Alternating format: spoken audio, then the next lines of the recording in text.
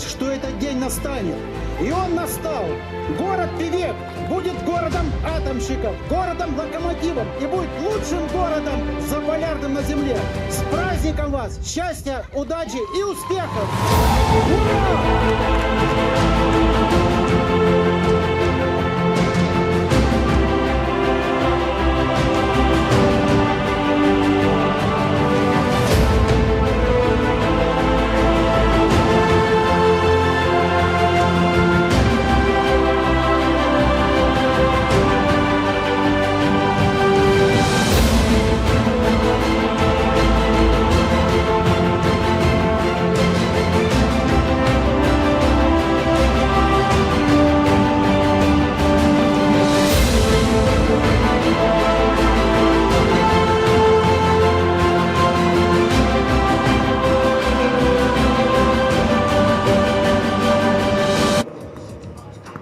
Да, друзья, не стесняйтесь, спускайтесь вниз сюда, благо тут еще есть свободные места. Поэтому берите своего брата, сестру, подругу, не знаю, мужа, жену. Вот, спускайтесь, занимайтесь. We are live in St. Petersburg, the Russian Federation, for the second stage of the 2020 United League Europe 3x3. 2 weeks ago, Old Town, the team from Serbia, took everybody by storm and won the first stage. But right now, there are a lot of teams ready to take on the court. We're moments away from the tip-off of this competition. I want to say hello to everybody. I'm joined by Peter Bujanitsky. My name is Cosmin Petrescu, and together we're going to be your host for this second stage of the league. I hope you're getting a clear picture of us here right next to the court. Peter, second stage of the league 2 weeks ago, just like I said, Old Town took everybody by surprise. What do you think will happen this time? Oh man, this multinational European league is absolutely crazy, and loads of people are, you know, they can be favorites today and they can be outsiders tomorrow. Let's remind all you guys that all the teams are being shuffled every stage. So only the first stage was the teams were grouped only according to the ratings of the official FIBA 3x3 ratings. But now things can be turned upside down, and actually we have, I would call it a group of death, you know, 3 great teams in Group A, and we're going to talk about it just a bit later. You know, this is a crazy atmosphere here in Raduga, the Rainbow Mall. Let's talk about the first game, obviously, Ventspils Ghetto and Inanomo.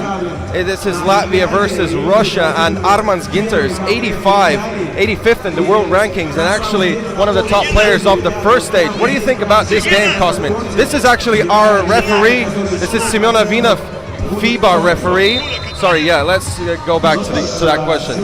So about the game, I think Inanomo has a lot to prove, especially after being eliminated in the first stage of the league, right on the group stage. It was a big surprise, a big upset for everybody. On the other hand, we have Ventspils Ghetto, a team who made it to the semifinals and lost by only 1 point against the eventual winners. That's Old Town from Serbia. That was an absolute screamer from Vuko Bradinovic. It came second in the top 10. If you didn't see the top 10 of the first stage, go to our social media account in Instagram, United League Europe 3x3, and check it out while we have still 2 minutes left till the beginning of the first game of the second stage. And before we start this second stage, we have to tell everybody that we're going to start with a special tribute. As you probably know, a huge tragedy in the basketball world. Kobe Bryant, also along his daughter, and 7 other people died in a helicopter crash on January 26th. And United League Europe 3x3 is also a league with a lot of people inspired by Kobe Bryant. We all were inspired by Kobe Bryant. So at the start of the game, we're gonna have a tribute for the Black Mamba, a man who did so much for basketball, a man who actually was ready to dedicate his entire life to help other people and to develop all kinds of basketball. And I'm pretty sure if Kobe would have played 3x3 basketball, he would have been absolutely amazing at it, no doubt about it. Yeah, but unfortunately we'll never know. We'll never know. Rest in peace, Kobe. Rest in peace, Gianna. Rest in peace of the baseball family and his friends that also passed away January 26th. And let's get the second stage started. Unfortunately, just a bit. I thought we're gonna start with a 24-second tribute, but this looks a bit weird. Okay, we started the game and Robert Paja gets the first point of this matchup, and probably these points won't count, but actually this looks weird. Cosman, do you understand what's going on? Well, they were supposed to have a 24-second shot clock violation, of course, in the honor of Kobe Bryant, but looks like the players probably forgot about it. Actually, the point counted. So Venils Ghetto is up by 1, and as the answer, Yuri Bespalov is heading straight to the hoop, and he is getting hacked, so he's going to go to the free throw line with a chance to tie it for Inanomo. Just like I said, Inanomo was beaten like a drum in the first stage of the league. They lost 22-15 against Rosenergo Adam, and then 22-7 against Riga. So I'm pretty sure they're ready for an old-fashioned vendetta right here, and they're going to be focused to get their first W of the league this year. Yeah, not only Inanomo were outnumbered in the first stage, also other 2 Moscow teams. Actually, there are 3 Moscow teams out of 12 teams of United League Europe 3x3. They were all eliminated, and also Astraets Rosatom team from Belarus. So I suppose the Moscow teams are very highly motivated to come back and gain some points. If you want to know how teams gain points in United League Europe 3x3, it's quite easy. We have 12 teams. The first team who goes first in the stage gets 24 points, and all the others get 2 points less. So it's 24, 22, 20, and the last team eventually gets only 2 points. So now Venils Ghetto finished 4th last time, Inanomo only 9th. So obviously they would love to come back and beat Venils, but we already know that this team is full of talent. And just a reminder for you, 2 of the guys from Venils Ghetto played for Riga Ghetto last year and became the champions of the debut season of United League Europe 3x3, the first ever professional 3x3 basketball league in Europe. That won't count. That was an offensive foul, and we continue. And talking about this Venils Ghetto team, the same roster representing Latvia, the 2nd edition of the European Games in Minsk last year, and they came back with the silver medals. Now the game goes on. This is Bajic, stops the dribble, gives it down low to Armand Ginters. Nice give and go, but here's a huge denial by Logachev. Oh my goodness, he just deflated that ball. Yeah, Boris Logachev lost about 15 kilos in the last 2 years. He became very agile, and he gained some speed and got some hops. So that chase down block was a very good defensive move by this guy. This is Vlad Mileshkin, an ex-St. Petersburg player from Rosenergo Adam, now playing in Moscow. And he's got a bunch of big guys ripped with muscles, and all of them about 6'6", about 2 meters and 100 kilos, and he is one of the best shooter in the competition. So Inanomo looks like 3 really cool, tough guys and a fantastic shooter in the face of Vlad Mileshkin. Well, talking about Mileshkin, his body looks just fine. I think he can flex no matter what, but of course the size disadvantage for him might be a factor here. Meanwhile, the offensive rebound and the putback by Rosenberg. Martin Rosenberg's the new guy for Venils Ghetto, the only roster change for this Venils Ghetto team. On the other hand, we have Nikita Gresiv, a player who won the Russian 3x3 championship in 2011, as far as I understood from the Inanomo manager, and he was also the MVP of different leagues in Russia, so he's going to be a player to keep an eye on during this competition. Good job, Cosmin. I was supposed to say that, but a Romanian guy knows a lot about Russian basketball. That's quite funny, man. My bad. I tried to do my homework as good as possible, man. Next time, just inform me. And I'm gonna act like I've never seen this guy before in my life. Yeah, man, but don't make me feel uncomfortable. Don't start talking about Romanian basketball, I beg you. No, we have no Romanian team here at the United League Europa League. Maybe next year, I don't know. But until then, we're gonna keep it to the teams here on the court. Meanwhile, a foul against Robert Paje. And he's heading to the free throw line with a chance to give Venils Ghetto a 3-point lead. We were talking about Inanomo in the previous stage and their failure, the 9th place out of 12. And also, that was also because they had an injury in the starting seconds of the first game, and they lost Ruslan Khabirov, their guard, probably their brain, one of the best playmakers here. And unfortunately, they had to play with 3 people without any substitutions, and they lost both games. So Inanomo with a full squad right now. Also, the addition of Nikita Gresiv, as already Kosmin told us, one of the top players in Russian amateur basketball right now. Amateur basketball in Russia is on a very high level. Yuri Bespalov also plays, and he used to play a lot of 5x5 basketball. Now he's maximum focused on 3x3, and he got the contact to go and try get a point from the free throw stripe, and with a friendly roll, he gets it to 4-2. Now the ball goes to Paje. Good defense by Bespalov, going to the cup, and that's a bad pass. Trying to find Maleshkin, who was wide open beyond the arc. There is Vlad Maleshkin. I'm pretty sure it's going to be more calm right now. It was a little bit tough for him to play his first game against Rosenergo after the team he represented last year in the United League Europa. He's also a St. Petersburg native, so he played against his hometown. He wanted to prove a lot during that game, but just like I said, Rosenergo Adam won that game 22-15. Turnaround G here, no good by Rosenbergs. And now the ball goes down low to Gresiv, who is denied on the first attempt, but gets the ball back and puts it in. He's a big guy. He's 204, that's about 6'8", and 110 kilos.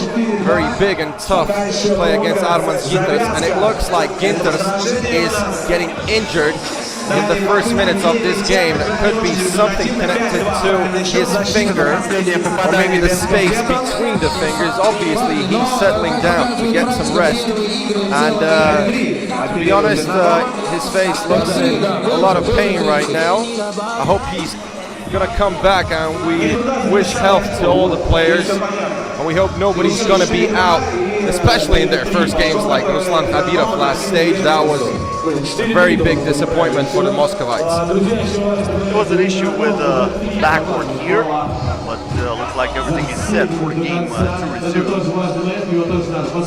Regina Polishuk, one of the referees for this game, taking care of business. So 4-3 the score, 7 minutes 11 seconds until the buzzer sounds for the final assignment. This game, Venils Ghetto will get the ball back after the basket made by Nikita Gresiv. Just like you said, powerful, tall guy. I would like to be in the painted area when he's posting up, that's for sure. Yeah, this guy is dominant. Especially against guys who are at least half a head, or like 10-15 centimeters lower than him. If we talk about Armand Ginters, he's only about 195.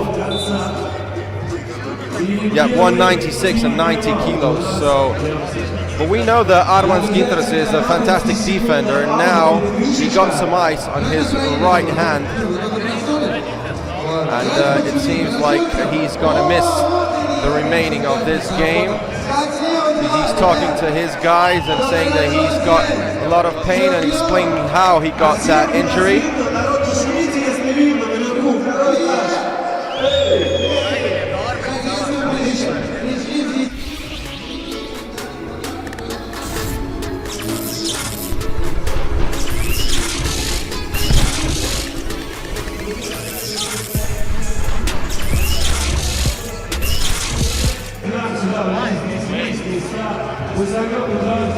shout out here to our sponsors, main partners for the United League Europe 3x3, Rosenergo, Leningrad, Nuclear Power Plant, and Ural Sea Bank, along with the technical partners Sporego. And once again, don't forget to follow us on Instagram. You'll find us at United League Europe 3x3. Hit that follow button. You're going to be updated with everything that happens here in the United League Europe 3x3. Also, like Peter told you before, the top 10 of stage number 1. We had some ridiculous plays during that stage, and I'm pretty sure we're going to witness some more here. Vlad Maleshkin with the ball. Maleshkin with the hesitation move, gets in the paint, 1 second on the shot clock, and he knocks it down, working that block perfectly. We have seen his girlfriend right now on the screen, obviously here on all of his games, his biggest fan, and this is Robert Spajic driving inside right past Nikita Gresiv. Nikita didn't foul, and probably that was the right decision, not to gain loads of fouls against Ventspils at the beginning of the game. Ventspils are probably one of the smallest teams in our league in terms of size, but you know, they got that basketball IQ and the chemistry for shizzle.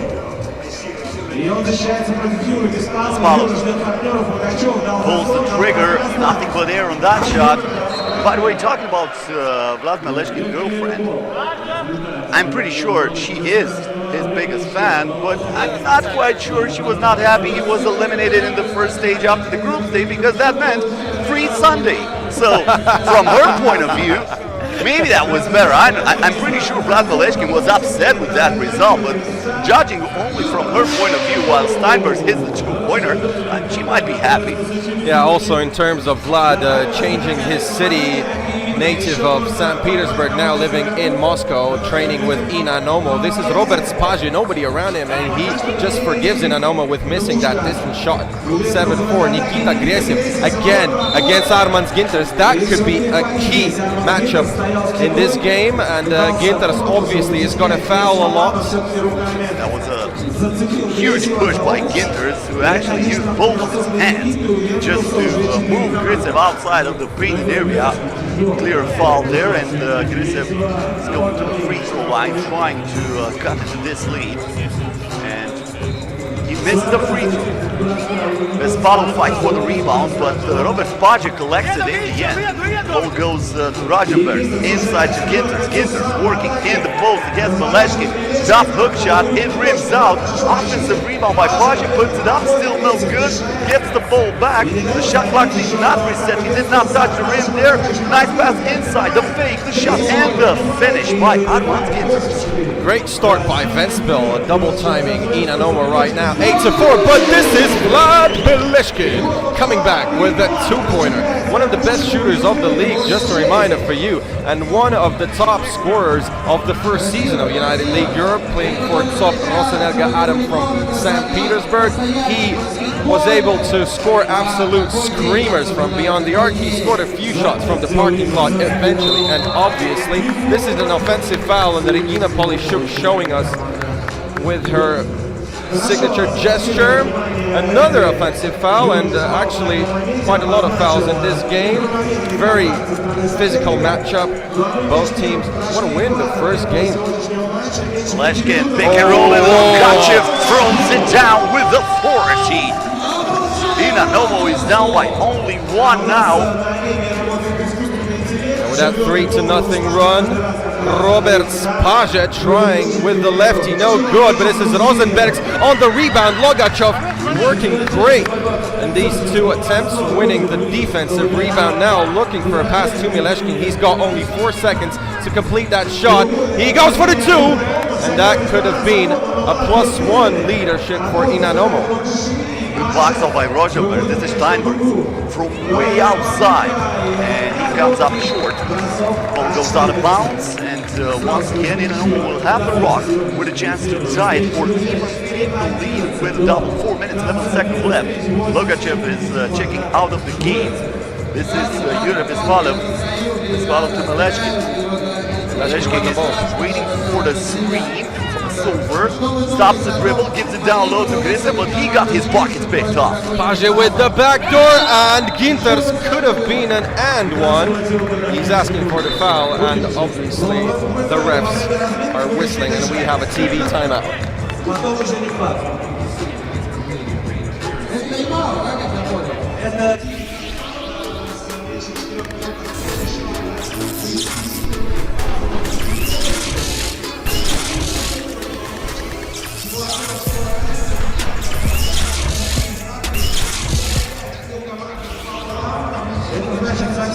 Oh, and this is Dainius Novickas and L Team. This is the dancing queen of United League Europe 3x3, obviously a tribute to Kobe Bryant. Dainius Novickas actually is a great fan of Dirk Nowitzki, and also he wears the number 41. He is 41 years old right now, and he is still in great shape, and he's ready to play for L Team, but only in case if somebody's injured or somebody will have the chance to go out and play the game. I would love to look like Novickas is 41, and he was one of the players last year in Europe League Europe 3x3, representing the Lithuanian team, Ace and Humans. But just like you said, he impressed everybody, especially with his dance moves. He realized that that team was not quite good enough to go for the title, and now he is the manager of the Lithuanian team that you will see later on here on the court. This is Armand Ginters. Gives the ball on the right side to Robert Page. Page defended by Bespalov. Page with 2 seconds on the shot clock, and he is blocked by Jura Bespalov, who puts the lockdown on him, and now he's checking out of the game, trying to catch a breath. This is Alexander Pavlov on the left, a player from Inanomo, one of the top shooters and probably one of the key players of this team. He is unfortunately injured for another 1.5 or maybe even 2 months, and we heard rumors that he's going to miss the whole season of United League Europe, but we still wish him the best of luck and health to come back, maybe at least on the last or maybe 2 of the last stages. Okay, so now Venils Ghetto up by 2, both teams with 5 fouls, and we got 3:20 to go. Nikita Gresiv again against Ginters. Can Ginters deny him? He did, but this is a pass to Mileshkin, and from 9 meters away, Mileshkin was just a bit short, and he gets the hustle for the rebound. Mileshkin here chooses the other side of the screen, lets it fly again. Same outcome. Gresiv with another offensive rebound. He fights in the post, finds Logachev, puts it too strong on the glass. Page with the fade, gives it to Ginters. Ginters now against Logachev from way outside, knocks it down. Armands Ginters, cold-blooded assassin, gets it up by 4 to Venils Ghetto. This is a shooting foul for Robert Page. Nikita Gresiv with a 1-shot attempt, and Venils Ghetto now reached the limit of their team fouls. Inanomo getting to the bonus. They're a great free throw shooting team.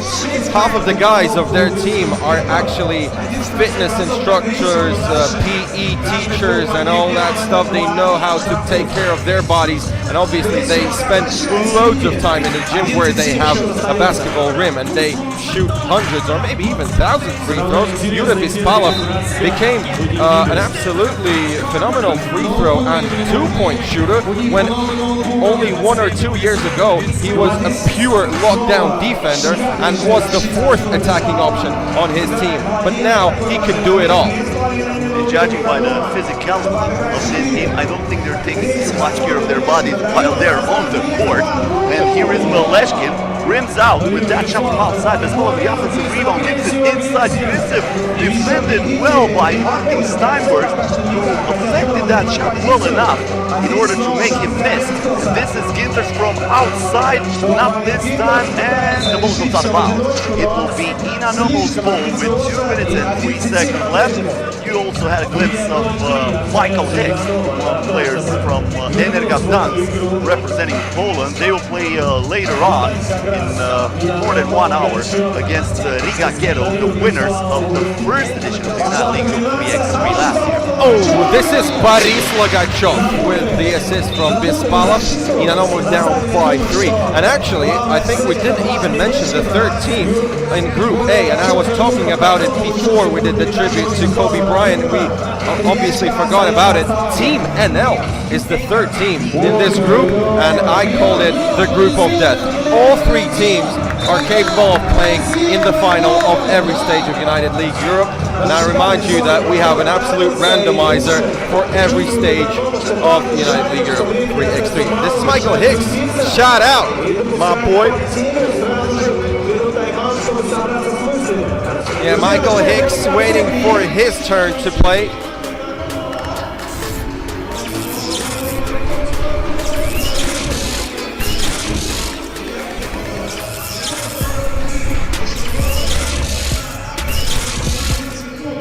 And as soon as Cosmin Petrescu mentioned Energa Gdansk, we've seen Michael Hicks. Their first game comes at 2:40 local time. If you're from Poland, probably it's going to be 40 minutes past 1. Snipers now with the rock. Bad pass went between the legs of Maleshkin, but Maleshkin got a piece of that. So they consider it deflected. They're gonna still have it from the top of the arc with 4.5 seconds left on the shot clock. This is Robert Pajek. Pajek going straight to the cup, too strong on the glass. Maleshkin, they really need something here in order to stay alive in this game. Maleshkin gives it to Bespalov. Bespalov keeps the dribble alive, lets it fly from outside. It's no good, and a huge rebound by Arman Skinters over Grisiv. Oh, and an even bigger mistake by Arman Skinters with the huge rebound. He gets the turnover, and now Inanomo probably have the last chance to come back because it's only 1:15 till the end. This is Vlad Mileshkin just in and out, but Inanomo hustles for the rebound. This is Jura Bispalov. Inanomo again, -3. Steinbergs can bury the game with a 2-pointer, but he misses it, and Gresiv gets the rebound. Mileshkin, drop pass inside. Bispalov with some problems on the reception. This is Mileshkin with the head fake, the shot, and the finish. Vlad Mileshkin hits the double, and we have a 1-point game. That was a huge shot. Oh, bad D by Gresiv, and that could be the end of the game. Actually, Rosenbergs could have sealed the deal with scoring that 2-pointer from the corner, but that doesn't go in. I don't know how Mileshkin reached for that ball. That was almost an offensive rebound for Arman Skinters, but Mileshkin was able to deflect it. Still, Ventspils with the rock, and we have a foul away from the basketball. The last foul to give against Inanomo, so they are not in the penalty yet. They're gonna keep it from the top of the arc with Steinbergs, who gives it to Robert Pajek. Steinbergs from outside, no good. Who gets the rebound? This is Pajek, and he puts it in. Yeah, Arman Skinters, a true leader of that team. He can do everything, and I'm quite surprised with his size. He's not afraid of anybody. He wins all the rebounds, and he brings Ventspils Ghetto again back up by 2. Gresiv, he scores from the inside. 18 seconds till the end. 6-second difference between the shot clocks. Can Inanomo come back? Or Robert Pajek? We don't know. No! This is a steal by Gresiv. 7 seconds. Mileshkin for the probable win. Right now. No! Pass to Gresiv. And it's 2 seconds. Oh my goodness me. Why didn't he shoot from beyond the arc? Not enough team chemistry. That was a very bad mistake, and my congratulations to Ventspils Ghetto. That was an unexpected decision by Vlad Mileshkin, who had a wide open shot for the win, but wanted to find Gresiv, who was already looking for the rebound just in case, and just like that, Venils Ghetto wins a nail-biter for the first game of the day. 13-12, the first score. A low-scoring affair, I might say, but Inanomo still without a win in the 2020 United League Europe 3x3. If I'm not mistaken, this is the lowest scoring game of the season so far. Because I suppose the lowest scoring game of the first stage, we had 25 points. No, exactly the same. Yeah, so this match is the lowest scoring game of our season. Let's watch the highlights of this game. There weren't a lot, to be honest. A very tough and physical game. Loads of 2-point attempts, but in the key moments, they didn't go inside. Probably that was the key moment. Ventspils Ghetto scoring from inside, and obviously Armans Ginters doing all the business for Ventspils Ghetto, one of the top players of the first stage. He was in the all-star team, all first team United League Europe 3x3 of the first stage. And we're coming up with Astraets Rosatom from Belarus and Team Red Faces from Moscow. Red Faces lost both of their games in the first stage, and if you remember or didn't know, they lost both only by a margin of 1 point. Both games were super tight, and they lost both in the last seconds. They were ahead in both of their games, and actually they were beating Ventspils Ghetto 20-17 and lost 21-20. Very highly motivated for today. I had a big discussion yesterday, so the best of luck to Red Faces and Astraets Rosatom.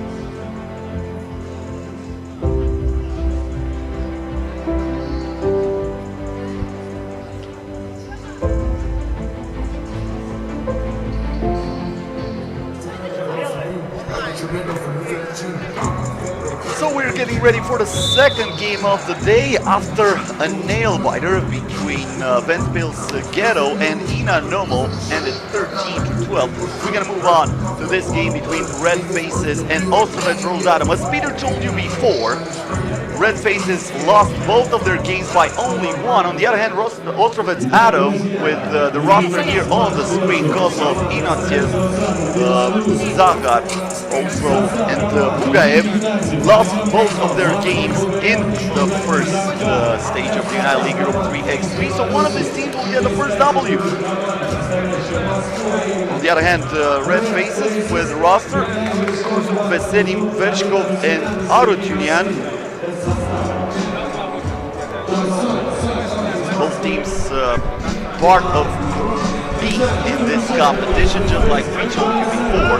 For the second stage of the league was a random draw, so these two teams might say they were lucky enough to be part of this group, just like I said, both without the win before in the competition. But in my opinion, Red Faces looked better during the first stage of the league. Like Peter told you, they lost by only one, and I'm pretty sure they're ready to get the first win of the tournament right here, right now. Yeah, and Mike V was one of the top scorers of the first stage. He scored 17 points only in 2 games, and he has an absolute record of United League Europe 3x3 in terms of scoring points in the lowest amount of time. He scored 7 in a span of 33 seconds. If you didn't see this highlight, you better hit us up on Instagram, United League Europe 3x3, and go take a look. Mike V with both of his ankles swollen,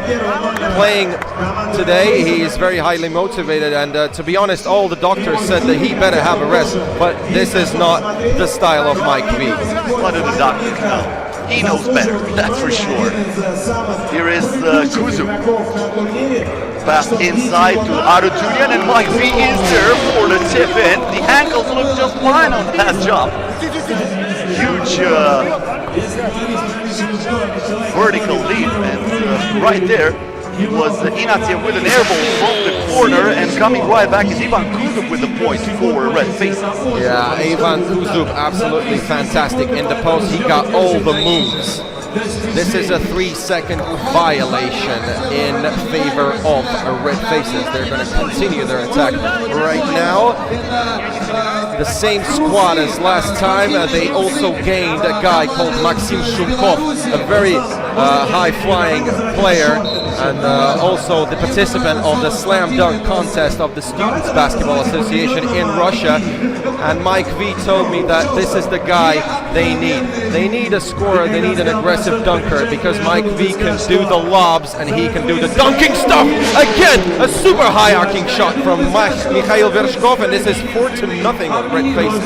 How did that go in? I have no idea. It looked like a rainbow here in the rainbow bowl, but I'm pretty sure that was delicious for Mike V. And just like that, Red Faces are taking control of this game right from the start. This is going to be Václav Bugayev.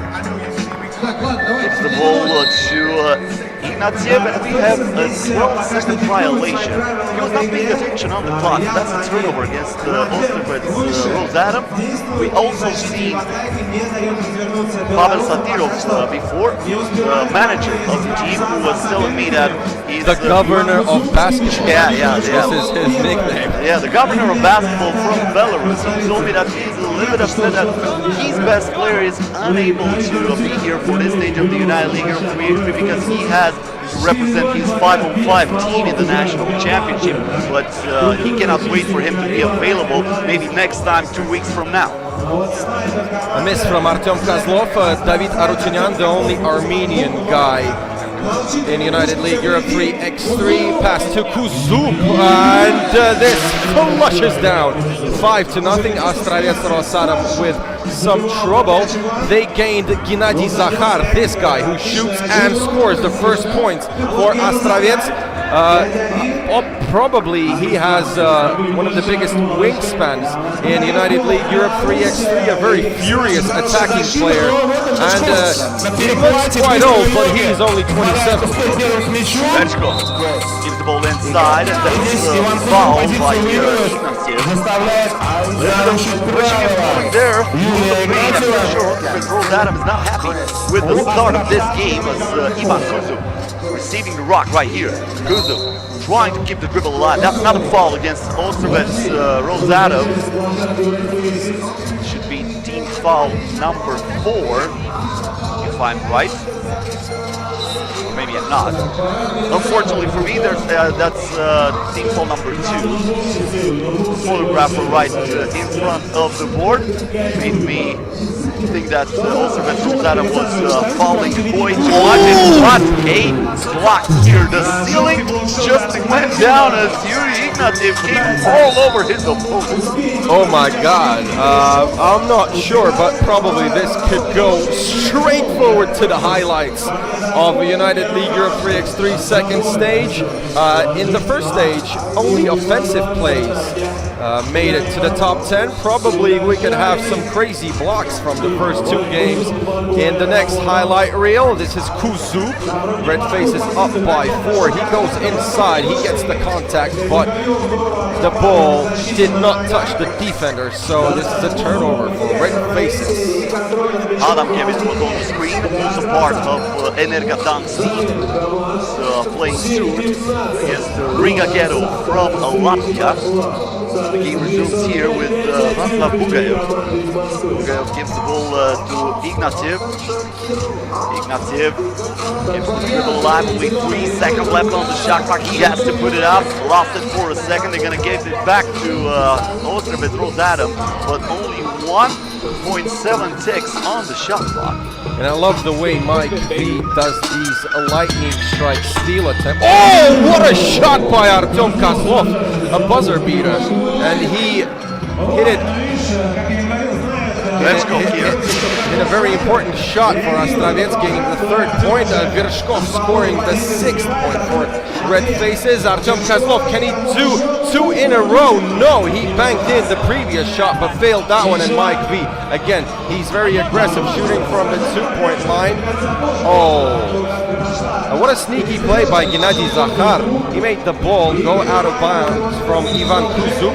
And we have a TV timeout right now.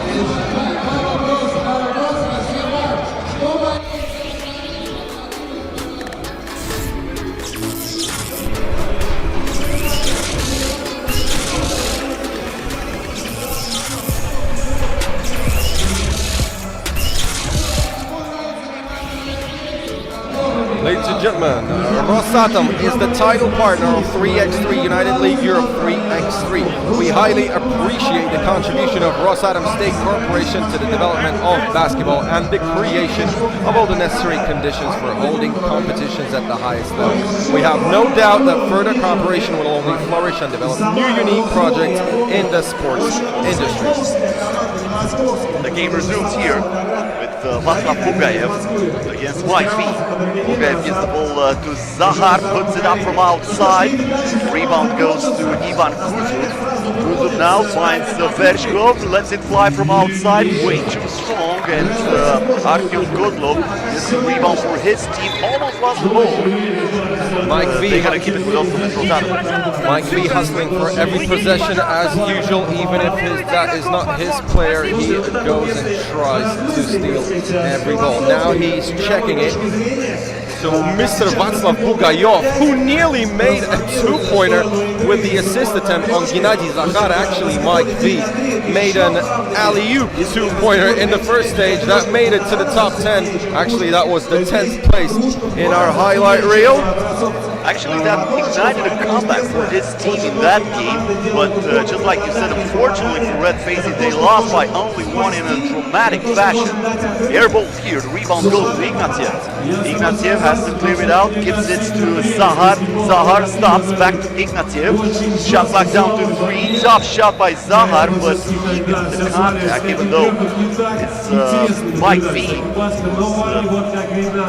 getting hurt there, but that's going to be 1 free throw for Zahar. Yeah, he was kicked by Zahar with his knee, and Gennady is a big, very big guy actually, very tough. So Mike V now struggling with a bit of pain in his stomach. Gennady Zakhar gets the free throw. Astraets only down by 2 right now. Mike V with a fadeaway 1-point attempt, no good, and Astraets get the rebound, start the new attack. Ignatiev, the game is stopped. That's an offensive foul, trying to get the position on the post is Artem Kozlov, but he is called for the offensive foul. That's team foul number 3 against Astraets Rosatom. Red Faces get the ball back with Ivan Kuzuk. Kuzuk to Vershkov. That's another foul against Astraets Rosatom. Unhappy with the goal of Václav Bugayev. Saying, what can I do to contain this guy? It's pretty hard to defend Mike V, that's for sure. Yeah, he is very fast, very agile, and very strong actually. So this is Mike V coming to the rim with the rock, no good. Trying to bank that in. And Astraets with an attempt to make it equal, no good from beyond the arc. And this is a hustle play from David Arutyunyan. And we see the decision from the refs. Semyon Avinov said that the ball touched the backside of the backboard. So now Red Faces continue with a new 12-second possession. Great pass by Mike V, and that is going to be a goaltending. Clearly the ball touched the board first. That's gonna count. 7-4 to score. 5 minutes and 12 seconds left. Zahar drives on the left hand, puts it up with the right one, knocks it down. And now Mike V from outside, not wasting any time. That's an air ball. Offensive rebound for Red Faces. And Ivan Kuzuk is able to draw the contact. He'll go to the free throw line. That was team foul number 5 against Rosatom. The midpoint of this game has only 1 foul to give. You know, when it's an air ball by Mike V, you never know. That could be an attempt for an assist, as we all know. So that was no good from the free throw stripe. Artyom Kozlov inside, and he gets the contact. He is fouled. Red faces with a little bit of shouting on each other. They got the chemistry, but obviously sometimes, you know what's happening right now? This is the favorite rap track of Team Red Faces, so they could have a bonus motivation, and Mike V obviously trying to get a 2-point attempt, but it is Ivan Kuzub scoring inside, 9-5. Now the drive there is missed by Artyom Kozlov. Red Faces gets the ball back. Once again, Ivan Kuzub, the player who scored before, gives it to Venchko. Mike V on the wing, stops the dribble, lobs it in. Almost went in like the last time, but it rimmed out. Got only the front of the iron. A 2-pointer here that also rims out from Ivan Kuzub, but Red Faces are getting offensive rebound after offensive rebound, and Astraets Rosenergo is doing a bad job of boxing out. Looks like Astraets Rosenergo are really fatigued. They need to have a rest. They don't know how to gain points and score buckets. Only 5 points so far on the scoreboard. 9-5. Red Faces up, and they are very close to get their first win of the season.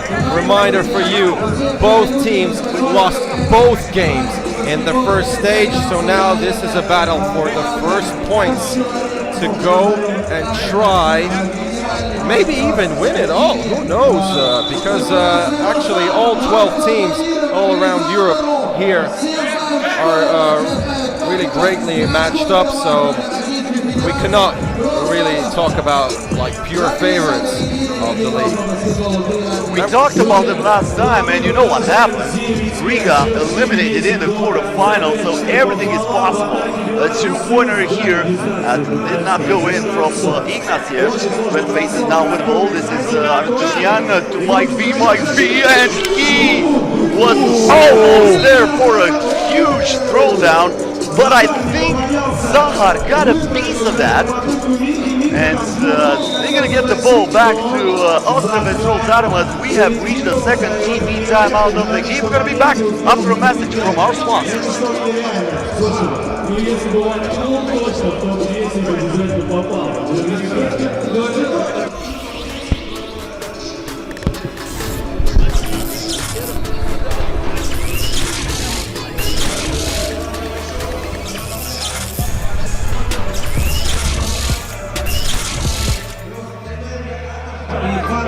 Wow, guys, I nearly jumped out of my pants after that dunk attempt by Mike V. And that could have been the top moment of the stage, but unfortunately for all of us, and especially for Red Faces, that didn't go in. But thanks for the effort anyway. That was something special. So now after the timeout, Astraets trying to score their 6th point of the game. This is Ignatiev in the post, passing to Zahar, no good again. Attempt to tip it in. Now with 2 offensive rebounds, they still cannot score. And this is David Arutyunyan for Red Faces. Mike V from beyond the arc, no good. Nice fight there for the offensive rebound, and there's Kuzub, who finds inside Arutyunyan, and he draws the foul. He's going to go to the free throw line for 1 shot. Also from now on, Astraets Rosenergo and the penalty. I want to tell you an interesting story about David Arutyunyan. I think you would never notice that, and that is the last guy who would you think, what do you think he does for a living except basketball?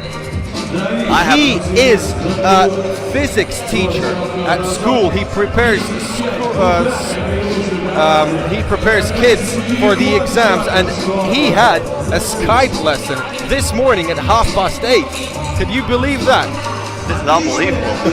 I also know a strongman who's a geography teacher. He's from the Netherlands, so sometimes athletes have talents that nobody would think about. Talking about talents, nice Euro step there by Ivan Kuzub, but looks like the wheels fell off. And then a miss from the corner from Artyom Kozlov. wanted a baseline two-pointer, but did not drop it.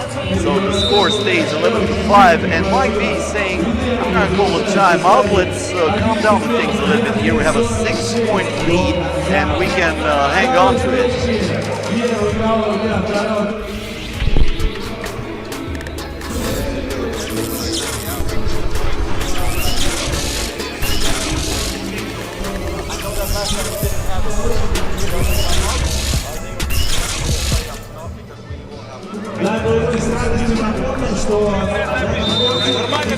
So 6-point lead in favor of Red Faces, 2 minutes and 46 seconds left until the end of the game. By the way, after the end of this one, the reigning champs from the first stage of the league are playing.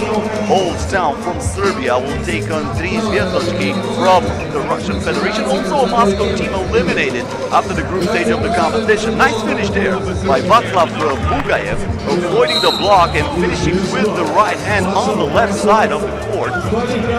This is team foul number 7 for Astraets, and also number 8 straight away, because Václav Bugayev gets the technical foul for discussing that decision by the referee. You better not do that, especially if you're down by 5 and you got Mike V on the free throw stripe. He is absolutely flawless from this point. He gets the first free throw attempt, and Red Faces are probably 2 minutes away from their first win of the season. I had loads of chats with nearly all the guys all together and in separate. They were very upset after the first stage. They were absolutely sure they could go to the playoffs and probably even play in the semi-finals at least, but as we already told you, they couldn't even make the playoffs, losing both games in the group stage only by a margin of 1 point. 2 out of 3 from the free throw line for Venskov. The ball is now awarded to Astraets Rosenergo with drive here by Kozlov. Rebound for Red Faces, Venskov. It's to Arutunyan. Kuzum back to Arutunyan, but that was well read by Zahar, who intercepts that ball. And now Kozlov from mid-range, no good. Rebound goes to Ivan Kuzum. Kuzum back to Mike V. Mike V on the wing, lets it fly. You're gonna take it and you're gonna like it, Mr. Zahar. That was the message. Yeah, great pump by Mike V. That is one of his signature moves. So he puts the ball down, makes you think he's gonna dribble, and he immediately gets a crazy vertical. He is one of the highest jumping guys, not only in United League Group 3x3, maybe all around Europe. He's only 6'3", but he can dunk for shizzle, and he nearly proved it with an absolute screamer dunk attempt just about a few minutes ago. He gets the rebound, 15-6 for Red Faces. This goes out of bounds, possession, 6 seconds for Red Faces. Tough situation here for Astraets Rosenergo. As I like to say, they are in a situation more complicated than Dostoevsky novel right here. Down by as many as 9 with 1.5 to go. Like Mike V makes the 2-pointer, but that was only maybe a 1/10 of a second late after the buzzer, so that couldn't become a buzzer beater. 15-6 still, 1.5 minutes to go. Yuri Ignatiev with the drive attempt, and he banks it in with a finger roll. Now the ball is controlled by Zenit. Verchkov from the baseline, and he knocks that down too. And now Artyom Kozlov and Verchkov denies it on a 2-pointer, then saying, "You're the one I'm gonna shut off the light, mister." Yeah, Mike V really hyped up. Crazy on the offensive and the defensive, and always playing till the end. This is Kuzu with the flashy moves. Oh my goodness! That was probably one of the easiest points he could ever score, but probably he put too much power into that post move. Floater here from Mike V, and he looks pure. Another 2-pointer for Red Faces. This time missed by Ivan Kuzu. Astraets Rosenergo not able to take advantage of that position from Bugayev. From outside is Kuzu again. rims out. Rebound goes to Bugayev, who clears it out, gives it to Ignatiev. Wide open for two is Artyom Kozlov, who knocks it down this time. But only 15 seconds left, nothing can happen here. Yeah, Red Faces are going to get their first win of the season. This is an offensive foul for Red Faces, and 12 seconds exactly till the end of the game. So Václav Bugajov, he had a technical foul a few minutes before he starts probably the last attack of the game.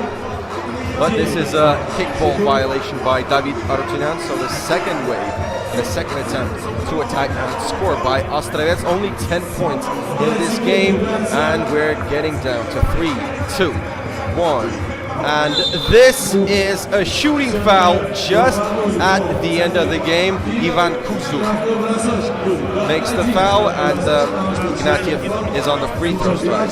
Foul number 5 for Red Faces, so only one free throw attempt, and this is going to be finished either 17 to 10 or 17 to 11.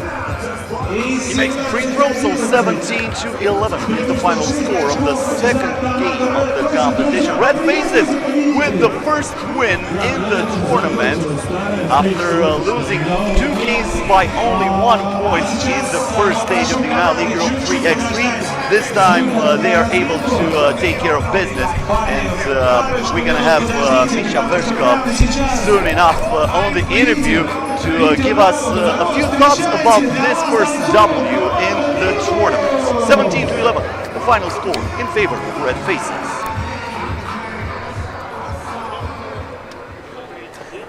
Приветули, ребятули, как настроение? Рядом со мной Мишка Вершков.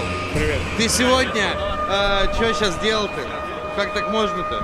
Ладно, не отвечай, у меня другой вопрос. Меня не для баскетбола сюда зовут. Всех интересует, я разговаривал там за кулисами с ребятами, где делают такие прически. Такие прически делают подружки, только с которых хорошо работают пальчики, которые умеют делать руками. Ладно, Миш, у меня просьба, можем мы расплести на минуту?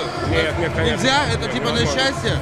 Не, я просто не заплету их сам. А, понял. Тогда Здесь нет. я понял. Ребят, давай, ладно, для меня вместе делаем. Поехали. 3 на 3! Бум! Yeah, that looked like under strike right there with our man Ruslan, who is also the MC of the United League Europe 3. He one of the MCs for the United League Europe 3x3. So 17 to 11 is the final score. Red Faces with the win. Coming up next is Old Town against 3 Zvezdochki. The game will start in about 15 minutes, so stay right where you are, and don't forget to come back on the YouTube channel in about 15 minutes for the next game. Work with us, not against us, and we're gonna give you also some of the best plays of the last game won, just like I said, by the Red Faces, the Moscow team, with the first win in the tournament. Don't forget to subscribe on Instagram. United League Europe 3x3 is the account that you have to follow, and also don't forget to follow FIBA 3x3 on all our social platforms. We're on YouTube, Twitter, Instagram, and Facebook. Ваши аплодисменты. Нет, спокойно, не аплодисменты, поаплодируйте девчонкам. Они молодцы, они выйдут к нам сегодня еще 4 раза. Согласен, друзья, следующий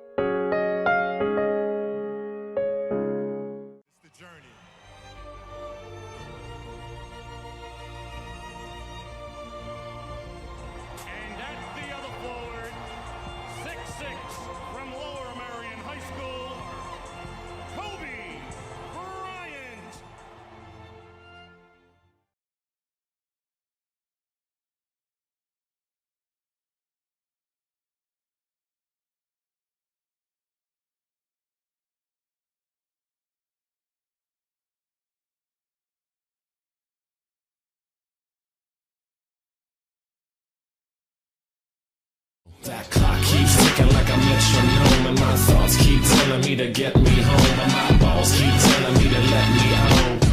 Oh, just let me out. That clock keeps ticking like a metronome, and my thoughts keep telling me to get me home, and my balls keep telling me to let me out.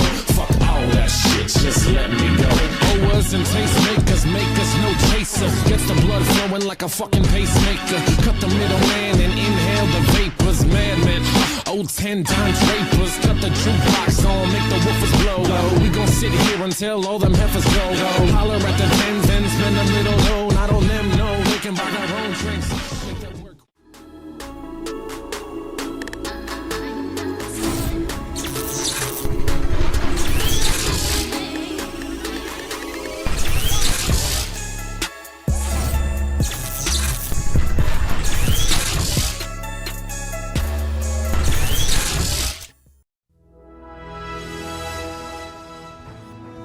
Атомная энергетика России вступает в новый этап своего развития. Началась смена поколений ядерных энергетических установок. Первые реакторы-миллионники РБМК выполнили историческую миссию первопроходцев и завершают свою работу. На Ростовской АЭС построен последний блок из легендарной серии ВВР-1000. Им на смену идут новые, современные, более мощные, безопасные и экономически эффективные энергоблоки с реакторами ВВР-1200, первые в мире из поколения 3+. Два таких инновационных блока уже построены на Нововоронежской и Ленинградской атомных станциях. Одновременно делается задел на будущее. Идет подготовка к следующему этапу развития – созданию двухкомпонентной атомной энергетики с использованием быстрых реакторов и замыканием ядерного топливного цикла.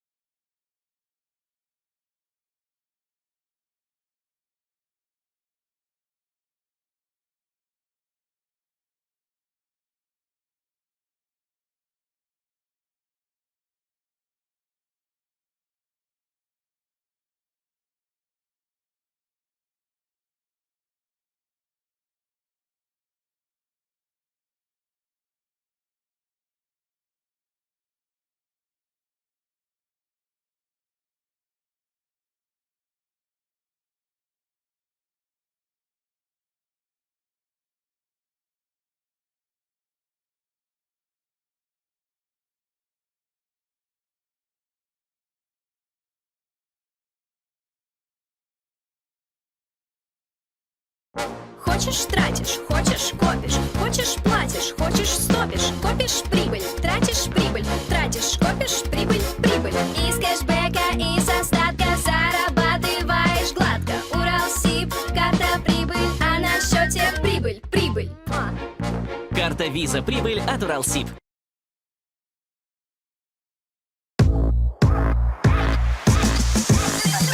Мы так не похожи, но огонь горит под кожей. У тебя есть цель, у других есть тоже. Кем бы ты ни был, тебя будет ждать успех. Уралсиб, кэшбэк, прибыль для всех. Карта Виза Прибыль от Уралсиб. Кэшбэк и процент на остаток. Выгодно для всех.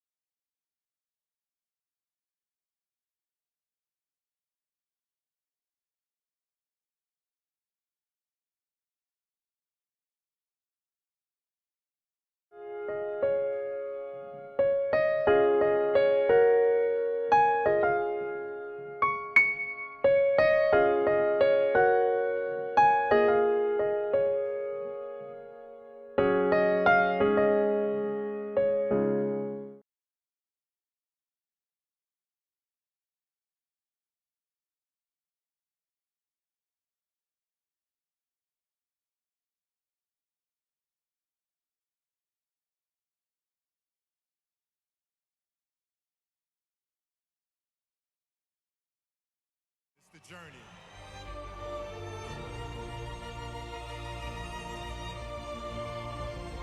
And that's the other forward, 6'6", from Lower Merion High School, Kobe Bryant.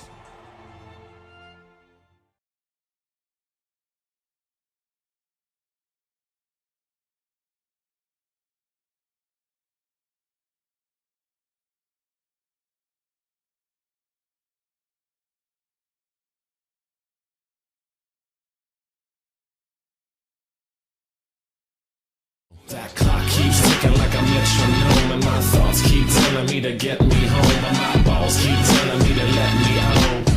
Oh, just let me out. That clock keeps ticking like a metronome, and my thoughts keep telling me to get me home, but my balls keep telling me to let me out. Fuck all that shit, just let me go. Owers and tastemakers make us no chaser. Gets the blood flowing like a fucking pacemaker. Cut the middleman and inhale the vapors. Madman, old 10-time drapers. Cut the jukebox on, make the woofers blow. We gon' sit here until all them heifers go. Holler at the tens and spend a little dough. Not on them, no, they can buy their own drinks. Make that work.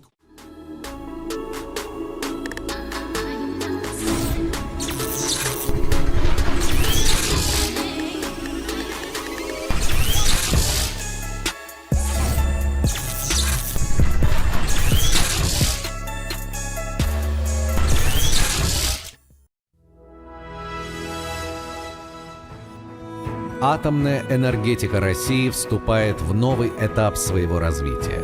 Началась смена поколений ядерных энергетических установок. Первые реакторы-миллионники РБМК выполнили историческую миссию первопроходцев и завершают свою работу. На Ростовской АЭС построен последний блок из легендарной серии ВВР-1000. Им на смену идут новые, современные, более мощные, безопасные и экономически эффективные энергоблоки с реакторами ВВР-1200, первые в мире из поколения 3+. Два таких инновационных блока уже построены на Нововоронежской и Ленинградской атомных станциях. Одновременно делается задел на будущее. Идет подготовка к следующему этапу развития – созданию двухкомпонентной атомной энергетики с использованием быстрых реакторов и замыканием ядерного топливного цикла.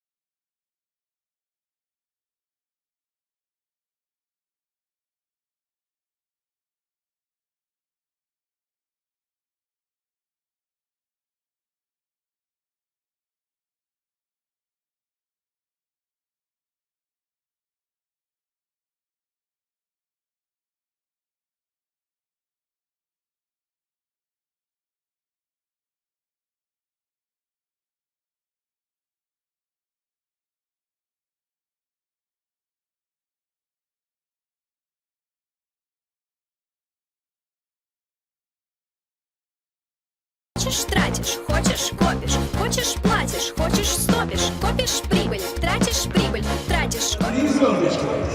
Okay guys, so let's get it poppin'. We continue with Pool C, Old Town, the winners of the first stage and the team with the maximum points so far in the United League Europe 3x3. This is Cosmin Petrescu. My name is Peter Boynitsky. What's up, Cosmin? Well, I'm ready to see what Old Town is going to do right now, because I'm absolutely sure they have a big target on their back after the last tournament. They started slow with a 21-10 loss against Team NL, as you were watching the roster for Decisive on the screen. But after that, they won all the games, including a 22-18 win against the reigning champs from 2019 Riga in the quarterfinals, and also that amazing finals where they were able to win it in overtime. On the other hand, Decisive, a team who lost against the L team and Energa in the first stage of the competition. Let's go with the first shot and Nikita Padun with the air ball. This is his professional debut in the United League Europe 3x3, the same as Danila Sagaidakov and Sergei Kozlov. And actually, this is a very strangely formed team. Just imagine, two best student basketball teams, 5x5 in Russia. MSU, the Moscow State University, and also the main sports university in Russia, MGAV. Just imagine, these guys play every month, maybe every like four times a year against each other, because two guys are from MSU and the other two are from GAF. But here they are friends on the court and they play for one team, Tri Zvezdochki. That was a very tough decision to do, but when they tried to do it, they won the Summer Cup in Russia amongst the top amateur 3x3 teams. And now Sagaidakov with the first points of his professional 3x3 career for Tri Zvezdochki. Let's get it going. So it looks like rivalries are forgotten here for the 3x3 United League of Europe, and Sagaidakov is heading to the free throw line with a 2-point play opportunity. He cannot complete that, and the rebound goes to Milos Milovanovic. This is Trajkovic. He was amazing during the first stage of the competition. Trajkovic with the behind-the-back dribble splits the defense with that, but that's a basket that will count, because Nikola Perkovic ball was blocked after it touched the glass. I'm not really sure that's a foul, because it looks like a short layup from Trajkovic. They're coming back and scoring with Sergei Kozlov with the left hand hook shot. Old Town in attack. This is Obradinovic again, and he scored his first point with a crazy fadeaway 2-point jumper. He had at least 3 insane screamers in the first stage. Most of them came into the top 10. Also, he's a very flashy behind the back passer. So if you want a lesson of flashy passes, just call Vuk Obradinovic. He speaks Serbian, English, and also Russian. He used to live in St. Petersburg. Yeah, that's going to be a long distance call, because you have to call him onto the Serbian number. But you have a lot to learn from Vuk Obradinovic. Very powerful guy too. He gets the ball here, almost in the post against Nikita Padun. Top shot there from beyond the arc, and I think Padun got a piece of that. The game goes on. Good defense by Perkovic, who deflects that ball, but it will stay with Tri Zvezdochki. 3-2 the score. Only 1 minute and 22 seconds into this game. Also, one funny fact about Tri Zvezdochki, they're called 3 stars, but obviously they have more people in the squad. But you can only have 3 people on the court, and they are all stars. So that is the philosophy of the team. Sergei Kozlov gets the 3rd point for his team, and it's equal game. Old Town losing the ball right now. New attack for Tri Zvezdochki. This is also the youngest team in United League Europe 3x3. Danila Sagaidakov and Nikita Padun, born in 1999, and 2 a bit more experienced guys in the face of Pavel Novikov and Sergei Kozlov, born 4 years earlier than Padun and Sagaidakov. So the average age of this team is only just about 20 years old. And talking about the rosters, Old Town, one of the very few teams with no changes on the roster. Probably they went on the idea that the winning team is not changeable. Two-pointer here, missed by Milovanovic, but he had Kozlov all over him. Now Padu gives the ball on the corner, back to Kozlov, and he knocks it down from the baseline. Mid-range jump shot worked out perfectly. He gets the interception, puts it inside, but he threw it away. Good defense by Trajkovic. Vuk Obradinovic with the rock. He goes with the pass to Milovanovic. Great fake, and he goes past Sergei Kozlov.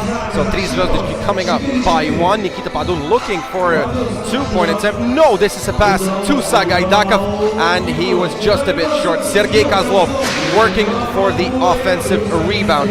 One of the toughest defenders and rebounders in Russian students basketball, one of the highest scoring players, and also recently he gained a very good distance shot, so he's absolutely great on the offensive end, and he's dangerous from every point of the court. Oh, Sagaidakov, great Euro step, but just a bit short.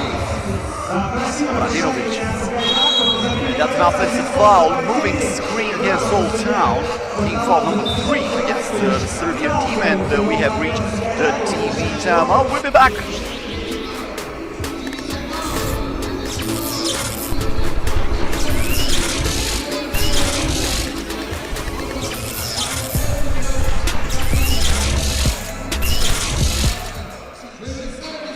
Okay guys, so we are back to Rainbow Shopping Mall, and if you're watching this broadcast from St. Petersburg, you better be here right now, or at least come tomorrow, because we will have the playoffs of the second stage of United League Europe 3x3. We're here in Pool C, Old Town from Serbia, the reigning champs of the first stage, playing against the youngest team in the league, 3 zvezdički, who gained 3 new players on this stage.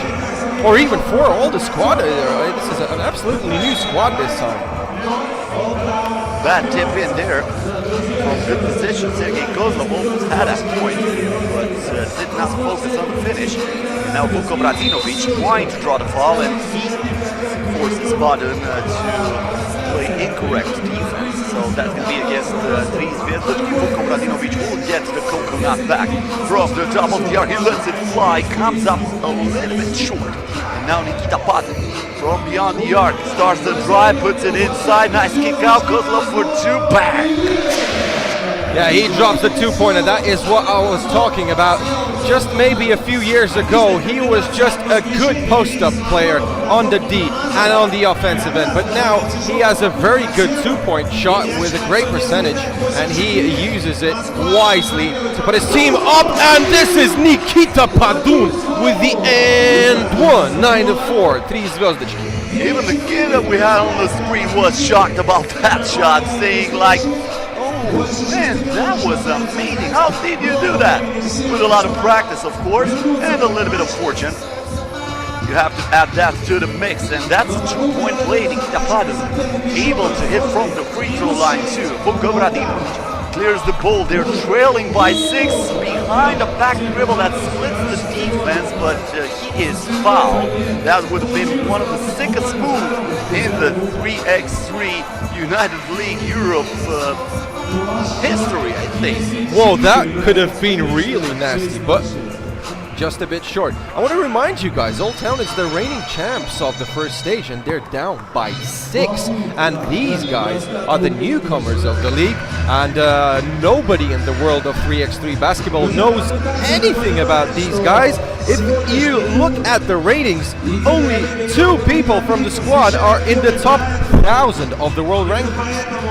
Kozlov now with a fake. What did you drop there, Mr. Obradinovic? You lost some change or something on the court, and he throws it down with authority. And another miss from Old Town. Trajkovic unable to hit from point-blank range. Kozlov, can he do it again? Not this time. Too strong on a 2-pointer. Oh, whoa! Pavel Novikov could have got a little stretch between the legs. unlucky on that play, and a lack of players on the defensive end. Vuk Obradinovic scoring from outside, and Pavel Novikov coming back after his mistake on the D. He scores from inside. Double timing, Old Town. 3 Zvezdichki up 12-6, and this is an offensive foul, so they lose the ball, and Nikita Padun coming back from the bench, starting a new 12-second attack for team 3 Zvezdichki. This is 3 stars in Russia. Padun. Milovanovic all over him. He gets the ball back. Padun's going straight to the rim, stops, and he is denied by Obradinovic. I don't know, man.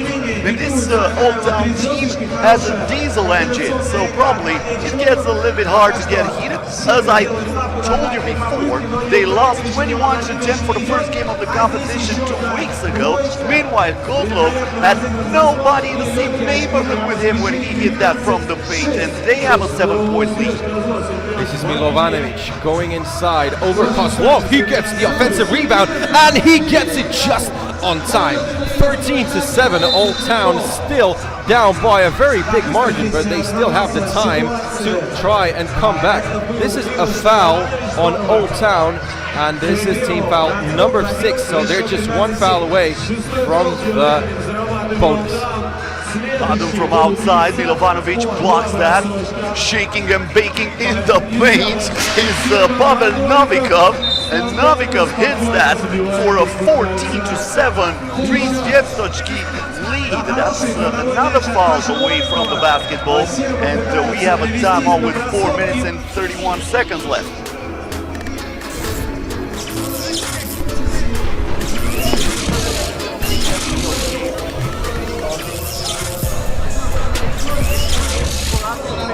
Друзьями, возможно, у вас сегодня будут какие-то дилайвы, уйдете, но завтра будем продолжать, завтра будут плей-оффы. Okay, guys, so we're coming back after this timeout.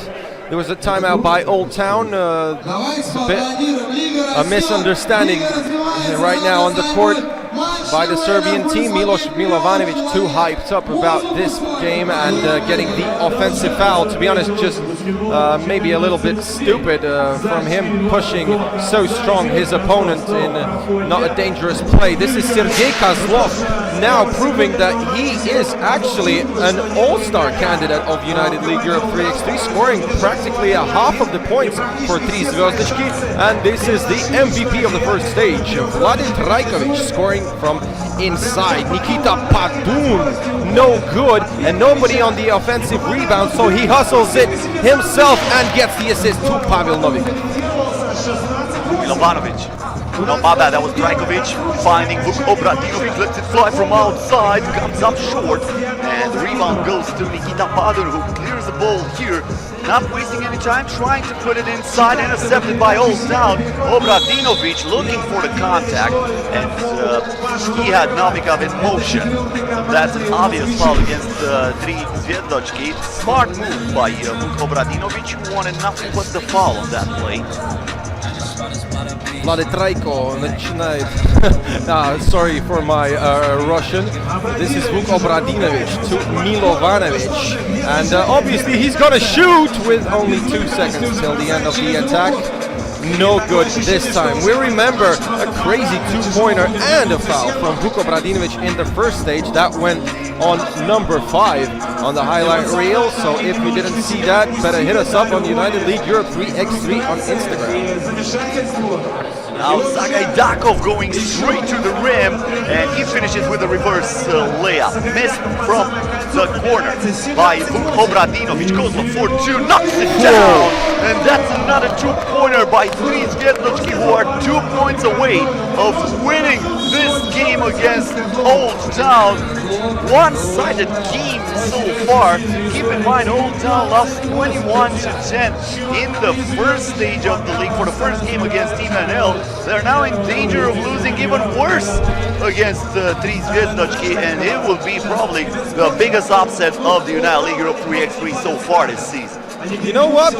We've been discussing that previously, but I want to remind you guys that we have an absolute randomizer of group forming in United League Europe 3x3. Only the first stage was grouped according to the official FIBA 3x3 ratings, so things are going to get interesting during the whole season. Shout out to Red Faces dancing with the girls and getting ready to play against L Team from Lithuania. This game is going to start at 40 minutes past 3, 20-4. That will be the final game of Red Faces in Pool B. We're coming back. Three Zvezdochki only 1 2-point away to win the game, but it's Old Town in attack and an air ball. Now the drive on the baseline. Kozlov gets that and he puts it in. 1 point away of winning this game is Zvezdochki. Obradinovic is wide open from the 2-point line and he knocks it down, trying to keep Old Town alive. But Zvezdochki can win it right here if this goes in. Sagaidakov for the W, no. Milovanovic to Obradinovic. Still, they have a little chance to come back because Trajko never hit a 2-pointer in this game. Probably if he did score 4 or 5, as he usually did, he had 6 2-pointers in one of the games of the first stage, and he had one of the highest scoring games, scoring, I think it was about 14 or 15 points solo by Trajkovic. This is a driving attempt by Sagaidakov. Team foul number 8 for Old Town. That means Sagaidakov is going to have 2 free throw attempts, and he can easily miss one of them just to win the game in the end. And I don't know why Obradinovic is so upset with that call, because it was an obvious foul. He went all over his opponent, lowered his hand. I mean, that's a textbook foul. You cannot just let that go away. And now for the win, Sagaidakov knocks down the free throw, and that's a wrap. Three Zvezdochki, exactly like Team NL in the first stage of the United League Europe 3x3, defeats Old Town 21-10. Huge upset here in St. Petersburg.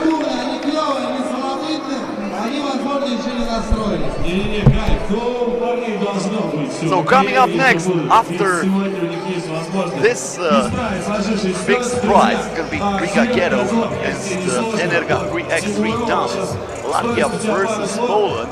But until then, we want to hear it from Sergei Kozlov.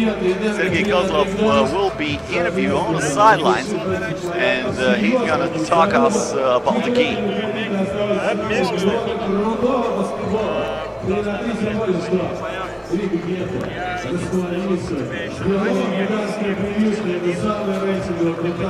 И со мной Сергей Козлов. Одна из главных причин победы трех звездочек в этом матче. Серега, как с самого начала удалось поймать свою игру? Ну, мы настраивались к этой команде, мы не ищем легких путей. У нас пошел бросок. Мы решили, что надо продолжать, дожимать. В принципе, все и получилось. Со стороны было ощущение, что команда конкретно на тебя играла после того, как на стартовом отрезке не оказалось игрока Олдтауна, который бы против тебя сыграл. Нет, это все относительно. Просто они плохо держат ролл. Мне удавалось провалиться под кольцо одному, а потом и треха пошла. То есть это просто случайность. Скорее, нас каждый может взять на себя. Твой данк в середине матча на каком месте в хайлайтах будет? Сколько всего мест? Ну, ты хочешь где-то подальше, что ли, оказаться? Ну, на первом, на втором, на третьем, ты так же. Попасть в топ-3. Отлично, это был Сергей Козлов, команда «Три звездочки», уже одна победа у них есть. I am pretty sure Sergei Kozlov is more than happy with this win right here. Probably he did not expect to win it that easy, and we're watching the highlights from this 21-10 win in favor of Three Zvezdochki against the reigning champs from the first stage of the 2020 United League Europe 3x3, Old Town from Serbia, including the slam dunk from Kozlov. By the way, if you want to watch some of the action from the first stage, don't forget to follow us on Instagram. That's United League Europe 3x3. Also, you have the full streaming on the FIBA 3x3 YouTube channel. Subscribe for FIBA 3x3 on all social platforms, or on YouTube, Twitter, Facebook, and Instagram at FIBA 3x3. Okay guys, so right now, just in a few minutes, it's Riga Ghetto and Energa Gdańsk from Poland. We have about 10 minutes, so you better go get a fresh can of your favorite drink and be back. 10 minutes max.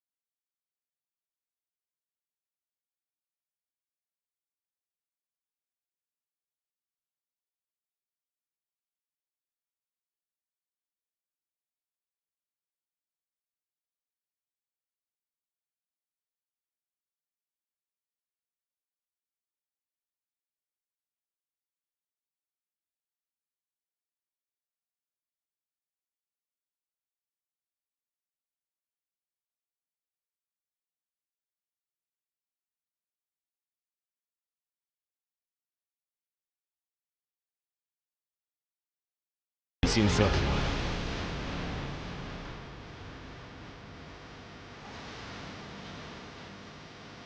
Уникальный проект плавучей атомной станции.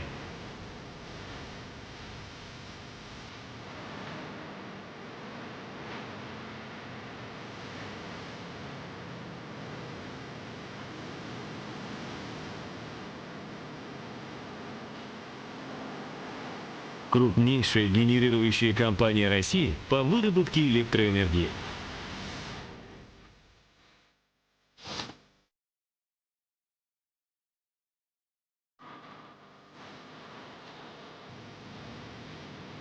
Вторая эксплуатирующая компания в мире по установлению.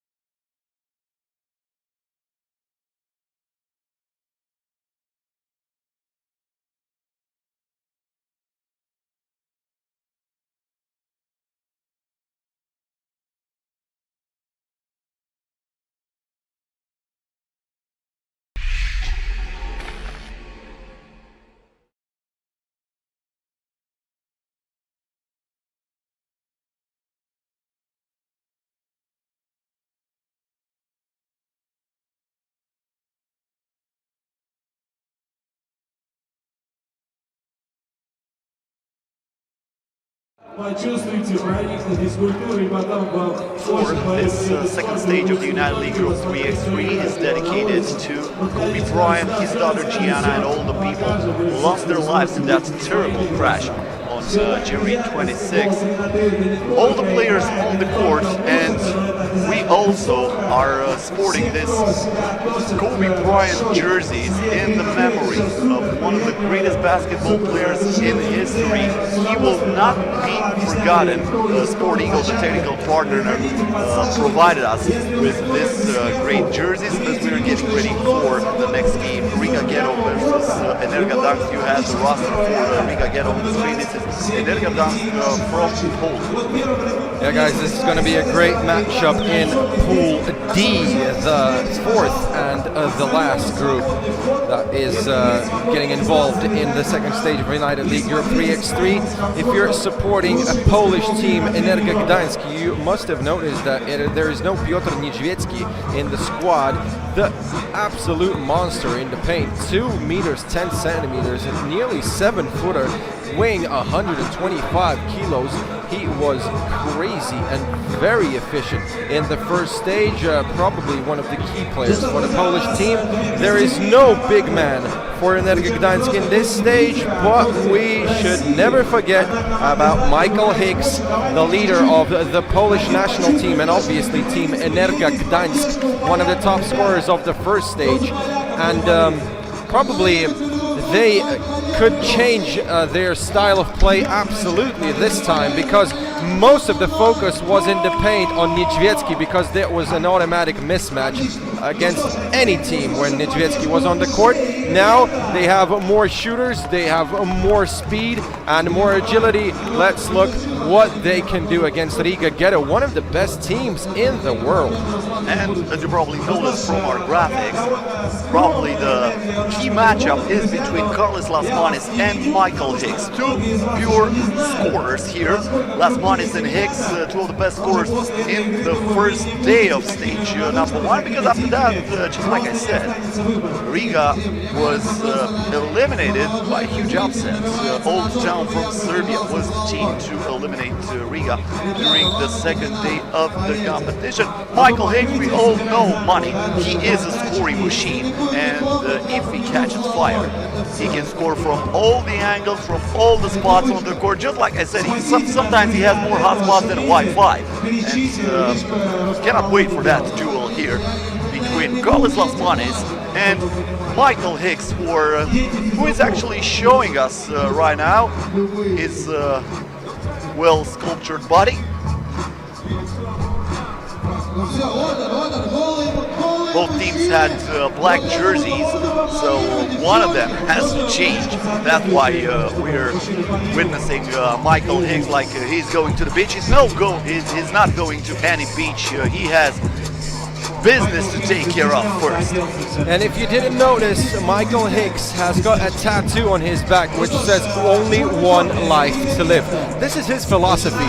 He plays every game as if this game could be his last. He's one of the oldest players in United League Europe 3x3. He's 36 years old. He is nearly in top 100 of the FIBA 3x3 rankings, and obviously the leader of Team Energa Gdańsk. Okay guys, let's get it poppin' with Riga Ghetto and Energa Gdańsk 3x3 from Poland, and Agnes Chavars is gonna be the man to start this game. Now Venils gets the first possession of the game. He finds Lasmanis, and we have an offensive foul for a moving screen against Agnes Chavars. So only 4 seconds into this game, Riga already with a foul on their sides of the board. This is Michael Hicks against Nauris Mezis. Here comes the screen. Hicks stops the dribble, gives it on the wing, and now Michael Hicks gets it back. Tough shot, and that was almost it. Mr. Lasmanis with the ISO play. Is he gonna go inside for the drive? Yes. What a flashy lob on the basket. Nearly got it in, but he hits the rim. This is a turnover, and the first points from Carlis Lasmanis, number 5 in the world rankings with a dunk.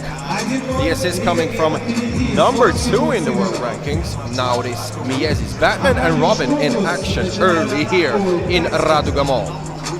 And don't forget, Lasmanis was coming after an injury for the first stage of the United League Europe 3x3. He was telling us that he is so happy to be back on the court. Meanwhile, Adamkev is now the big man for Energa Gdańsk after the replacement in the roster. Hits from inside with the right hand hook shot. This is Krumin's tough shot from outside, almost backed that in, but in the end he was not 100% fortunate. And then Chavars fouls Michael Hicks on a 2-point attempt, so they're gonna send money to the free throw line for 2 shots. That was a very smart contact by Michael Hicks. He has now 2 attempts from the free throw stripe, and Carlis Lasmanis is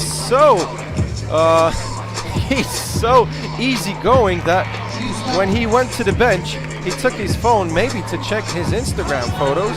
I'm pretty sure he didn't do that because I had his phone right in my front, and he's actually checking his BPM right now. He has about 140 BPM. I think he's checking his pulse. Just like I said, he's coming after an injury, probably trying to take as much care as for his body as possible.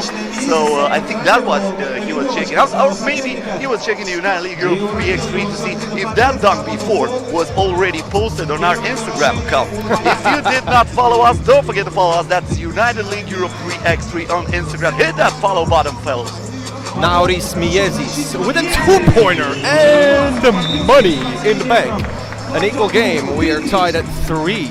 And Yakov Tarasov discussing stuff with the players right now. Probably some misunderstanding, too much contact. We've seen a few hard fouls just at the beginning of this game in the post. Adamkevich looking for a handoff, and this is Mr. Pavlovsky with, actually he's got the Batman mask, but we know who is Batman. He was with the ball, but eventually Riga Ghetto with a turnover, and Energa Gdańsk with a chance to come up by 2! Lucky bounce there for Pavlovsky. Now he's Mezis. looks for Krumins, and that was a grab against Arkadiusz Kobus.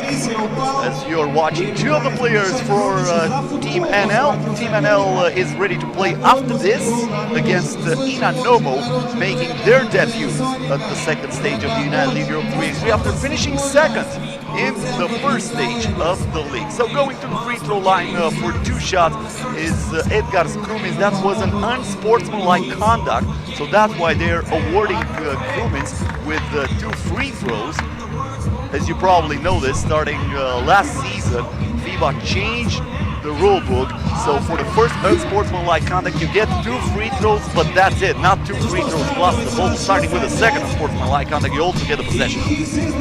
This is Michael Hicks, if you still don't know his name, and if you want crazy high arcing shots, you're gonna get him from Hicks. Oh, this is getting a bit hot. Krumins and Pavlovsky in a collision.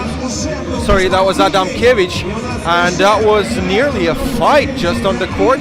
Krumins was knocked over. And I was also paying attention on the Hicks Lasmanis duel. After that two-pointers, Miezis is hitting from outside, but unable to score there. Also, they had something to talk about it. Probably no love lost between Michael Hicks and Carlis Lasmanis. That's a foul against Riga Ghetto. Loose ball foul. Michael Hicks is getting the ball back from the top of the arc. Hicks with the pop fake. He lets it fly. Wanted a foul. The ball goes out of bounds, and it will be awarded to Riga Ghetto. I want to apologize to all the Polish fans. I've called Arkadiusz Kobus a few different names. I was a bit confused. So it was Arkadiusz Kobus and Krumins who nearly got into the fight just a minute ago. Now this Miezis hitting it from beyond the arc, but couldn't find the rim, hitting the backboard. And this is Michael Hicks with 5 seconds. And can they score? Oh, that was easy, but a great hustle from Adamkiewicz with the putback after the rebound. Adamkiewicz also comes down with a steal here.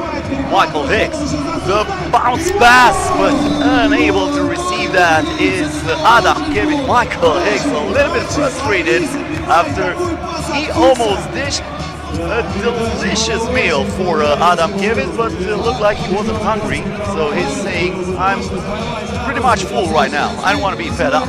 Michael Hicks had a great flashy play in the first stage, and he made it to the top 10 in the highlights, and obviously that would go high up in the top 10 if he could fulfill that pass. Actually, the pass was not bad. Maybe even if it could have been perfect if his partner could catch the ball, but they failed to do. Oh, this is Agnis Chavars, and now this Miezis with a slam and an interference from inside the basket. Chavars too hyped up about his dunk that he wanted to take the ball again and dunk it straight again once again.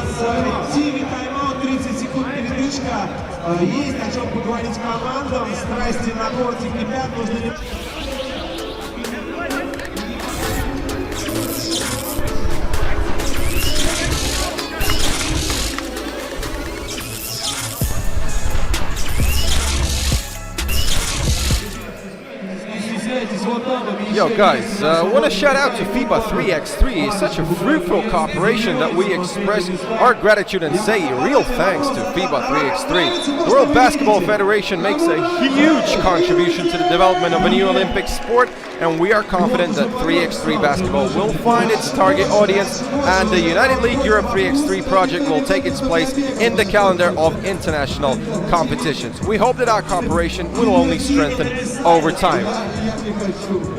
Maybe I'm gonna get something like that for tomorrow. I don't know. You want to eat a cat or what? I don't know, man. Just supporting the red faces. You said one of the most spectacular teams in the league. Why not? I don't know. Or maybe I'm not gonna do that. I'm just kidding. Actually, it's quite weird how you knew that. Yesterday I discussed with Red Faces about they are about to get their faces painted with professional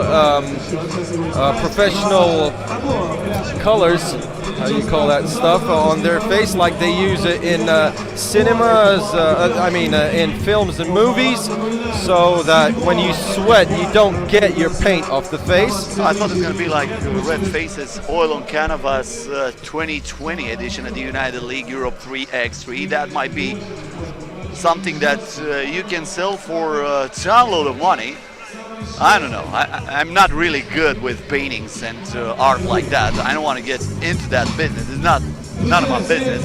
But right now, we have to figure out what happens to the board there. Just a small technical issue. And, I'm pretty sure the referees are going to talk about it and they're going to figure it out eventually. I'm a bit confused what happened. Probably the refs are discussing one certain moment.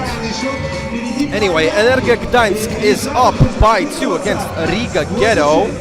This is Arkadiusz Kobus missing the shot from beyond the arc.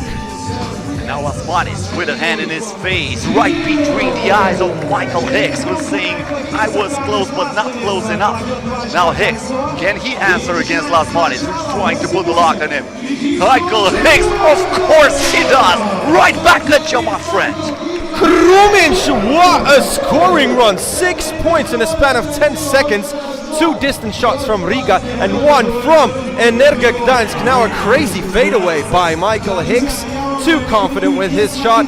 It's an equal game, tied at 10. What a flashy pass by Krumic. Chawars, 3rd 2-pointer in a row, no good. And Krumic fails to score an easy bucket from inside, but he goes outside to score the 2-pointer, no good. And Lasmanis gets the offensive rebound to get the second chance point. And now Michael Hicks is getting the technical foul for flopping after he was trying to fool the referees, saying he was fouled by Karlis Lasmanis, but that's a flop. So they're going to send probably Lasmanis to the free throw line for one shot. Lasmanis, the most accurate shooter from the charity stripe for Riga. Lasmanis won a tournament last year from the free throw line, but you know, usually when you're talking about things like this, the player misses the shot. You know, I think Michael Hicks just made a shout out to culture. You know, St. Petersburg is probably the top city in Russia in terms of culture and theater, music and all that stuff. So probably he could get a part-time job here in St. Petersburg in a local theater. If not, maybe at least when he goes back to Warsaw, maybe some Polish theater can hire him, I don't know. Because I'm pretty sure they're definitely watching this on FIBA 3x3 YouTube channel. And they already made a repost. This is Michael Hicks against Lasmanis. Same key matchup. Michael Hicks, 2 players all over him. And there is Krumic with the rebound. Lasmanis from outside. No good this time. Huge rebound by Adam Kivic, who just grabbed that ball from the top of the rim. Michael Hicks not able to make an attempt himself, but he finds his partner. And that was, to be honest, that was not obligatory. Strange foul by Michael Hicks, especially in terms of being the 7th team foul. And this is a very tight matchup. I don't know why he did that. Now he puts Riga Ghetto in the bonus. But I feel him. That was a little bit too easy. I mean, when the team is over the limit, maybe you can let the game go on, especially in a moment like this. So 14-10 against in favor of Riga Ghetto. A miss there by Arkadiusz Kobus, and here is Krumic who is driving, and he's drawing the foul. He's gonna go to the free throw line for 2 shots with a chance to put Riga up by 6.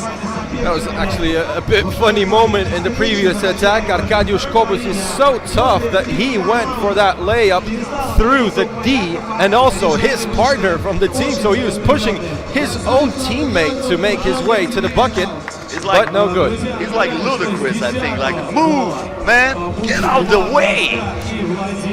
I didn't want to use all the lyrics, you know, we're on FIBA official challenge. I'm not sure about man, but still a good shout out to Luda.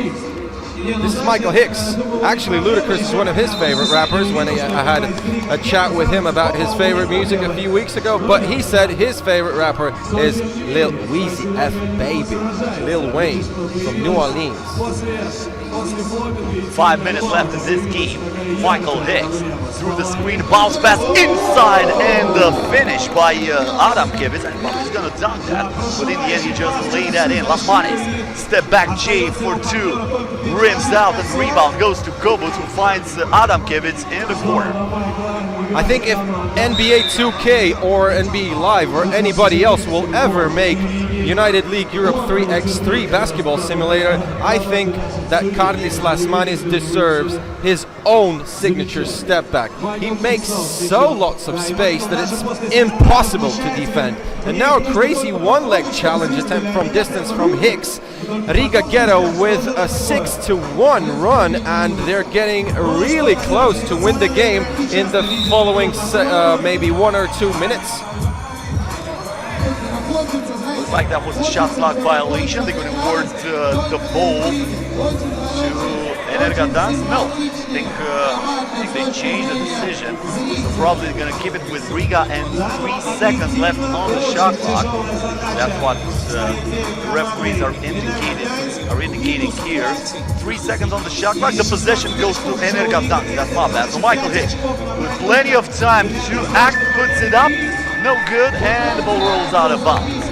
Good box out by Karlis Lasmanis, who was keeping Arkadiusz Kobos away from that rock. Yeah, that was a very sneaky play. That was nearly a foul, but you know, Karlis Lasmanis knows the game. That's it. This is me. Oh, flush it down, baby. 17-11 from number 2 of the world rankings. Now this is Michael Hicks, fadeaway 2-pointer. He never hesitates with 2-point attempts. That's also his signature move, because you were talking about Karlis Lasmanis. From the corner, baseline fade away for Michael Hicks. Sometimes it goes ugly like that, sometimes it goes in. We have a TV timeout. We'll be back after this.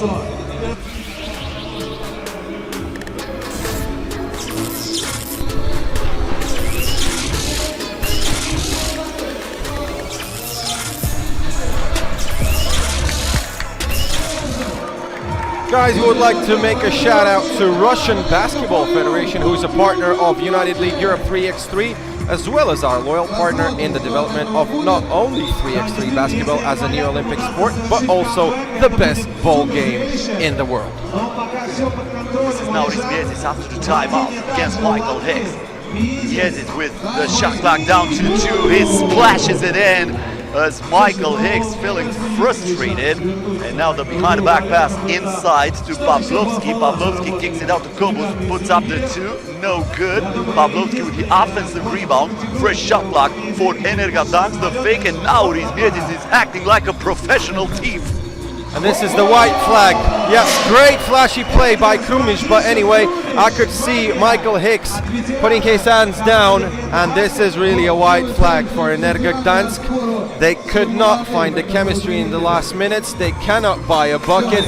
They haven't scored for about 3 minutes, only maybe 1 point, and probably Michael Hicks is playing just a bit selfish, not using all the capacity of his teammates. So Riga Ghetto are very close to win the game. This goes as a technical. No, this goes as a warning that you're gonna get a technical next time. This is Krumic who puts the final spot in the game, and we're over. Riga Ghetto double timing Energodansk 22-11. Great beginning of the game, very tight matchup, but it seems that Riga Ghetto was better prepared physically for this game, probably had more chemistry and more motivation to play, probably something else, but I'm not gonna guess. I think Cosmin Petrescu is getting ready to put on a show with Mr. Karlis Lasmanis on the baseline. We're getting ready for an interview from number 5 in the world rankings, so please, I want to give the floor to my homie, Mr. Cosmin Petrescu from Romania, and his partner for the interview, Karlis Lasmanis, Riga Ghetto.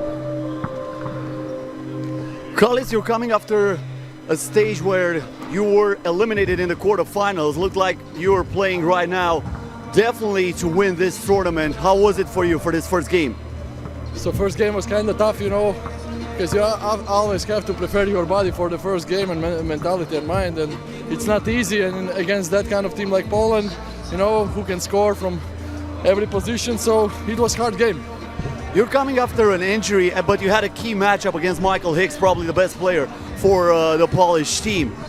Was that also a mind game against Michael Hicks, or is it only about basketball and physical game? It's all about the basketball and physical game, because we try to play our best against every team, so it doesn't matter who we play. Thanks a lot, Carlis, and best of luck. That was Carlis Lasmanis here with us. The games continued here on the United League Europe 3x3. Follow us on FIBA 3x3 YouTube channel. 1/3 behind, 2/3 of the first day.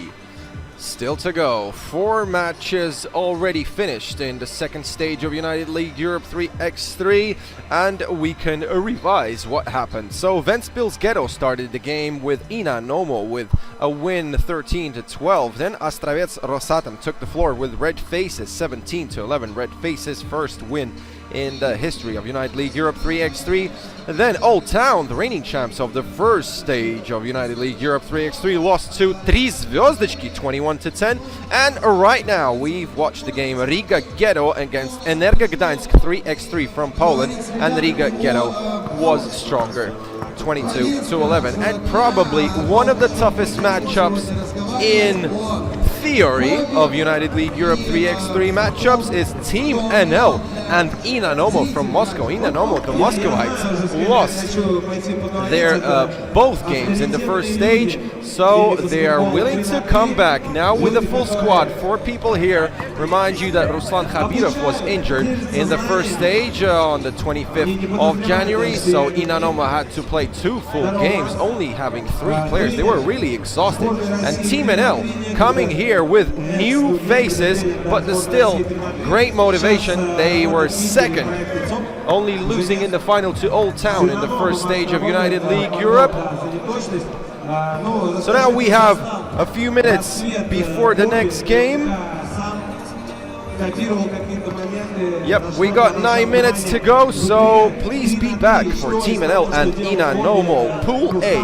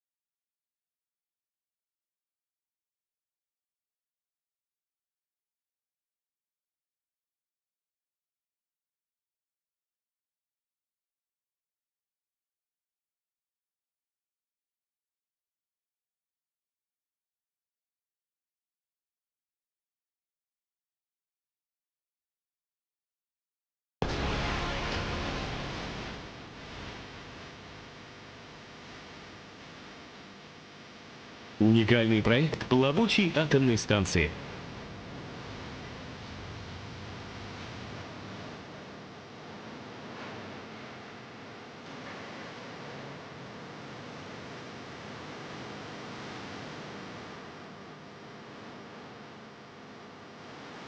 Крупнейшая генерирующая компания России по выработке электроэнергии.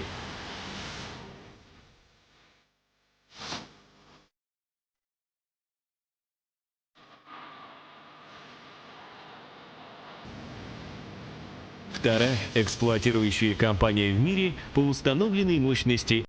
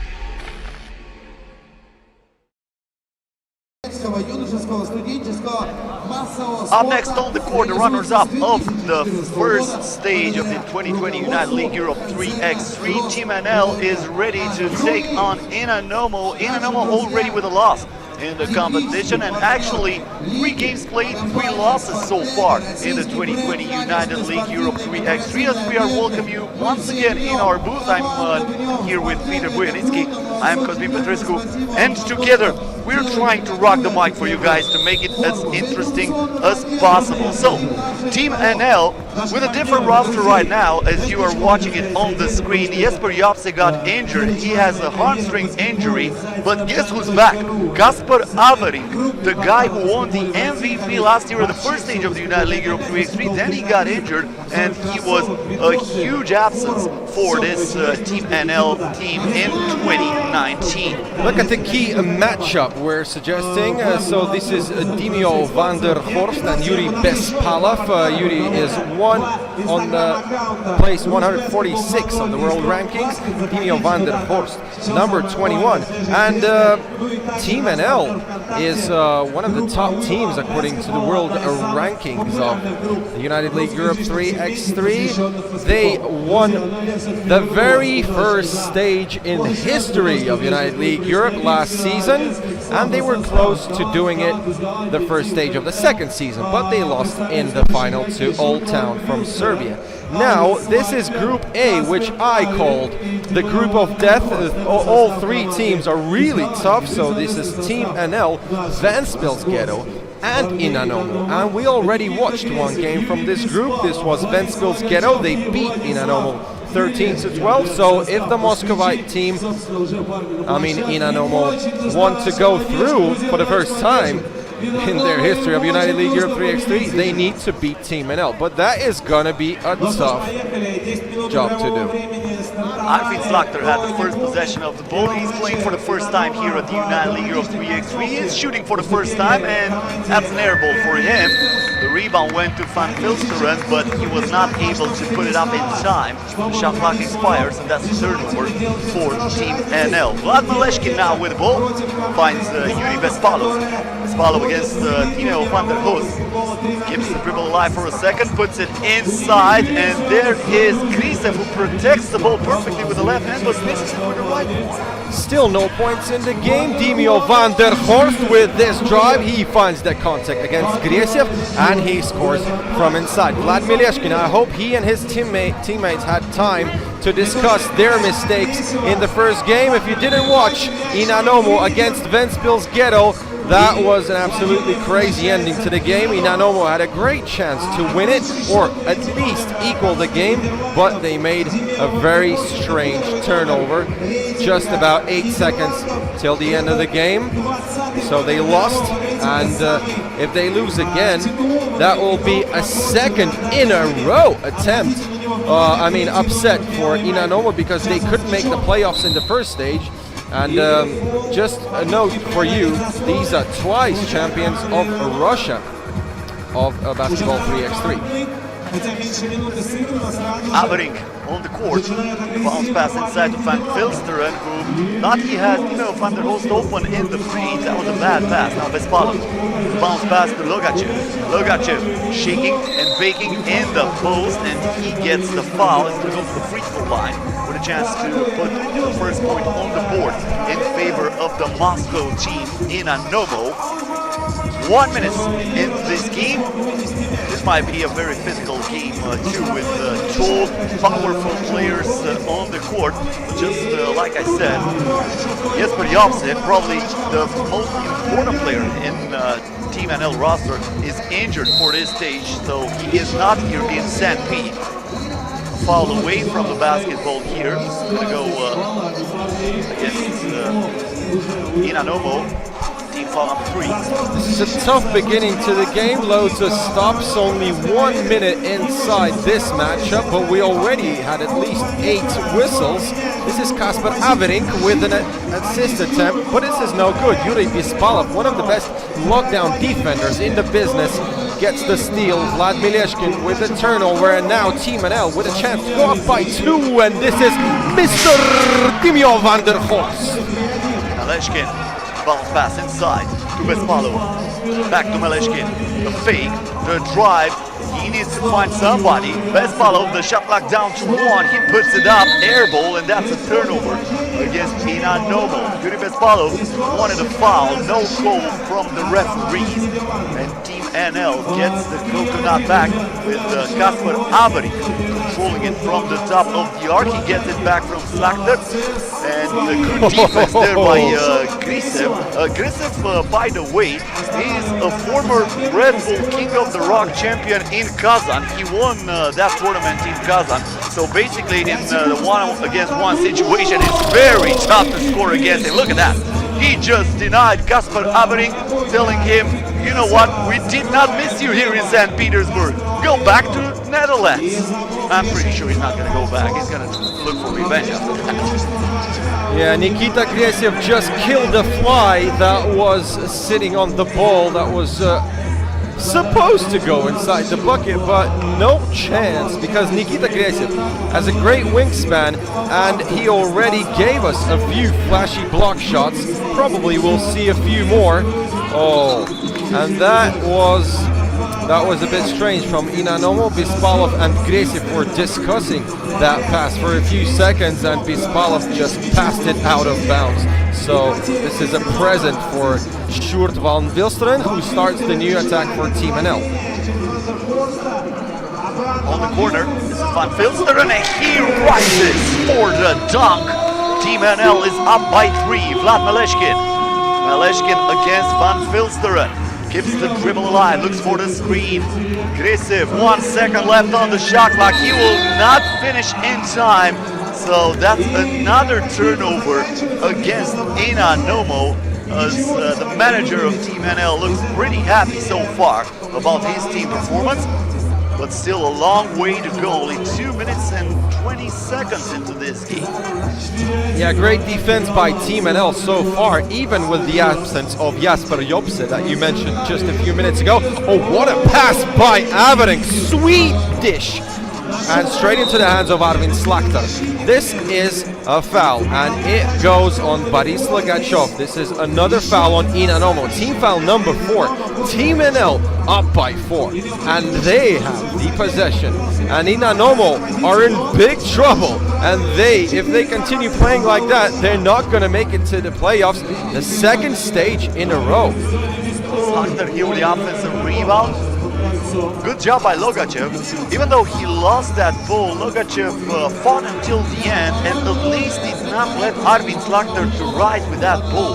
He would have had an easy layup from point-blank range. Averik gives it to Van der Hoos, back to Averik. Van der Hoos looks for the screen, starts the dribble, lets it fly, comes up short, and Boris Logachev is the one who deflects that out of bounds. So it will stay with Team NL.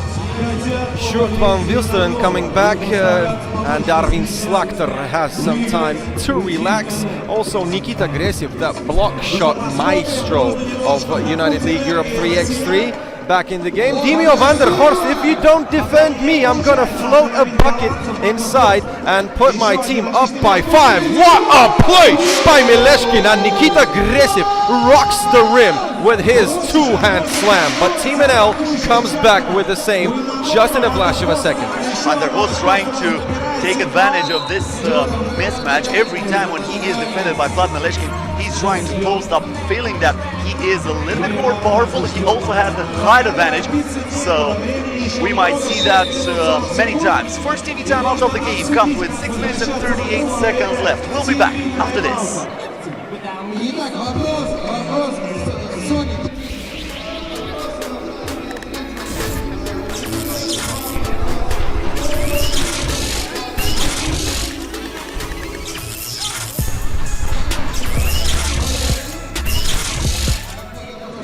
Guys, want to say thanks to Dinamo Rosenergo Atom, who is a sports training center and the organizer of United League Europe 3x3. Dinamo Rosenergo Atom is a project aimed at the development of youth and students' mass sports. It has been implemented since 2014 thanks to the management of Rosenergo Atom concern and nuclear industry enterprises.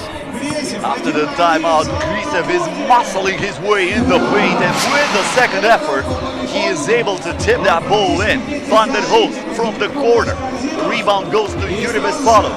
Vespalov has to clear it out first. Now he starts the action. Bounce pass inside, and that's a 3-second violation. Too much time in the paint.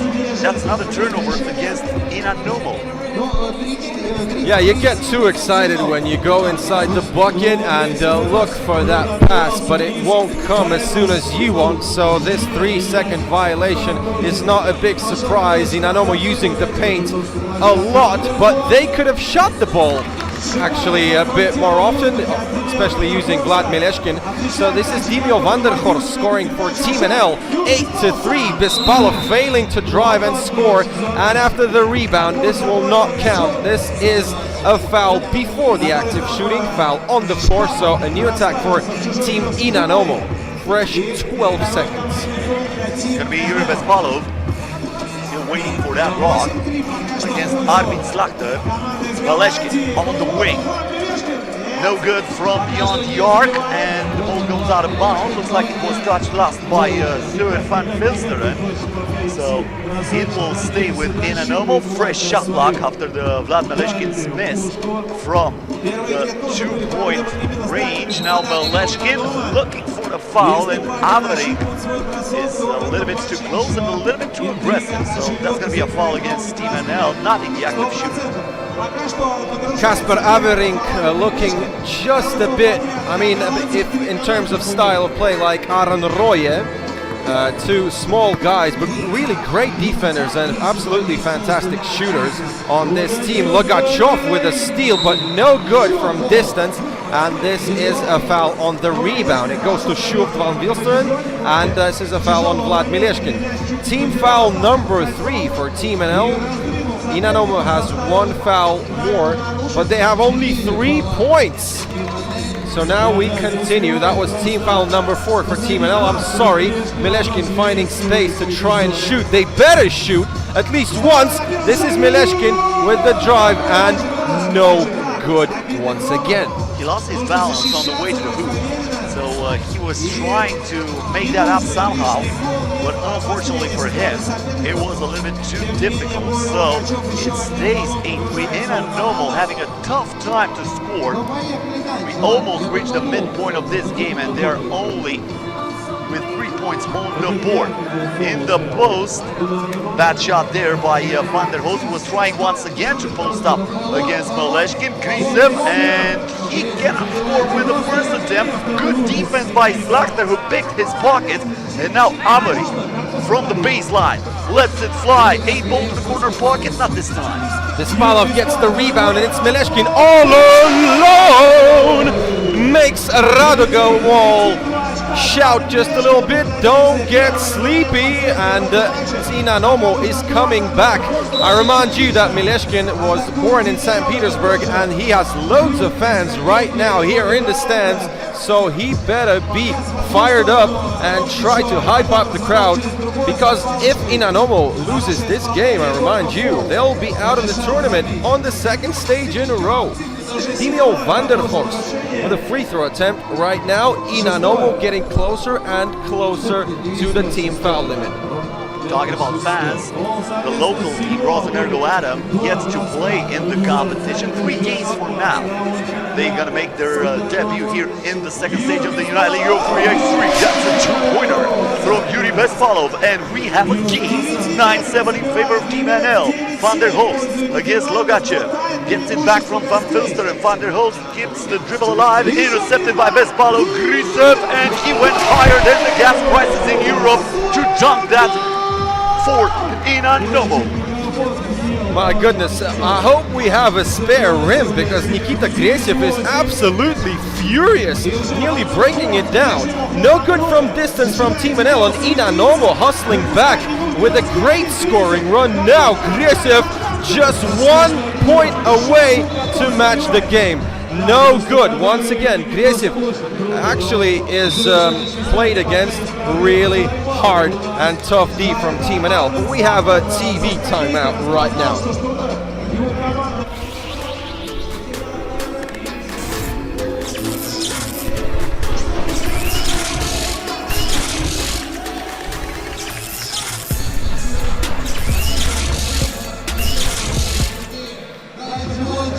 shout out to Sport Ego, who is our technical partner, and it's a Russian brand of high quality sports and corporate clothing. All our players are playing in Sport Ego jerseys. It's a sign of real quality of these products is comfort and ease of operation. Things are sewn in the company and they are characterized by wear resistance and retain their valuable properties during long-term use. And Sport Ego, also the provider of this beautiful Kobe Bryant jersey, as a tribute for the Black Mamba. Meanwhile, Vlad Mileshkin driving, scoring plus the foul, and just like that, what looked like a one-sided game is now tied at 9 with a chance for Inanomo to take the lead for the first time during this bowl game. 9-9 the score, 3 minutes and 38 seconds left, and Vlad Mileshkin cannot score from the free throw line, but he gets the rebound, lets it fly from outside, still no good, and Avery comes down with it. Okay, let's continue with the attack of Team NL. This is Sjoerd van Wilsteren scoring inside over Vlad Mileshkin, and that looked like an under the basket interference. Mileshkin getting furious trying to foul. No whistles again. Slakter, will he pass or go himself? Yes, he drives and scores over Jura Bispalov. So Team NL up by 2. Bispalov will try, go inside, and he scores the and one. What a tough play from the muscle man, Jura Bispalov. Looks like, except in Mileshkin, of course, Inanomo has more power than this Team NL, and probably will try to take advantage of this.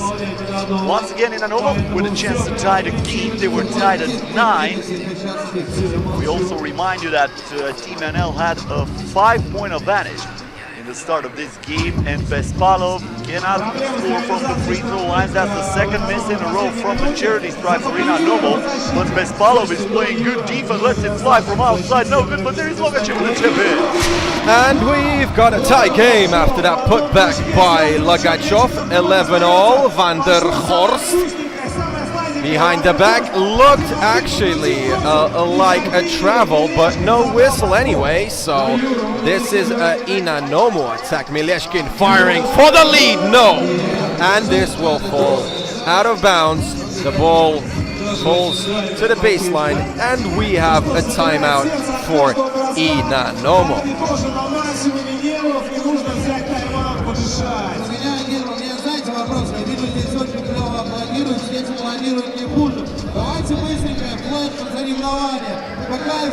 I want to say thanks to SlamDunk.ru, information partner of United League Europe 3x3. This is one of the most popular and recognizable sites with a basketball theme, which concentrates all the news of foreign and domestic basketball.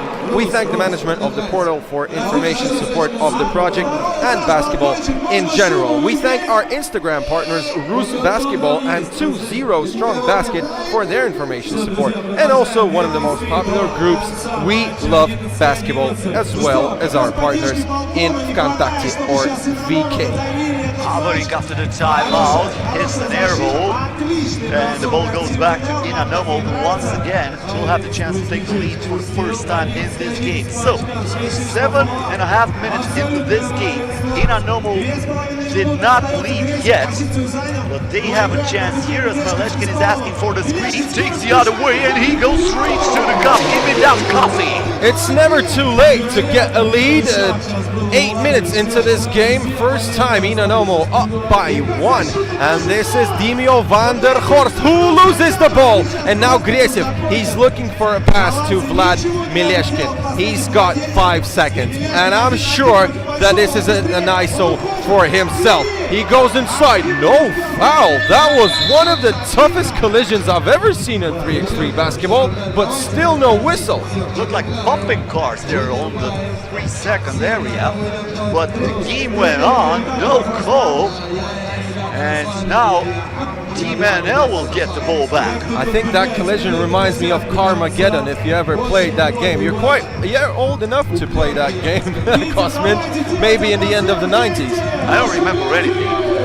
Maybe I'm too old to recall that. Maybe I grew up too fast, I don't know. Averik now against Bespalov. looking like a human joystick, but the foul was not in the act of shooting. Still, Averik will go to the free throw line for 2 shots because that's team foul number 7 against Inanomo. So Team NL in the bonus.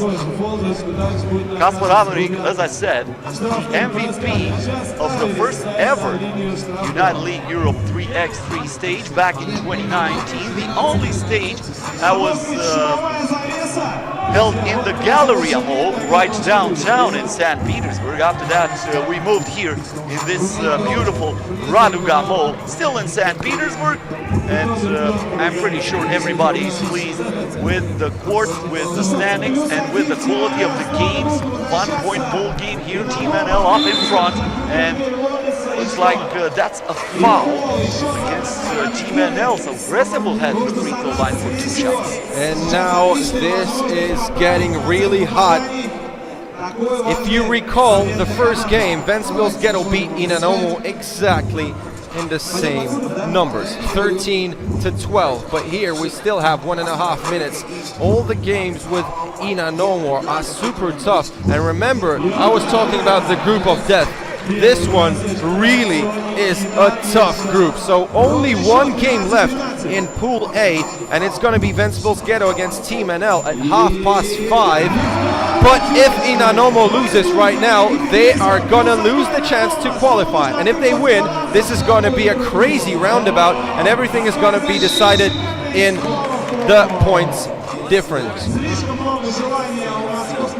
That will also depend on the outcome of that last game when Venils Ghetto will play against Team NL, because if Inanomo wins this and Venils Ghetto wins against Team NL, then Team NL is eliminated. No matter what, we're going to have one very tough team that will not take part in the playoffs tomorrow.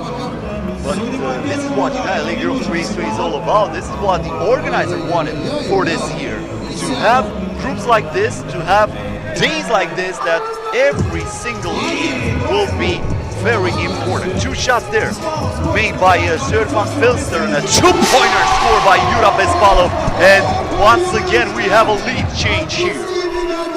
Let's go with Arvin Slakter, who tries to drive and score himself, but no. Pass to Van Wilsteren, short, what a pass! And Slakter says, dankjewel, alsjeblieft, from Van Wilsteren, and this is a great block on Jura Bispalov. Fantastic play from Dimio van der Horst. I want to see that block once again. This drive by Bispalov could have decided something.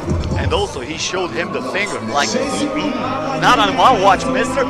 So, looks like Inanomo will have the ball from the top of the arc. 6 seconds left after the chase down block by Dimio van der Horst. Jura Bispalov in the post, back to Maleshkin. He has to let it fly, puts it up, no good. And the rebound goes to Dimio van der Horst. 40 seconds left, tight ball game in St. Pete. Van der Horst, the step back, Slakter got the step on Gressel and scores for the lead.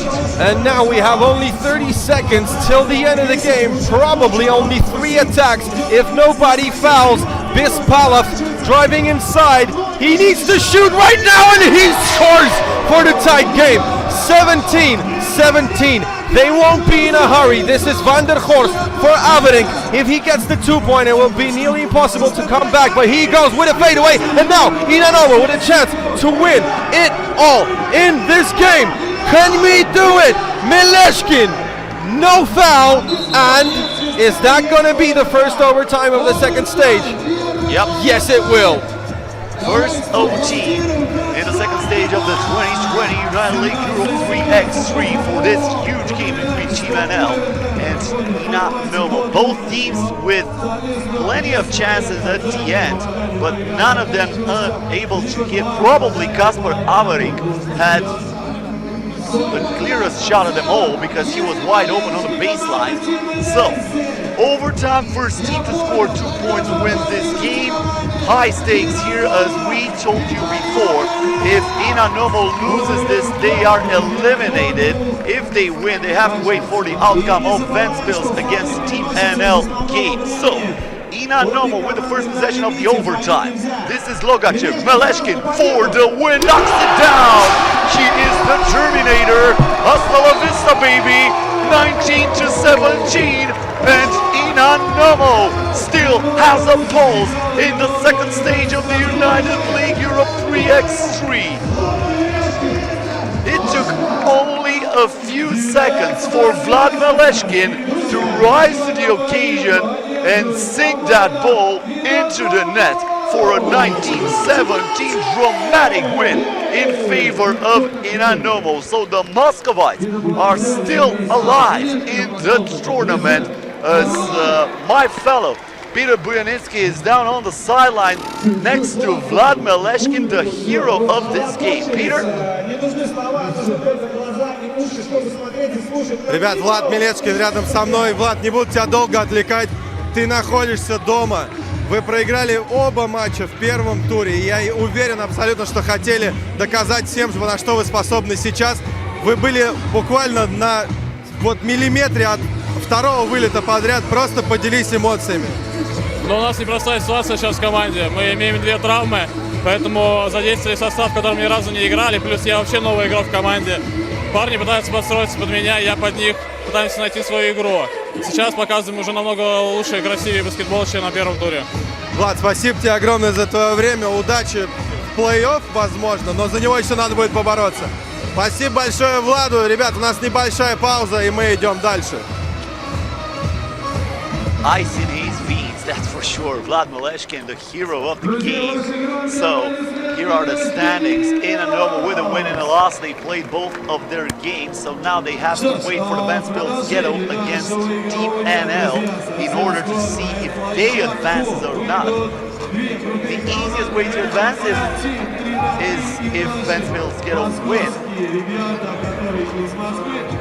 against Team NL, because then Team NL will have 2 losses. We won't do the math to tell you everything about the points needed for every team in order to advance. So probably for Venils Ghetto is the easiest way to qualify if they just win that game against Team NL. Of course, easy to say that, hard to do, especially against a team with the back against the wall. Here are the highlights for this game, including the slam dunk from Team NL. It was Van Filsteren who rise to the occasion, and then Van der Hoos with the hook shot. The dunk here by Grecev with authority, and then the tough shot by Timo Van der Hoos. It was a game where Team NL was up by 5. They looked in control, but then Inanomo caught fire from beyond. Meleshkin, Bespalov, and then Grecev with the dunk. After that, Vlad Meleshkin with the reverse layup, avoiding Kasper Avering's block. Bespalov with a huge N1 at the end of the game. Meleshkin there, and that was probably the defensive play of the game, with that chase down block from behind by Timo Van der Hoos. And this is the dagger. Vlad Meleshkin from outside, knocking it down for a 19-17 win in favor of Inanomo.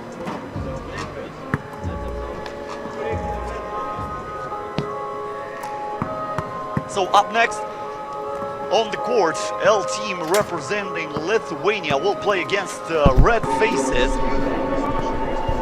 Red Faces.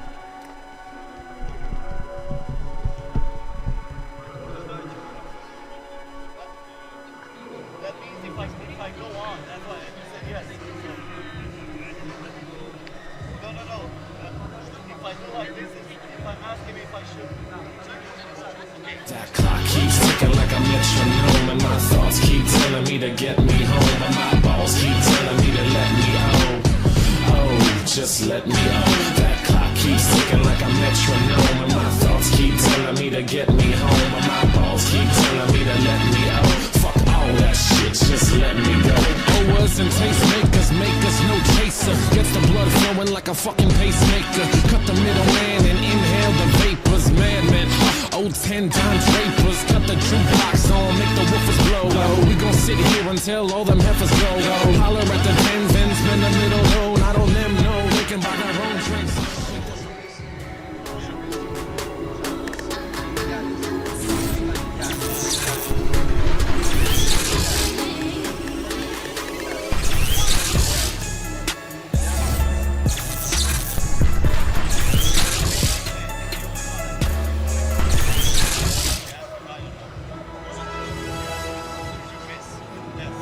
Атомная энергетика России вступает в новый этап своего развития. Началась смена поколений ядерных энергетических установок. Первые реакторы-миллионники РБМК выполнили историческую миссию первопроходцев и завершают свою работу. На Ростовской АЭС построен последний блок из легендарной серии ВВР-1000. Им на смену идут новые, современные, более мощные, безопасные и экономически эффективные энергоблоки с реакторами ВВР-1200, первые в мире из поколения 3+. Два таких инновационных блока уже построены на Нововоронежской и Ленинградской атомных станциях. Одновременно делается задел на будущее. Идет подготовка к следующему этапу развития – созданию двухкомпонентной атомной энергетики с использованием быстрых реакторов и замыканием ядерного топливного цикла.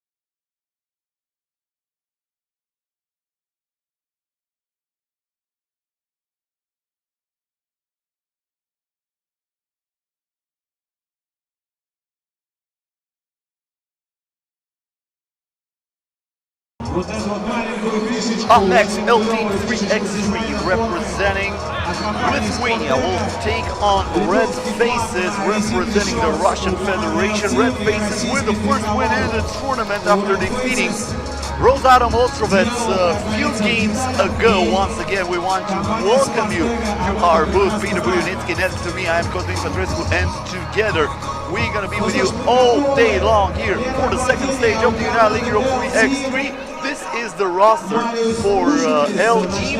As far as I know, no changes to the roster for this L team. Same team that we witnessed during the first stage of the game. And we are underway. Okay, let's get it poppin'. L team and Red Faces. It's gonna be a great game. L team had a great chance to win it all last stage. Oh, this is Mike V. Did you forget my name? The first shot, and it's a two-pointer straight away. Aurelius Poukalis. I hope he's okay. Looks like his left ankle is in pain. The big man from Lithuania, an absolute beast in the paint area. He was one of the best in the first stage for L Team. He became the best center and was the first All-Team United League Europe 3x3. I hope he's okay, because otherwise Lithuanian team, L Team could be in big trouble. Could be a huge difference for this L team without Poukalis in the painted area, especially. Now the ball down low to Arutunia. He turns, fires, did not drop it, but there's the offensive rebound and the putback by Ivan, who is turning garbage into gold and adding another point to Red Faces, who are taking this L team by the storm. We have a 3-0 lead, and Dinos Novichkas cannot believe it. Only 53 seconds into this game, and his team is trailing by 3. His team was third in the first stage of United League Europe 3x3. A great result. Oh, what an arc from Mike V. Another distant shot from Mikhail Vershkov, and now he goes for the foul. And Poukalis is back in the game. That's why Vershkov was ought to foul, because otherwise Pukalis would easily score over him. Pukalis is 205 centimeters, and it's an automatic mismatch every time when he's against someone in the post. Great assist from Pukalis and first point for L Team. Venils was the one to finish that. Also Pukalis here reflecting the shot of Ivan Kuzub.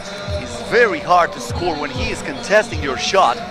A huge guy in the paint, so it was not easy for Ivan Kuzub to come down with a point. L Team will get back from the top of the arc. This is Paulius Beljavicius. Beljavicius keeps the dribble alive, tried to lob it inside for Pukalis, but Mike V is also showing his defensive skills here. Driving to the cup, kicks it out, Arutunian. Nice ball movement for Red Faces, but then also good defense for L Team. That was, I think, Beljavicius putting the hand in the pocket of his opponent and saying, I'm not going to let you go that easy to the rim. I'm going to take that ball. That's going to be mine. That was a 12-second violation for Red Faces. A great attack, and that could have been a scored bucket, but just a bit unlucky with the Eurostep. Kuzub lost the ball, and now it's a foul on Red Faces. Team foul number 2. We're 2 minutes into the game, and no fouls yet for Lithuanian team. This is Venils passing to Beljavicius. Are they gonna drive inside? Venils tried the mid-range jumper. He's no good, hustles for the offensive rebound, but it goes out of bounds. So a new 12-second fresh for Kuzub and his team Red Faces. Kuzub here with the watermelon. Mike V back to Kuzub, pulls the trigger, empty bullet this time, and the rebound goes to Venils. Venils stops the dribble here, and Pukalis was bumped by Verchkov. Looks like they're not going to call a foul on Verchkov, but they're going to still keep the possession with L Team. 6 seconds left on the shot clock. He's so sneaky, he's so fast movement of the hands, and just impossible to catch. And now a check. Mike V to Beljavicius, Paulus scoring with the contact on Mike V. Kuzub looking for a 2-point attempt for Verchkov. Mike V just in and out, and L Team with the attack. Pukalis in the post. Beljavicius from the corner, 8 ball to the corner pocket. Looks like he is a pool fan. And just like that, we have a 1-point game. L Team down by 1 after a great start from Red Faces. Mike V almost lost it here. A little bit too aggressive was Sharunas Venils. Was having a small chat with Regina Polishuk, one of the referees here on the court for this game. But this will go on with Verchkov. Misha Verchkov here stops the dribble, looks for Kuzub. Kuzub against Pukalis, gets in the paint, trying to make him leave his feet. No good, but there is Verchkov again with the in and out. 2nd time in a row.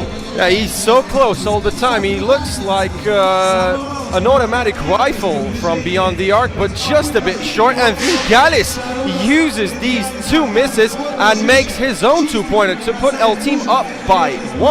That is a 5-0 run from the Lithuanians. 1 second to go. Kuzub, no good, but Vasinin gets the rebound, and he does not have the chance to score from inside. This is gonna be a foul on Vasinin, so Red Faces team foul number 3, and we go for the TV timeout.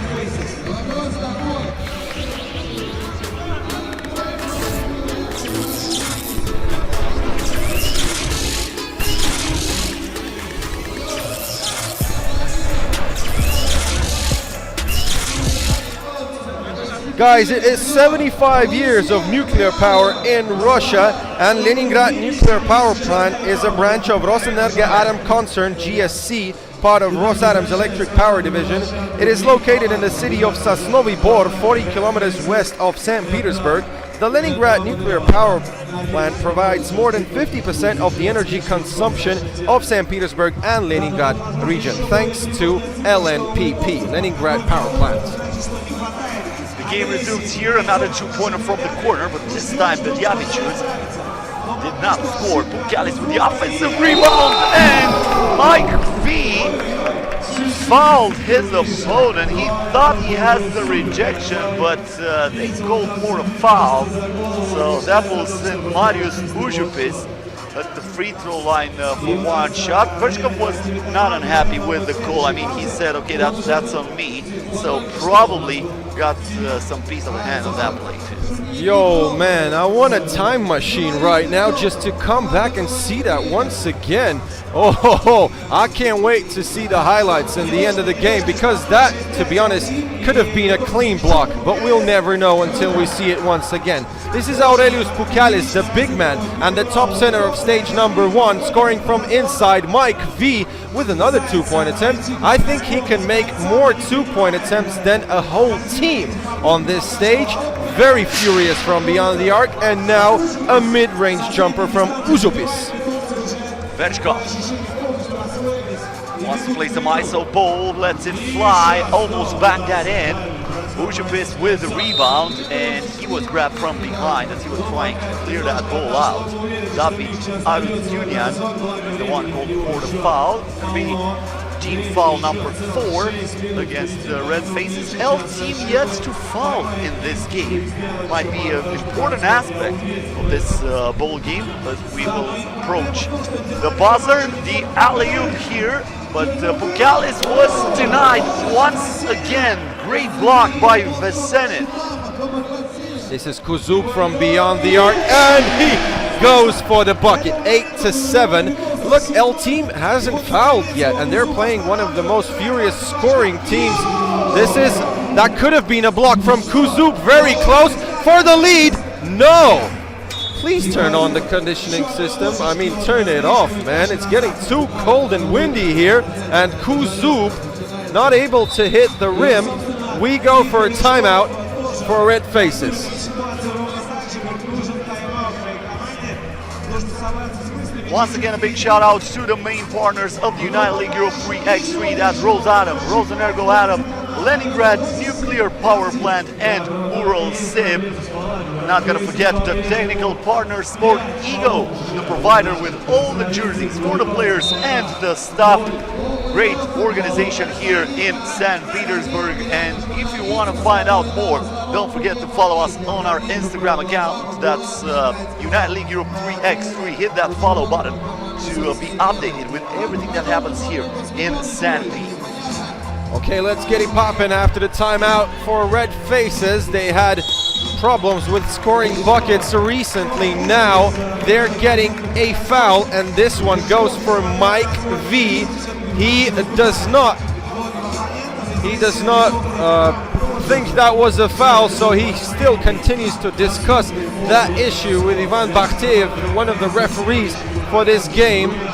Anyway, team foul number 6 for Red Faces. L team, half of the game is already behind, and they still have no fouls. Oh, what a block by Arutunyan.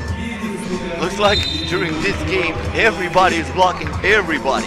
It's like a block party, and everybody's invited here on the court in St. Petersburg as we have reached exactly the midpoint of this game. 5 minutes to go. 1 point advantage in favor of L team. Red Faces with the rock. This is Ivan Kuzuk. Finds Vershkov. Mid-range jumper good. And Red Faces ties the game at 8. That was nearly a 2-point attempt, just a bit short from the 2-point strike. Mike V hustles for the defensive rebound. Kuzuk, great fakey, drives, but just a bit short with the left finger roll. Now he's on the defensive end, and Ujupis puts L team up by 1. Kuzuk once again to Vershkov against Pukalis. From the land of plenty, knocks it down. Nothing but net for Mike V. And Red Faces takes the lead. Can Pukalis answer? Yes, he does.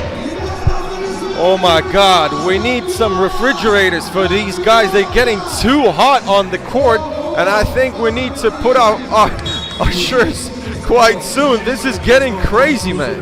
Absolutely crazy. Mike V with so many 2-point attempts. A bit short with the previous ones, but he makes 2 in a row.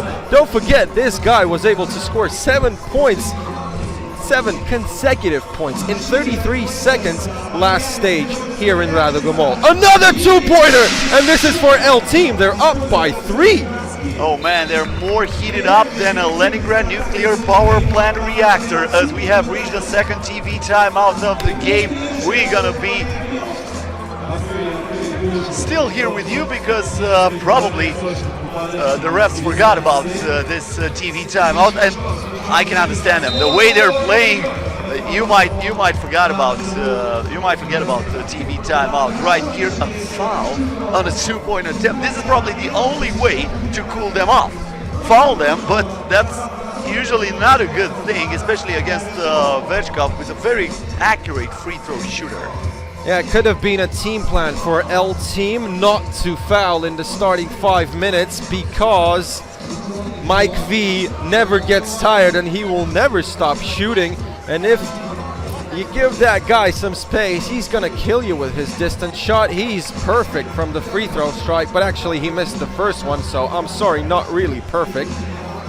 You know, it happens every time to me when I praise somebody for free throw skills. Usually they miss that. Pukalis will not miss from point blank range. So L team is up by 3. Mike Vechkov with a hammer!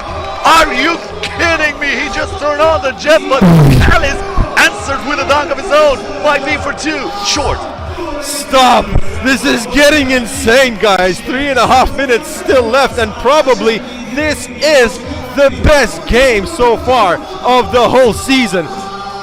My goodness, these teams were so cold for about a few minutes in the beginning. Nothing special happened, but then in a span of a few minutes they're putting on a real show.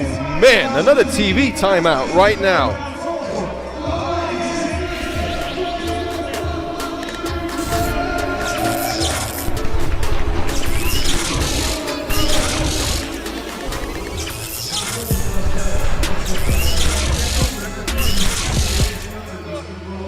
We're only halfway through, guys, and I think if they continue like that, if they continue to play with so much effort, we could lose our voices here with Cosmin Petrescu, because this gets absolutely nuts. I'm gonna ask them to pay for my drugs to get my voice back.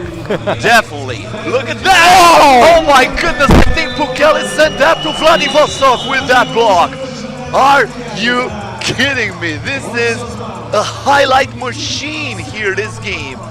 I think we could do an extra separate top 10 from this game. Top 10? Goodness. Might be a top 20 if they continue like this. Are you kidding me? Veljavicius, Vengalis, the ball inside. Užupis puts it up. It did not drop.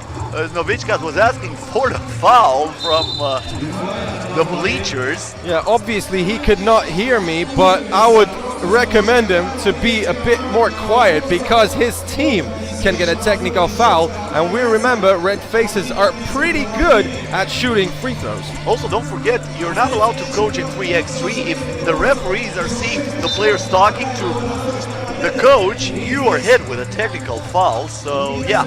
Yeah, unfortunately for Novitskas, he's sitting just a few feet away from his players, so he better be just a bit more quiet. Oh, attempt for an alley-oop on Pukalis, and this is Mike V.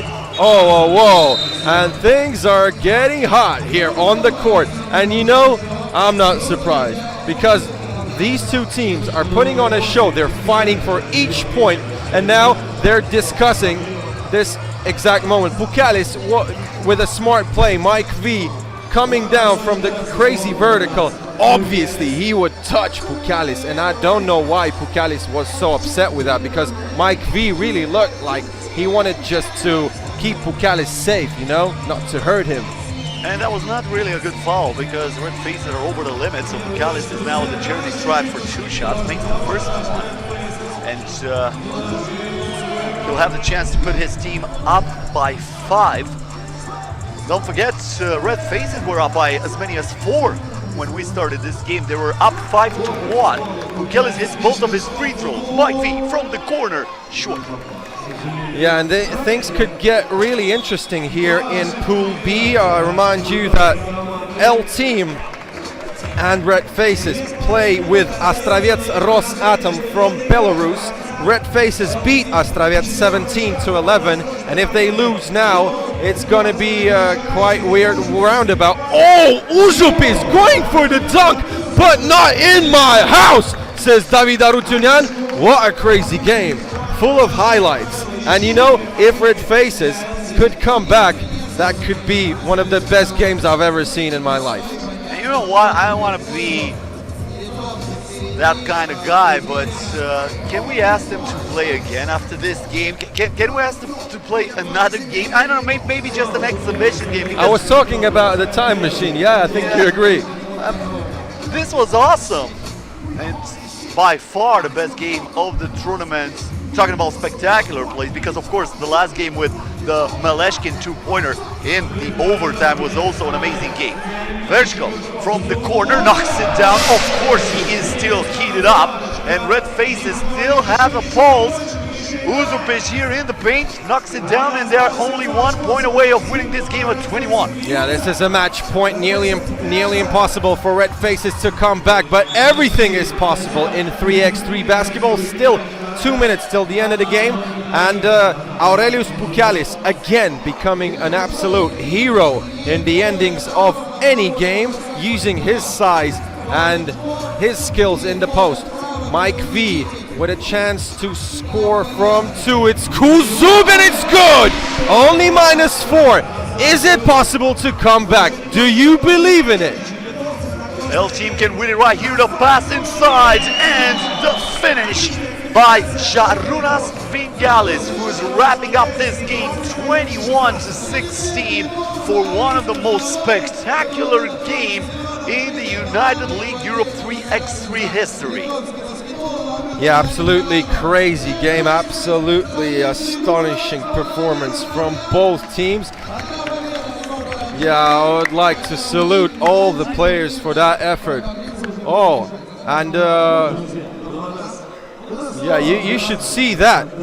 You should see that, because Ivan Kuzub got blood on his hand, and probably he's gonna show it to the camera maybe in a few seconds.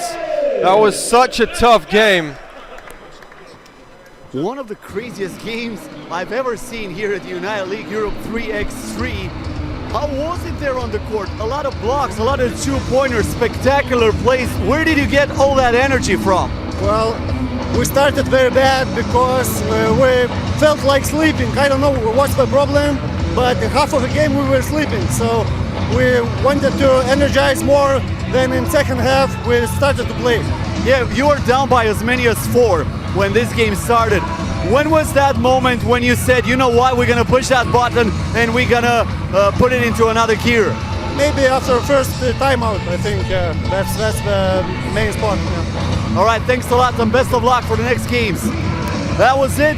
Ladies and gentlemen, if you're watching the FIBA 3x3 YouTube channel right here in St. Petersburg, we had a game that, just like Peter said, we can have a top 10 highlight only from this ball game right here. Stay with us. Yeah, grand mulțumesc to Cosmin Petrescu for that interview. We have a 20-minute break before we come back in Pool C for Ljubljana Center and 3 Zvezdički from Moscow.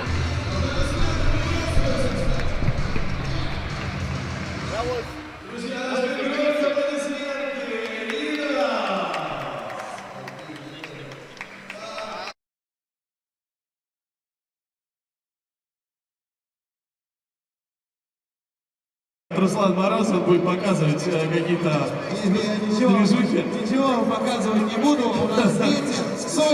Соник, потише музычку, погромче меня, пожалуйста. Что, кто там, кого-то надо? Да, нам нужно два человека. Очень тяжело, да. Жень, сейчас этот, самый. Сейчас карты на раздевание. Ладно, так все, меньше флуда. Кто хочет получить подарки от лиги? Ручки. Ты? Еще выходи.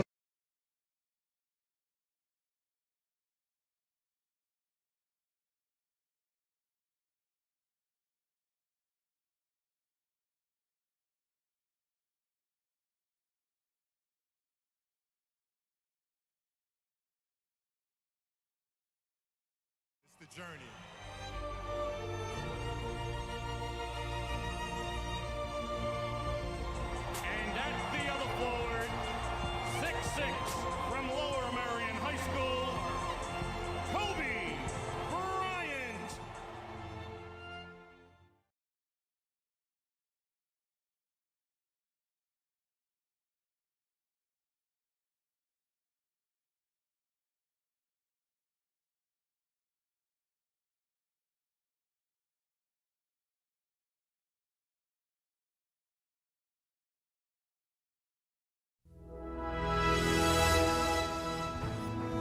Атомная энергетика России вступает в новый этап своего развития. Началась смена поколений ядерных энергетических установок. Первые реакторы-миллионники РБМК выполнили историческую миссию первопроходцев и завершают свою работу. На Ростовской АЭС построен последний блок из легендарной серии ВВР-1000. Им на смену идут новые, современные, более мощные, безопасные и экономически эффективные энергоблоки с реакторами ВВР-1200, первые в мире из поколения 3+. Два таких инновационных блока уже построены на Нововоронежской и Ленинградской атомных станциях. Одновременно делается задел на будущее. Идет подготовка к следующему этапу развития – созданию двухкомпонентной атомной энергетики с использованием быстрых реакторов и замыканием ядерного топливного цикла.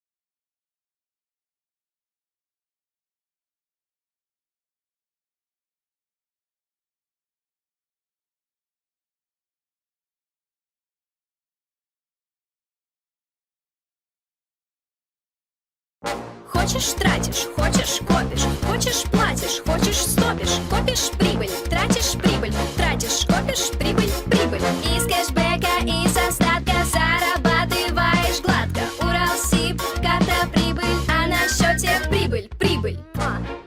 Карта Виза Прибыль от Уралсиб.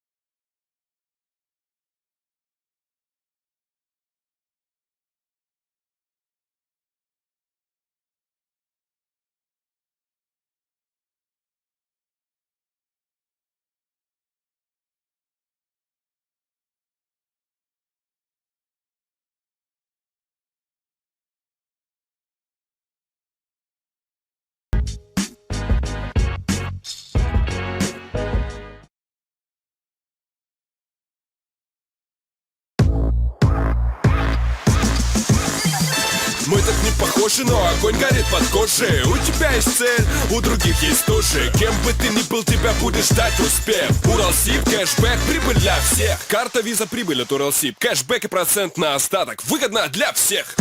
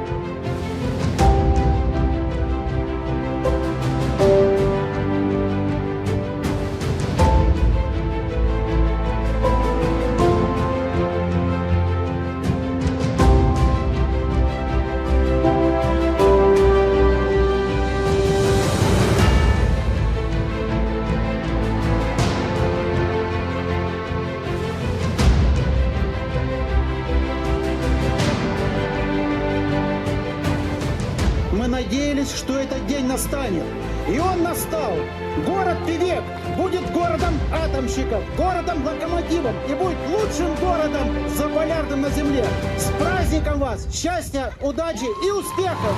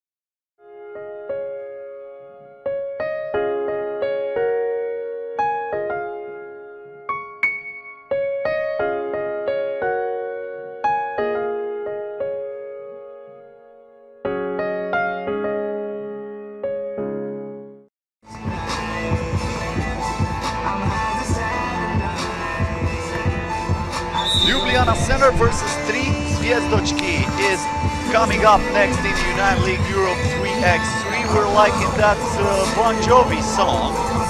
We're halfway there, but I'm pretty sure we're not living on a prayer as you're watching the rosters for the Ljubljana center team with Žiga Habat and Janis Koroshin, if I'm not wrong, added to the rosters for this tournament.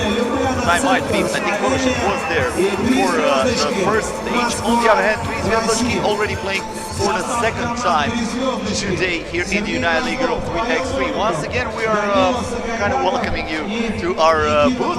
My fellow here, Peter Bujanitsky, is shooting you with a banana. So, no guns allowed here in the United League Europe 3x3. Only the biceps and the triceps are allowed. These are the strong guns from the players. They're on the court. Okay, guys, let's go. And it's Ivan Popovic and Sergei Kozlov, the key matchup of this game. If you don't know, Tri Zvezdochki are playing with a brand new squad. They had 4 other players in the first stage, but in terms of their schedule, all these guys playing students basketball 5x5, they could not make it to every stage, but maybe that makes things even more interesting. Tri Zvezdochki couldn't do anything in the first stage, losing both games, and now starting with a bucket from Sergei Kozlov, but Brankovic responds with the same, and it's a tie game at 1. Brankovic again, wide open for 2, did not take that shot, didn't want to settle for the jumper, and they're fighting for that ball. In the end, the game is up. Ivan Popovic coming into the game. Ivan Popovic, a former Belgrade player in the FIBA 3x3 World Tour, along Dragan Bjelica and Dusan Popovic. That undersized team was able many times to produce huge upsets, and the drive there to the pocket and an easy layup for Ljubljana center. Kozlov also checking back into the game for red faces. Ljubljana center up by 1, and Danila Sagajdakov will get the ball from the top of the arc against Janis Koroshin. But first, they have to take care of the Rosenergo Atom board. Of course, one of the main partners of the tournament, with 75 years of nuclear power here in the Russian Federation. This is Kozlov with the pump fake and the finish nicely done.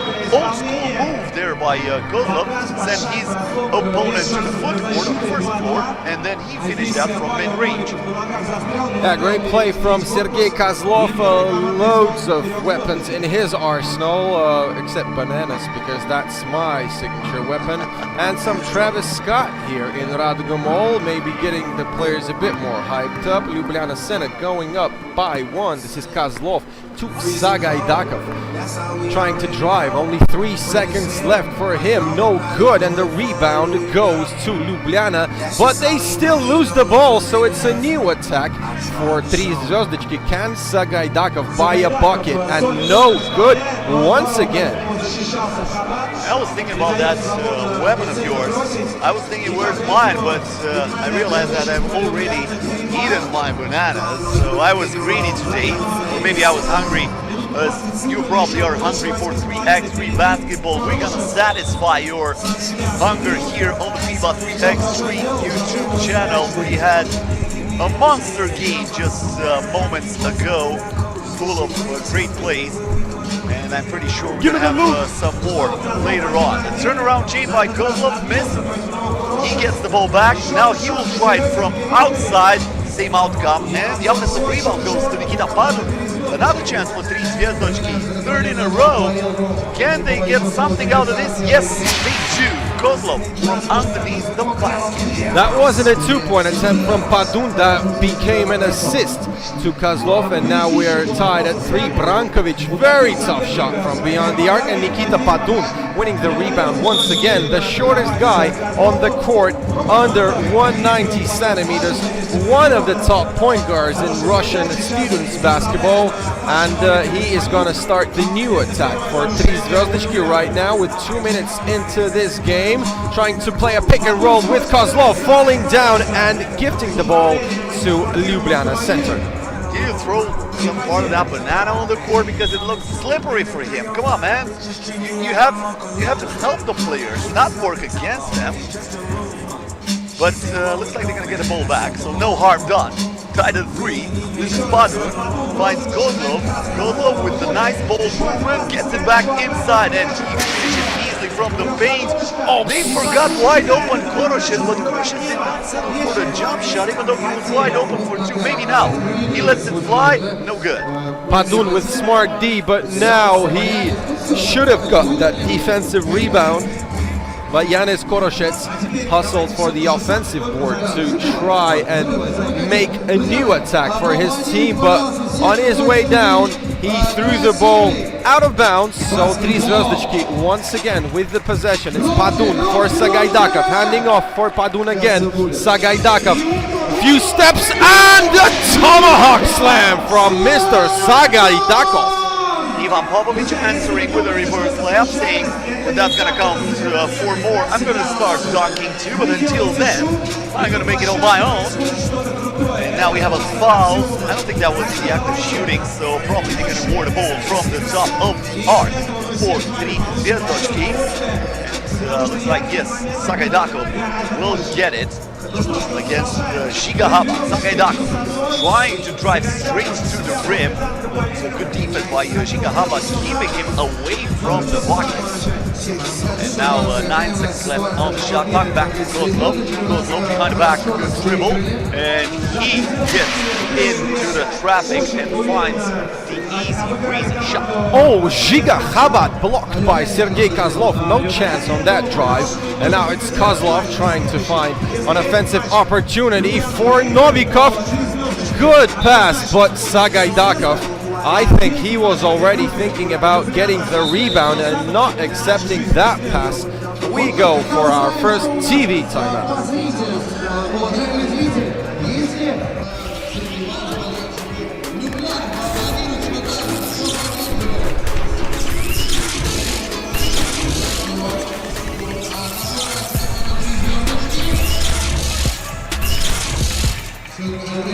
Want to say thanks to our brand new partner. Uralsib Bank is one of the leading Russian banks providing retail and corporate clients with a wide range of banking products and services.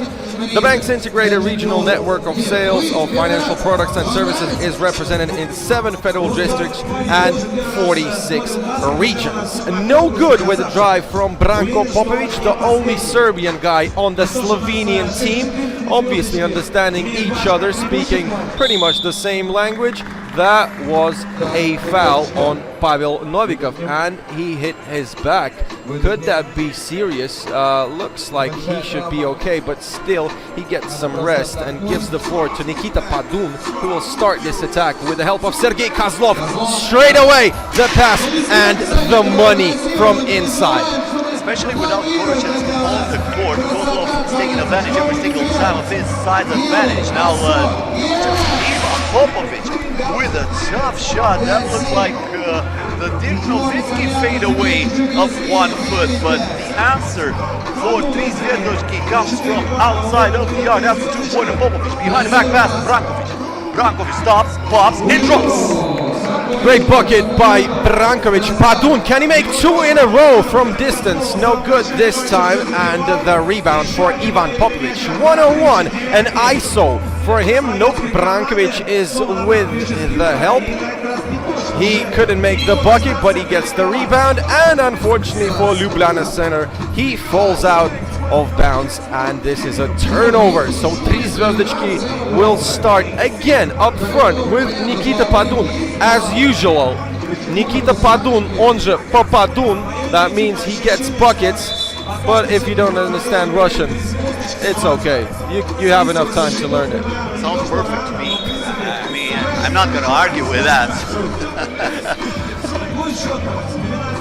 And it looks like they're not going to argue with this call from the referees. A little bit of blood of Yanis Koroshet's elbow, so he has been checked out of the game, and he is replaced placed by Giga Habat. Has the ball here going to Popovic. Popovic not able to go through Pavel Novikov, who's playing excellent defense here. Popovic again against Novikov, stops, pops and drops again. Yeah, Popovic absolutely great with these contact pull-up jump shots. And this is Sergei Kozlov, the maestro of the 3-second area. Now it's Ljubljana center trying to come back. They're down by 3. We're reaching the equator of the game, and that is going to be a shot clock violation. Nobody helps Mr. Brankovic to see the shot clock, and that turns into a turnover for the Slovenian team. 3-point lead in favor of Venils. They got the ball here with Danila Sagaidakov. Kozlov on the baseline. Kozlov trying to post up Brankovic. Nice posting and toasting in the paint. And he gets the easy, breezy layups. Good control here for Brankovic. Brankovic after that. Now look at that rejection. Huge denial by Marko Brankovic, who's saying even though it's Saturday, we are still closed. Come back tomorrow. Offensive rebound there by Sagaidakov, who puts the ball perfectly on the glass. And 3 Zvezdochki are up by as many as 5. Biggest leads in this game so far. With 4 minutes and 28 seconds until the end of the ball game. And could 3 Zvezdochki become the biggest surprise of United League Europe 3x3 with this squad? Only 2 guys in the top 1,000 of the world rankings, and I bet these guys are gonna get some points, and quite soon could be probably in the top 500 in a few stages. That was an offensive foul for 3 Zvezdochki. They survived, and getting only the second foul in 6 minutes of game time. And now we're moving step by step to crunch time. 3 Zvezdochki still dominant, up by 5. It's Novikov looking for Padun, and nope. Rebound collected by Habat. Both inside here, deflected by Padun, but looks like the last one to touch it was Yanis Koroshev, because they're awarding the ball to 3 Zvezdochki. So the Moscow team up by 5, lost the ball with 4 minutes and 4 seconds until the end of the game. Nikita Padun looks for Kozlov. Kozlov from way outside. He was not in the Leningrad area when he shot that, but he knocked that down for a 7-point lead in favor of 3 Zvezdochki. And now we have a foul against the Russian team. With 3 minutes and 51 seconds, we have reached the second TV timeout. We'll be back after a message from our sponsors.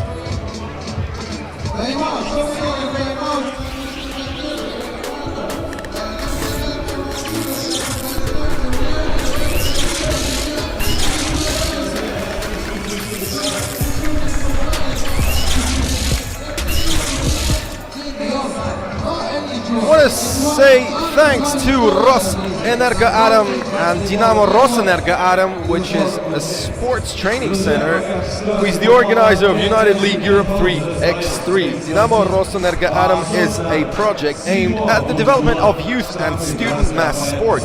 It has been implemented since 2014 thanks to the management of Rosenergo Atom concern, GSC and nuclear industry enterprises. After the timeout, nice ball movement by 3 Zvezdochki and Sagaidakov. This is on the right-hand hook shot. That was well defended by Marko Brankovic. Now Popovic lost his balance, lost the ball. Sagaidakov with the steal, puts it inside, but once again a huge denial by Giga Habat, who's saying doors closing, mind the gap please. And now Popovic on the corner. Ooh, he knocks that down after breaking some ankles. You have a schedule for the doctor tomorrow, Mr. Nikita Padun. We have to watch those ankles. They might be broken. Ooh, come on. Yeah, you better go check your ankles, boy. We have some Lithuanian and Polish medical staff here. Also, obviously, local St. Petersburg doctors working with the players. You know, I suppose we had more blood today than we had in the whole first stage by far, you know. We had a few games with loads of blood on the floor, and here Yanis Koroshev is getting cured by the docs, getting some medical assistance on his right elbow. Talking about blood, probably the most bloody tournament we had was last year in the final tournament. You remember what Shankichev with 11 stitches, yeah, on his chin. 11 stitches on the chin. Actually, he was fixed by his teammate, who's now the manager of the team, Dr. Listichkin. Straight to the cup is Danila Sagaidakov, who's scoring with the right-hand layup. Wide open for two is Habat. In and out again. If you can miss it 2 times, that's the way you can do it with only 1 shot. 2 ins and 2 outs for a rebound of Sergei Kozlov. And he also forces a foul by Ivan Popovic. This stands as team foul number 6 for Ljubljana Center. Tri Zvezdički only with 1 foul, and they're getting close to winning both games in their Pool C standings. This is Pavel Novikov with the drive. He banks in the finger roll with his right, and Ljubljana Center down by 7, trying to come back, but no good. This is a steal. Pick a pocket from Danilo Sagaidakov.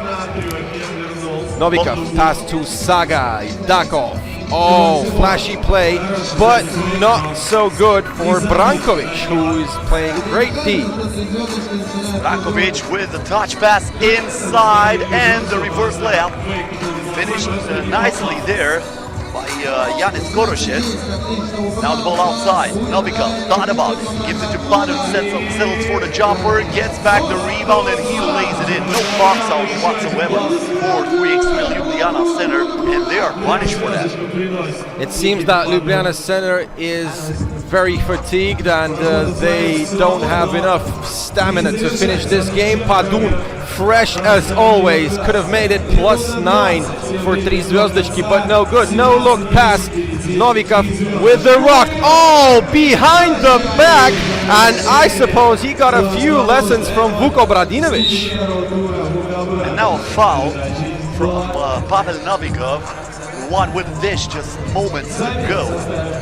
Tri Zvezdički 3 points away of winning this game. 1 minute and 8 seconds until the end of the ball game, so very close of defeating Ljubljana Center.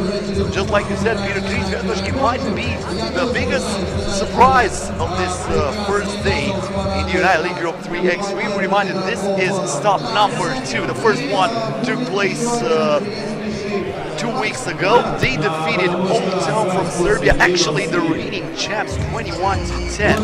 And now they can win against Ljubljana also in style, because that was a one-sided game. This is also a one-sided game, so they look dominant so far in this tournament. Yeah, but in the beginning, I'm absolutely sure that the odds were against Tri Zvezdički, and they were supposed to be the outsiders of that group.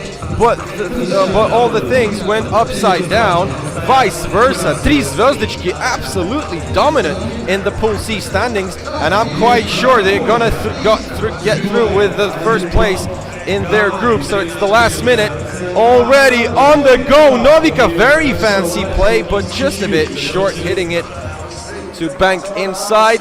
Popovic, can he shoot? 6 seconds left. Novikov with the smart foul, only team foul number 3 with already 9 minutes into the game. Up by 7. Ljubljana Center need a miracle here in order to get this W, as Mike B is having fun on the bleachers here. After that game, when he was also a highlight machine, I think he needs to relax, and I think he deserves that. Yeah, but I think he cannot relax until he sees the final game of his group. L team against Astraets Rosatom from Belarus. So this is going to be a Lithuanian-Belarusian collision that could actually leave red faces without the playoff. So I suppose that's why Mike V is in the stands. Looking happy, but I think he'll be even more happy if they could go through for the first time in the history of United League Europe 3x3. This is Padun from beyond the arc, no good. Popovic, 10 seconds left in this game. Popovic going for the top, but he is met on the rim by Sergei Kozlov, who say, I got an appointment there and I'm not gonna miss it. And the game is over. 19-11, the final score. Ivan Popovic wanted to end it in style for his team, but there was Kozlov acting like a bad bouncer saying, "You're not on the list, Mr. Popovic, I cannot access you in." So, 19-11 is the final score. We are getting ready for the first game of the hosts, if I can call them like that. The only team representing St. Petersburg is playing up next on the court. I'm talking about Rosenergo Adam from St. Petersburg, and they will play against Energodans from Poland. Energodans already with a loss in this competition, so that's going to be a do-or-die game for Michael Hicks and the company. For Rosenergo Adam, like I said, it's going to be the first game of this second stage of the United League Europe 3x3. But until then, Danila Sagaidakov is on the sideline with Ruslan for a short interview. Итак, у нас 3 звездочки, но играют 4 человека. Как вы это объясните? Ну, слушай, втроем играть очень тяжело, а четвертый, он как бы нас дополняет. И у нас такая гармоничная команда. Видишь, что Серега творит? Это просто он все разносит. Какими 3 словами ты можешь описать Серегу? Серега мощный, красивый и накачанный. Ну, это можно как бы в одно все соединить. Все, нет? Все, не надо? Мы вас поздравляем с победой, с проходом в плей-офф. Молодцы, красавцы. Okay, thanks to Ruslan Morozov. With that interview, we're rolling out and getting ready for the first appearance of the hosts, Top Rosenergo Adam from St. Petersburg in Pool D, playing against Energa Gdańsk from Poland, who have already played their first matchup, and it was against Riga Ghetto, the reigning champions of the first season of United League Europe 3x3. Riga Ghetto double-timed Energa Gdańsk 22-11, and the third member of that group, Sopran Rosenergo Adam from St. Petersburg, is already getting warmed up, and I see loads of people in the stands gathering here. No empty spaces, and that is supposed to be one of the hottest games of today. And once again, we had the chance to watch that huge block at the end of the last game by Kozlov, who denied access of Ivan Popovic at the end of the game. Here are the games played already in the tournament. This Energodans versus Rosenergo Adam will start in about 10 minutes from now, so stay right where you are and keep your FIBA 3x3 YouTube channel open, because we're gonna be right back with you for more 3x3 action live from St. Petersburg.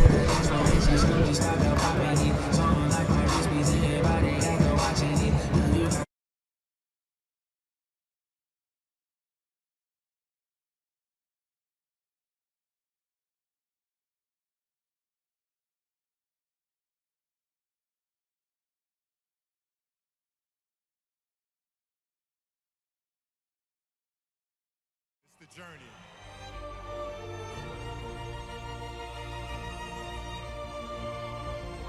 And at the other forward, 6'6" from Lower Merion High School, Bryant.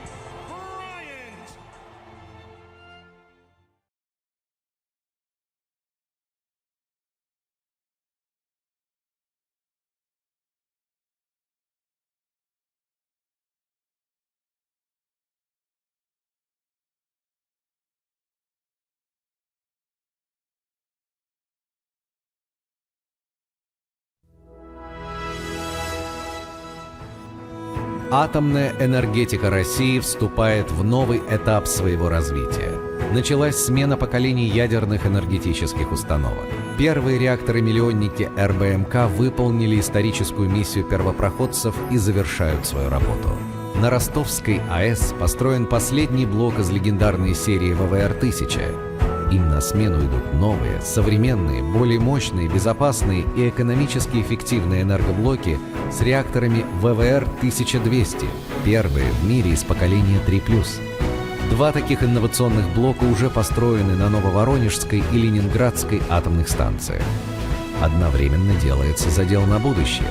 Идет подготовка к следующему этапу развития созданию двухкомпонентной атомной энергетики с использованием быстрых реакторов и замыканием ядерного топливного цикла.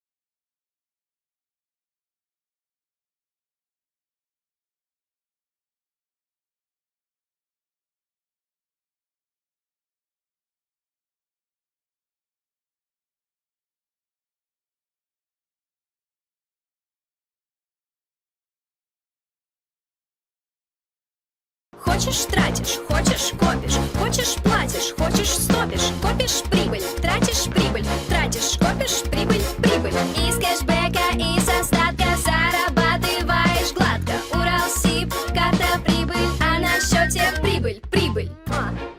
Карта Виза Прибыль от Уралсиб.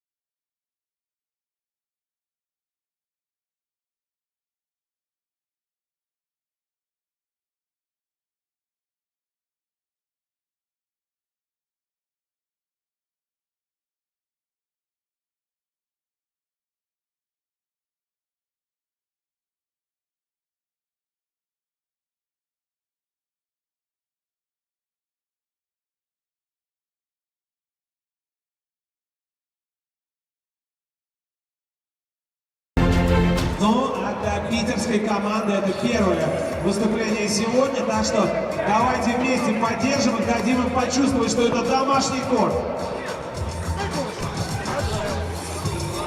Ну и пока у нас In front of the whole crowd, top Rosenergo Adam Lyas Sosnow Vibor is ready to play for the first time ever here at the second stage of the United League Europe 3x3 against Energa 3x3 Dance.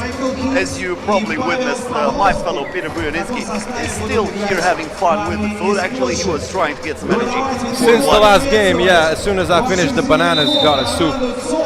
Yeah, okay, so right now, Rosenergo Adam versus Energa Dance. Energa Dance already with a loss in the tournament. They lost against Riga moments ago. 22-11 was the score there. So basically, they are forced to win this game in order to stay alive in the competition. The key matchup, Shalva Shatashvili versus Michael Hicks. Don't get fooled on that. Shalva Shatashvili having only 17 points in the first tour because, like we mentioned before, all the Moscow teams were eliminated in the first round of the competition. Rosenergo Adam went through the quarterfinals, but that was it, so they did not play too much games. Once again, Michael Hicks showing his pecs right in front of us here, next to our booth. And once again, they have to change colors for this very interesting game in another top group, I must acknowledge that. Only one life to live, that is said on the back of Michael Rayshon Hicks. Plays for Poland, he lives in Poland for the last 12 years, plays for the Polish national team on basketball 3x3. He's 36 years old and he is the leader of his team with the absence of the great Piotr Niedźwiecki, who is now absent, the giant, the Polish giant, who was the most dominant center, one of the most dominant at least at the first stage.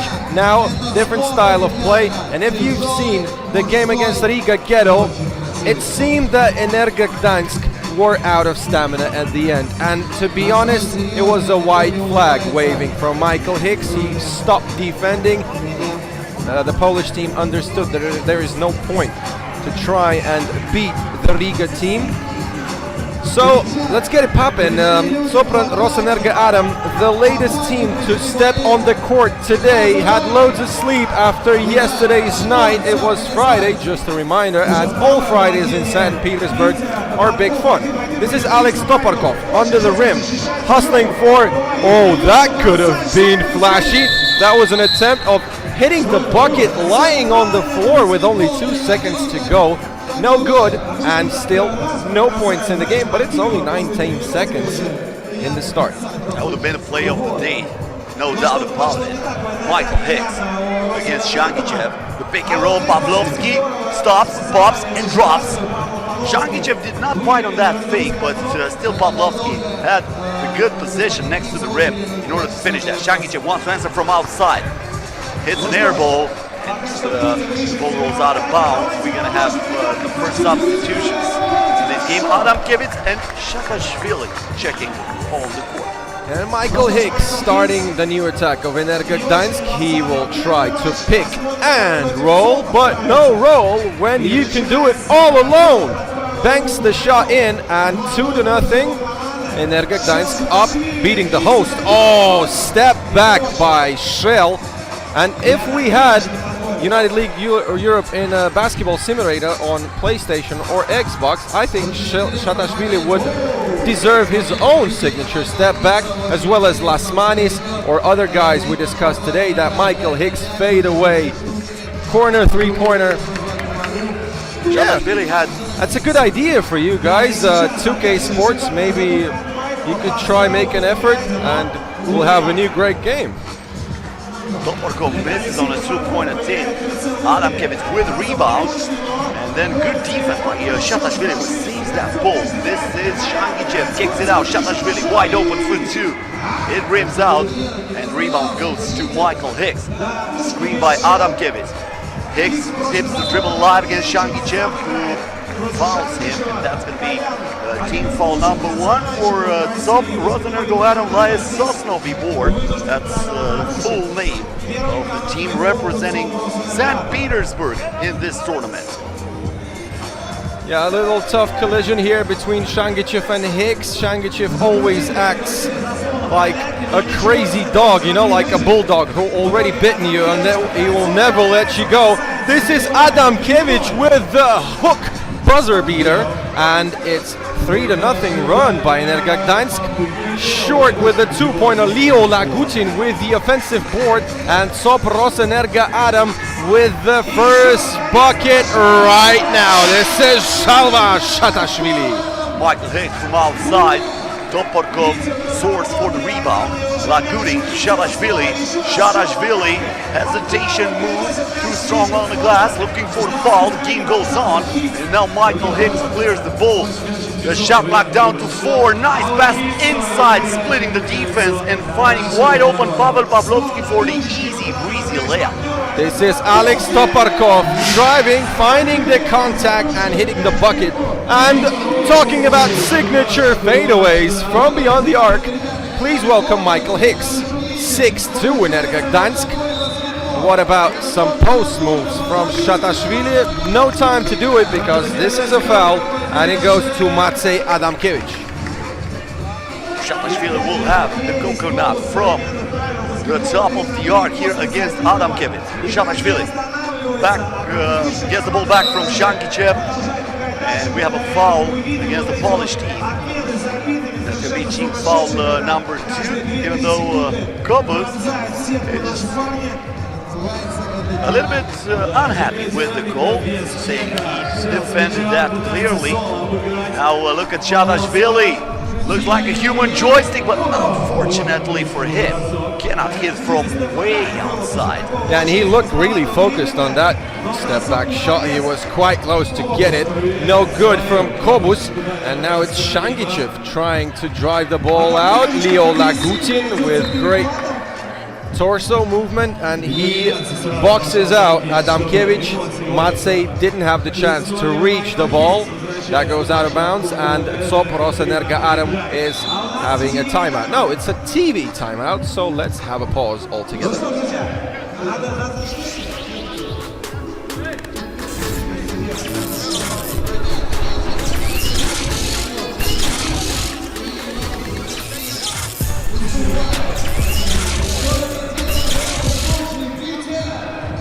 Okay, we're back, and it is 75 years of nuclear power in Russia. So top Rosenerga Adam LaS from Sosnovyy Bor, the Leningrad nuclear power plant team from the city of Sosnovyy Bor, 40 kilometers west of St. Petersburg, with their first matchup of the day against Energa Gdańsk of Poland. Only 2 points on the scoreboard for the locals, and we're already 3.5 minutes into the game. So after the timeout, Leo Lagutin and Michael Hicks start their matchup. One-on-one basketball. Leo scoring 6-3. Hicks turned around Jade for 2. Got only one part of the board. Not even close to that shot. This is Leo Lagutin. Once again against Michael Hicks. Lagutin waiting for the screen. A lot pass inside. Toporkov rises. Misses the shot. Gets back the rebound. Fresh shot. Lagutin wide open for 2. Good.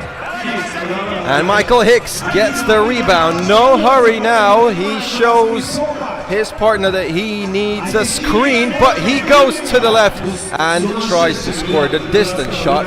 Michael Hicks, never too many distance shots for Mr. Hicks. He never gets tired of shooting. Shatashvili here with the ball. Shangichev on the wing. Toporkov trying to create some space, puts it up and puts it in over Adamkiewicz. The degree of difficulty on that shot was up to the roof here in the Raduga Mall, because Adamkiewicz is now the tallest player in this Polish team, standing at 2 meters tall. but Toparkov was still able to knock it down from outside, and now the ball goes out of bounds. It will stay with Energa Gdansk. 6 seconds on the shot clock. Leo Lagutin, great hustle for that steal attempt. No good this time, and the ball rolls out of bounds for Energa Gdansk. Possession, Pavlovsky starting this attack. And he goes for the two-pointer, and Kobus is the biggest man in the paint to get the second chance point and put Energa Gdansk up by 2. Shell going for the shooting foul, but eventually no whistle. And looks like Team Rosenergo Atom has 5 more seconds to continue their attack. Looking for a distant shot, I suppose, and this is Toparkov, 2 in a row, no good this time. Shangic fighting for that rebound and somehow saved that ball, even though he was between 2 defenders, and now puts it inside to Toparkov, who is posting and toasting, and that was delicious for Rosenergo Atom, who trails by only 1 now. Michael Hicks through the screen. Hicks trying to create some contact, and he was fouled, but not in the act of shooting. So they're gonna give the ball to Energa Gdansk, and also they're gonna hit Michael Hicks with a technical foul for I think it was Mati Adamkiewicz actually hit with a technical foul, but that will mean 1 free throw for Rosenergo Atom and a chance to tie it at 7. Leo Lagutin at the free throw stripe with a chance to even things up here in Radugamo, and he does. 7-all with 5 minutes to go. The crowd obviously is chanting for top Rosenergo Atom from Sosnovyy Bor. But Energa Gdansk are super motivated to win this game because they lost their first matchup against Riga Ghetto, and if they lose this game, they're not going to the playoffs. Once again a foul against Michael Hicks. He's getting the ball back for a shot clock. Leo Lagutin standing in his face. That's an international duel. Both players represented their countries throughout the years. Leo Lagutin played for the Russian Federation. Michael Hicks for Poland. Back-to-back doubles. First it was Michael Hicks, and then Shalva Sharashvili answered with a double of his own.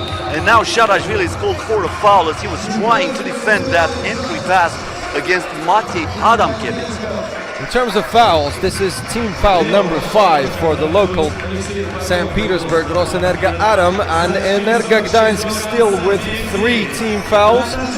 This is Michael Hicks hustling for the ball. Oh, what a play by Shangichev. He forces a jump ball, and that could have been a technical, but Semyonovinov does not take the whistle against Michael Hicks, who is really upset by that decision, or maybe by his own play. This is Shangichev to Toparkov, who is probably the key player right now for Tsop.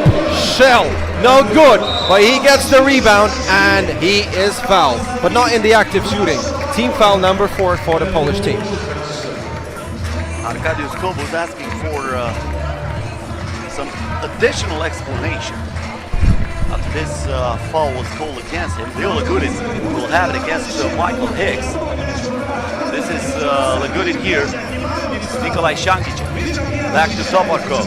Toparkov on the drive. That will not count. And going to be called for an offensive foul. So, no basket. The ball goes back to Energa Gdansk. 4 minutes and 25 seconds left until the end of the game. We're still tied at 9. And now the referees, Yakov Tarasov and Semyon Avinam, giving a warning for Toparkov and his team. If they will try and discuss their foul decisions, they're going to get a technical next time. They were lucky right now, because Toparkov was really emotional about that whistle. That goes out of bounds. Great defense by Leo Lagutin, and he forces Michael Hicks stepping on the baseline. That means turnover for Energa Gdansk. Shell starting this attack for Rosenergo Atom. Can he push through Michael Hicks? No, he leaves it to Toparkov. Nope. That was a great handoff by Sharashvili, because he also used his body to create a screen for Toporkov. Toporkov was wide open beyond the arc. Unfortunately for him, unable to hit. This is Michael Hicks on the wing. Hits the dribble line, lets it fly, knocks it down right between the eyes of Shatashvili. And just like that, Energa dumps with a 2-point lead. Can Shatashvili answer? Gives it back to him, and he is fouled on a 2-point attempt by Michael Hicks.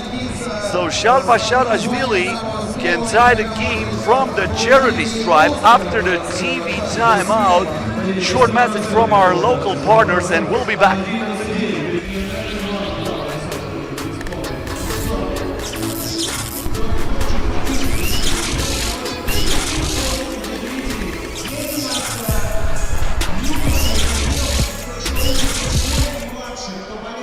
Okay, guys, let's come back to Top Rosenergo Adam from St. Petersburg and Energa Gdańsk of Poland.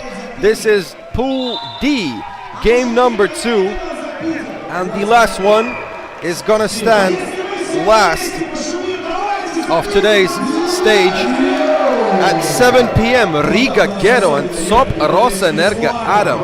And if Rosenergo Adam could beat Energa Gdańsk, that would be game for first place with Riga Ghetto. The same situation, no, not the same. Energa Gdańsk, they need to win this game in order to give themselves a chance to qualify to the playoffs of tomorrow.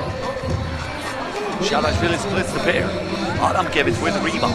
Hand off to Michael Hicks. Hicks stops the dribble, the bounce pass inside, nicely done, but Adamkiewicz cannot hit with the left hand. Now Shatashvili clears the ball, finds Toporkov, no. A little bit too strong on the pass, and the ball goes out of bounds. Both teams with some mistakes here, especially on the pass. And once again, we have a turnover. This is Pavel Pavlovsky starting this attack for Energa Gdańsk.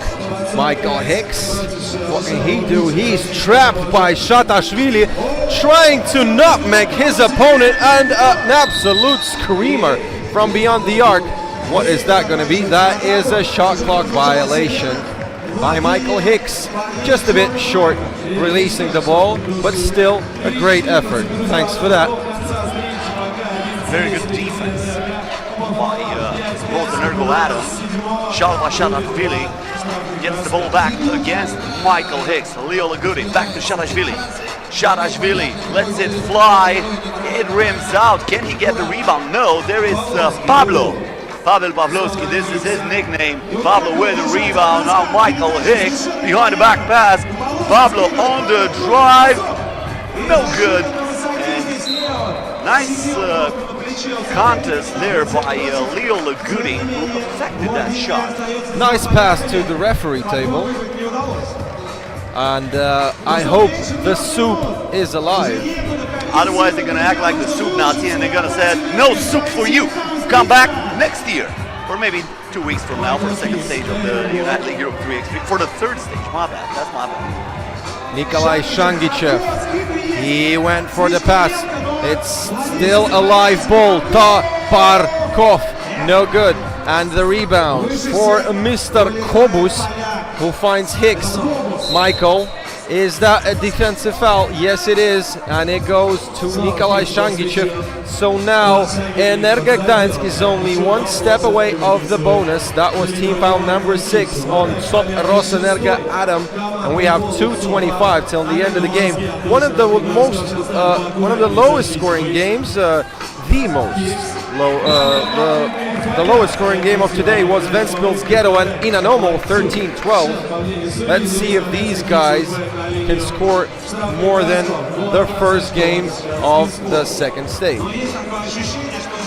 So you're talking about 2 free throws. Michael Hicks was smart enough to get the contact there, and he is now at the free throw line for 2 shots. The first one, he is able to sink it.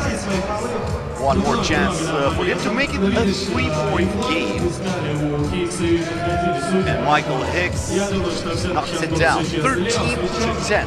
The score with 2 minutes and 15 seconds until the end of the ball game. Leo Lagudin here.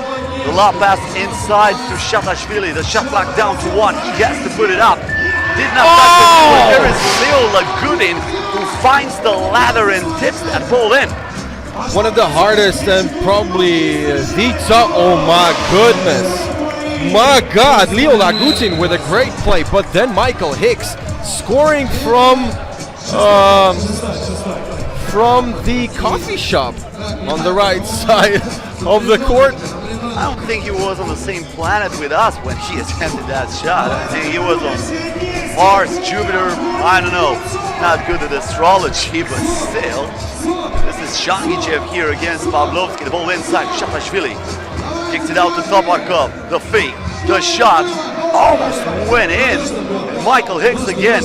Will he put that up? No, this time he is driving fast and furious to the rim. And he split the D with his fakie.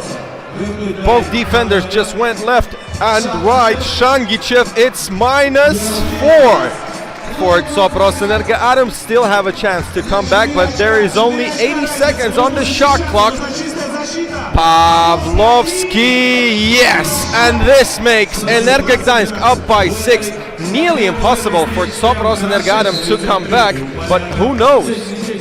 They desperately need a double here in order to make it a 4-point game with 65 seconds until the buzzer sounds for the final time.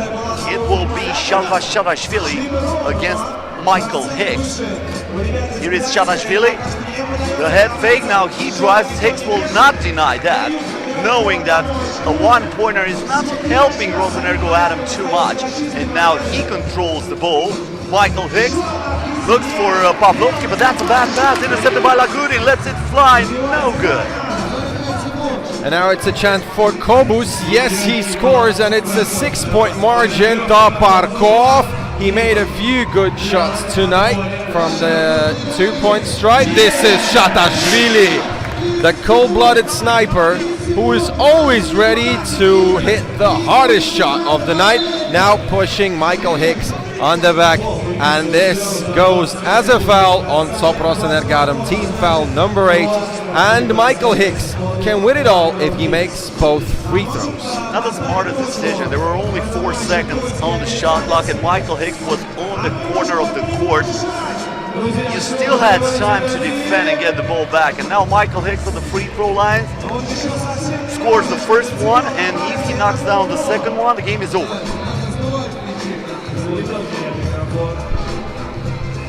Yep, this is Michael Hicks and his free throw once again winning the game. So it's 21-15, Energa Gdańsk beating the hosts Top Rosenergo from St. Petersburg.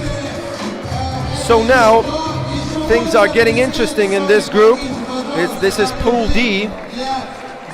Riga Ghetto beat Energa Gdańsk 22-11, and now the Polish team has a chance to go through to the playoffs because they beat Top Rosenergo Adam. But everything will be decided in the final game between Riga Ghetto and the hosts from St. Petersburg. Now it's Michael Hicks with the mic with Cosmin Petrescu. Mike, that was a must-win game for you in front of the home crowd against a very good team. What was the key for you in this game to get this W and still be alive in this competition? The first game I wasn't much of a leader. I went to the back, got my thoughts together, just play our game and fight. We don't have our whole team, so we're still filling out each other. Not a lot of practice, but as long as I can do what I'm supposed to do, we should be okay. First game I didn't do that. Second game was a little better, but it's a great crowd, nice city, it's awesome here.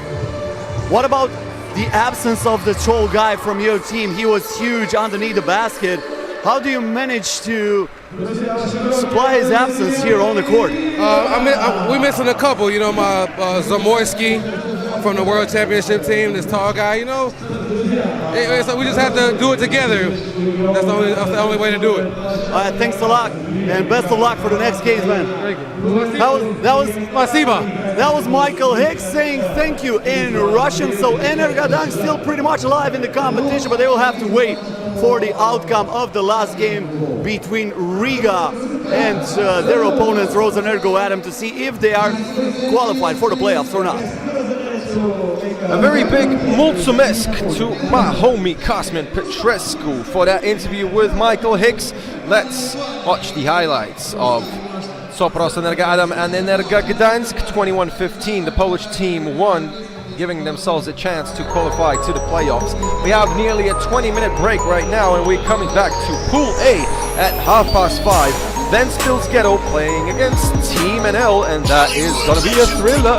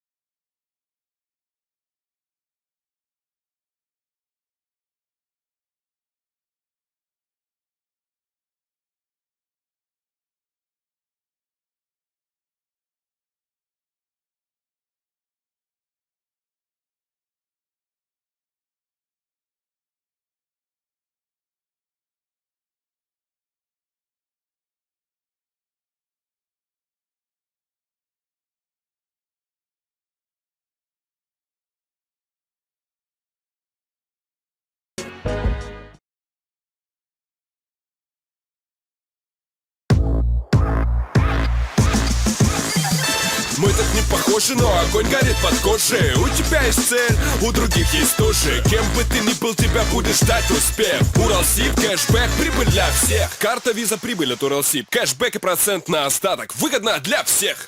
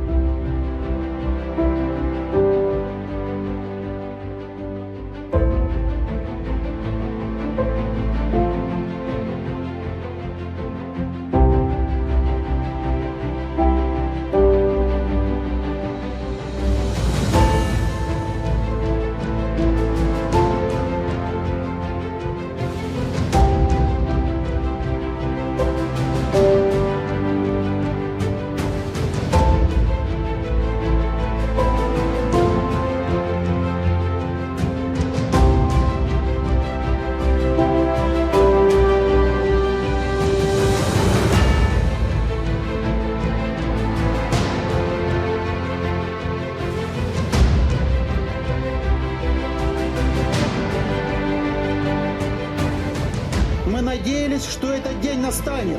И он настал. Город Певек будет городом атомщиков, городом-локомотивом и будет лучшим городом заполярным на земле. С праздником вас! Счастья, удачи и успехов!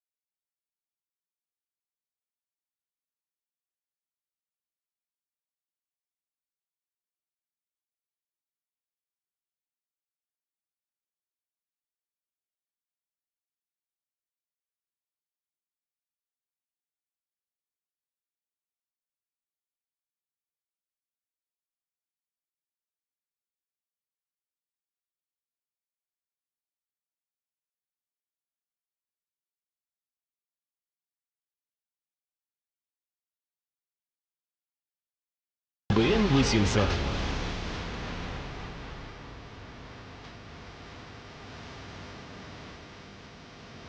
Уникальный проект плавучей атомной станции.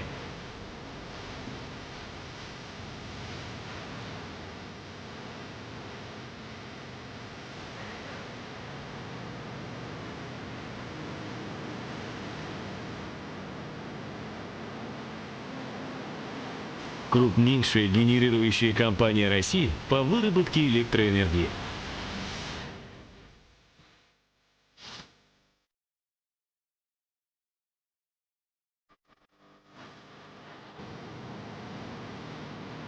Вторая эксплуатирующая компания в мире по установке.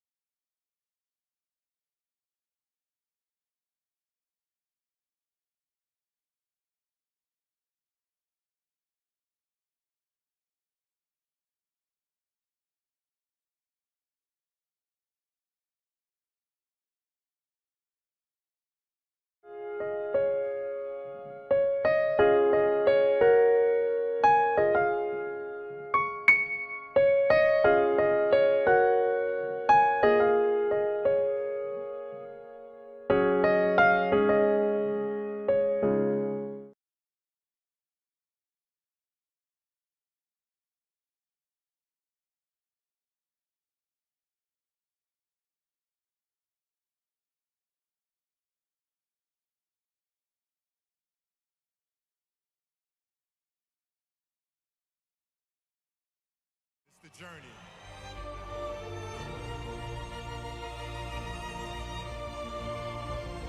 And that's the other forward, 6'6", from Lower Merion High School, Bryant.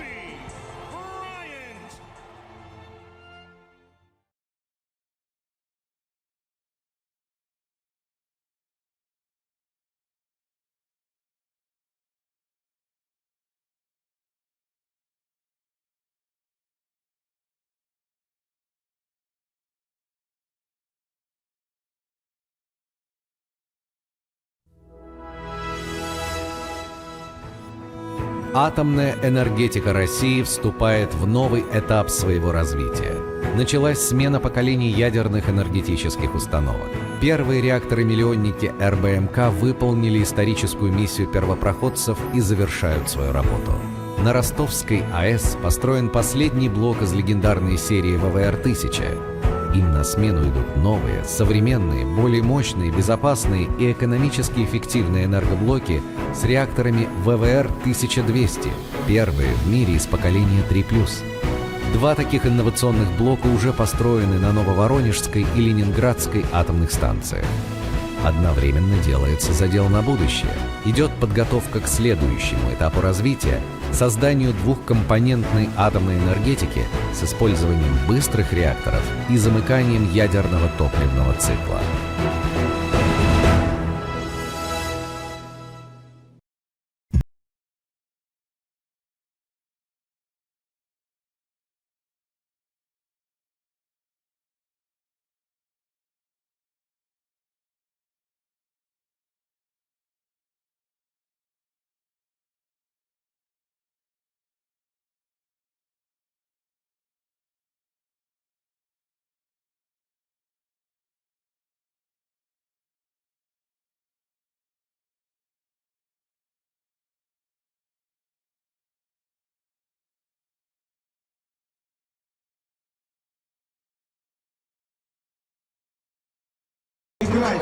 Sjoerd van Wilstedt, Arvin Slachter, Kasper Alek, Up next on the court, Venils Ghetto representing Latvia will take on Team NL from the Netherlands, a game that will decide the teams qualified for the next round of the competition. Here is the roster for Team NL. They are forced to win this game in order to stay alive in this competition. On the other hand, Venils Ghetto, with the roster here on the screen, will have to score at least 18 points in order to make sure they're gonna play against tomorrow.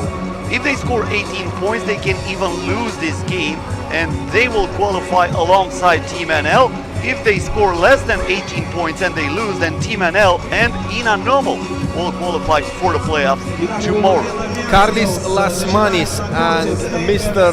Dimio van der Horst is the key matchup of this game. Number 5 of the world rankings and number 21 in the world ranking of FIBA 3x3. Look at the first tour points.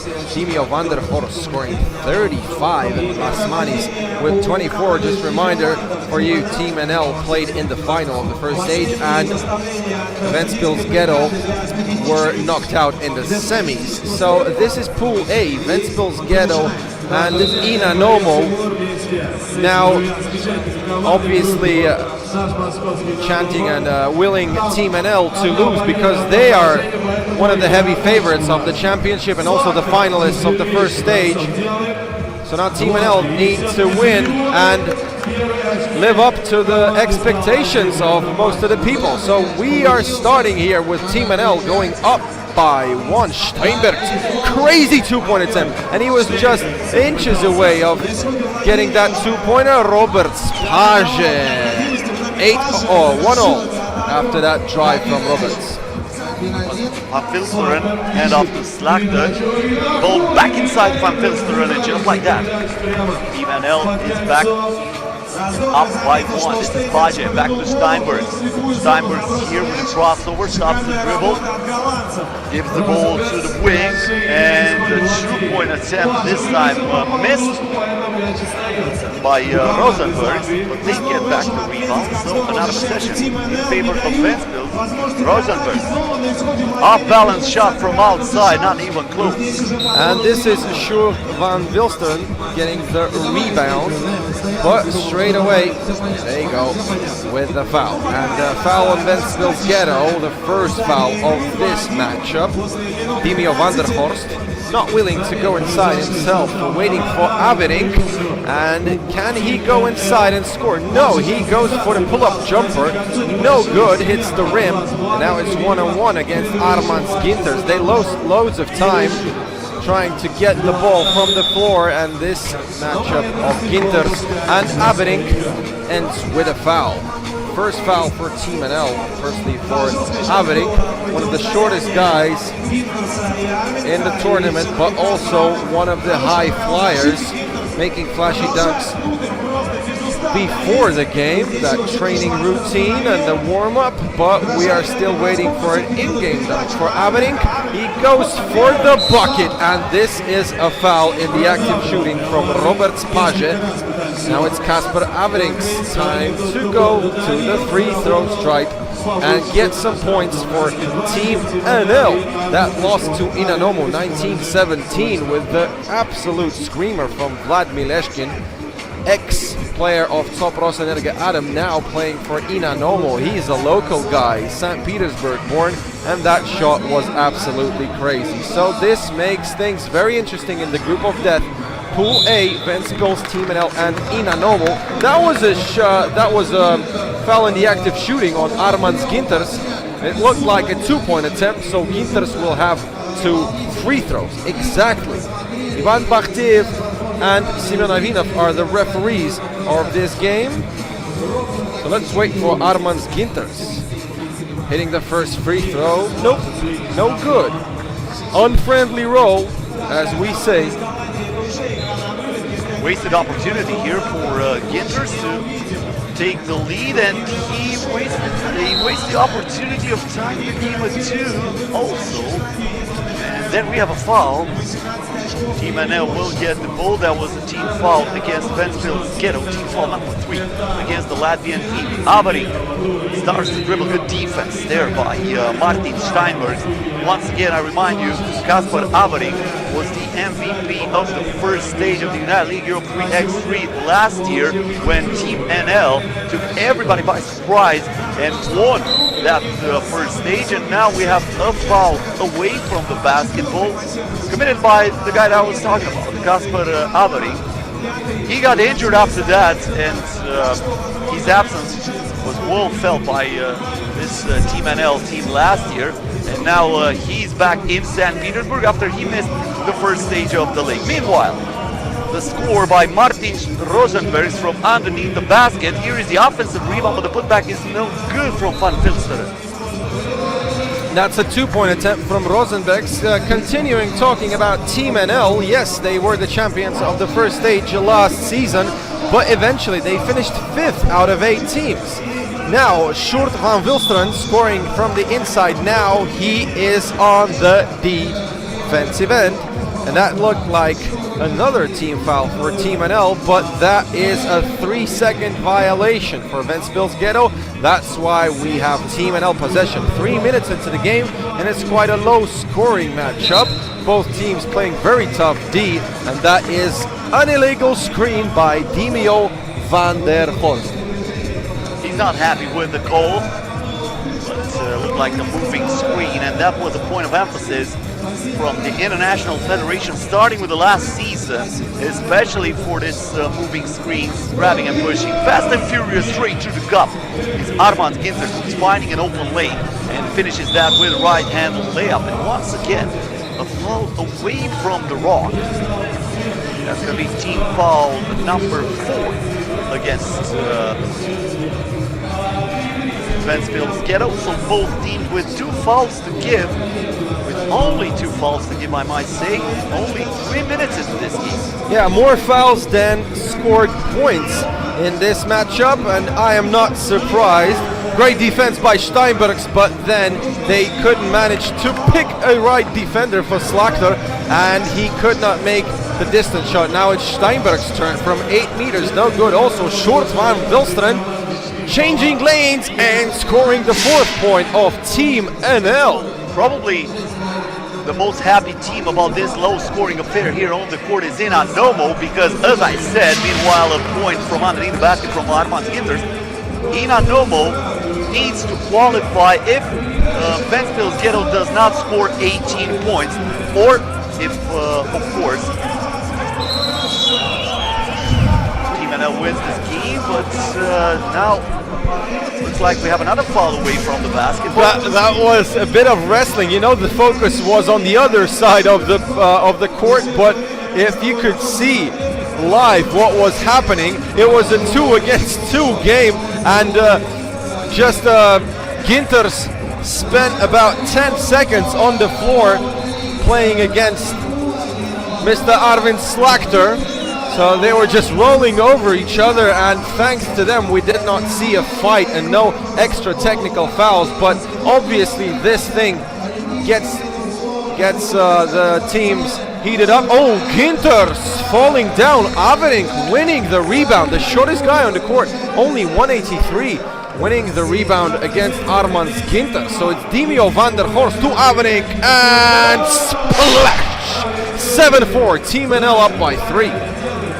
Paje, Ginters, bounce pass to Paje, good defense by Sjoerd Van Vilsteren, flicks that ball and goes out of bounds. 5 minutes and 41 seconds until the end of the ball game. I think everybody forgot about the TV timeout because the game kept on going, and now they are letting them play a floater from way outside of the painted area by Paje. He missed that, and straight to the rim is Arvin Slakter, who gets the point for Team NL, who has double the amount of points of their opposing team. 8-4 the score here. Paje stops, pops, and drops off the window. Great movement of the legs by Robert Spage. 8-5. Ventspils Ghetto on a very low scoring game so far. In and out, just a bit short is Arvin Slakter, and now it's Robert Spage trying to drive inside. He finds the contact. He has 4 seconds to shoot. Is he going to do it himself? Yes, and that is an air ball. Steinberg's no good with that attempt to save the ball, and he goes to Simeon Avinov to discuss that decision, but the ref is absolutely sure that he's right. Steinberg is asking for a foul, but Team NL's got the possession. 5 fouls on Ventspils Ghetto, 4 for Team NL. Short Van Wilstren, nope, but he wins the rebound and goes for the second chance point. Team NL, great run, 9-5. Now 4 minutes and 41 seconds until the end of the game. Very unhappy with the fact that the game went on was Armand Ginters, who was saying he got pushed there on the rebound, and that's why his opponent was able to grab that rock. And now the game is stopped. Once again a foul, that's against Team NL. Steinberg. That was team foul number 5 against Team NL for both teams, with only 1 foul to give now. From way outside is Ginters, and a loose ball foul against Van Vilsteren. So from now on, Ventspils Ghetto is in the bonus. And Martin Steinberg gets a warning that he is going to have a technical foul. Ventspils Ghetto furious with the refs, and this can be a collision between a team and the referee staff. That is quite weird. Ventspils Ghetto in the attack. Armand Ginters doesn't even look to give a pass because he can do it all himself. Beating Dimio van der Horst in the post, 6-9. Van Vilsteren finds Averik. He's going straight to the rim, but chasing from behind is Martin Steinberg, who did not give up on the play and pushed that ball out of bounds. Now we have a timeout with 4 minutes and 15 seconds until the end of the ball game. Or looks like not. No, that's not a timeout. That was actually a technical foul against Ventspils Ghetto. And Van Vilsteren is heading to the free throw line for 1 shot, but he misses this opportunity to put his team up by as many as 4. They're gonna get the ball back. Timo van der Host from the top of the arc here, and he's gonna be defended by Robert Spage. I had a very quick chat with Armand Ginters right now, and he said that the refs don't see how Team NL is grabbing us all the time, all these sneaky plays, and they don't get the whistles. Look, once again, and Armand Ginters gets absolutely furious, but this time the refs give the whistle, so this is going to be a foul on Team NL. Both teams are super close to the bonus. I mean, both of them are actually. That was team foul number 7 for Team NL, and Ventspils Ghetto with a great chance to come back with only 1 point. Good with the first attempt, and this is Martin Rosenbergs, the new guy of Ventspils Ghetto on this squad, and he makes them both. Van der Host, he clears the ball, gives it to Slakter. The hesitation move, drives on the baseline, and that's a foul against Ventspils Ghetto. That will send Sjoerd Van Vilsteren at the free throw line for 2 shots. So Ventspils Ghetto hitting from the free throw line twice a few moments ago. Now Van Vilsteren is going to the free throw line, and once again I have to notice this. The TV timeout should have come here with less than 4 minutes until the end of the game.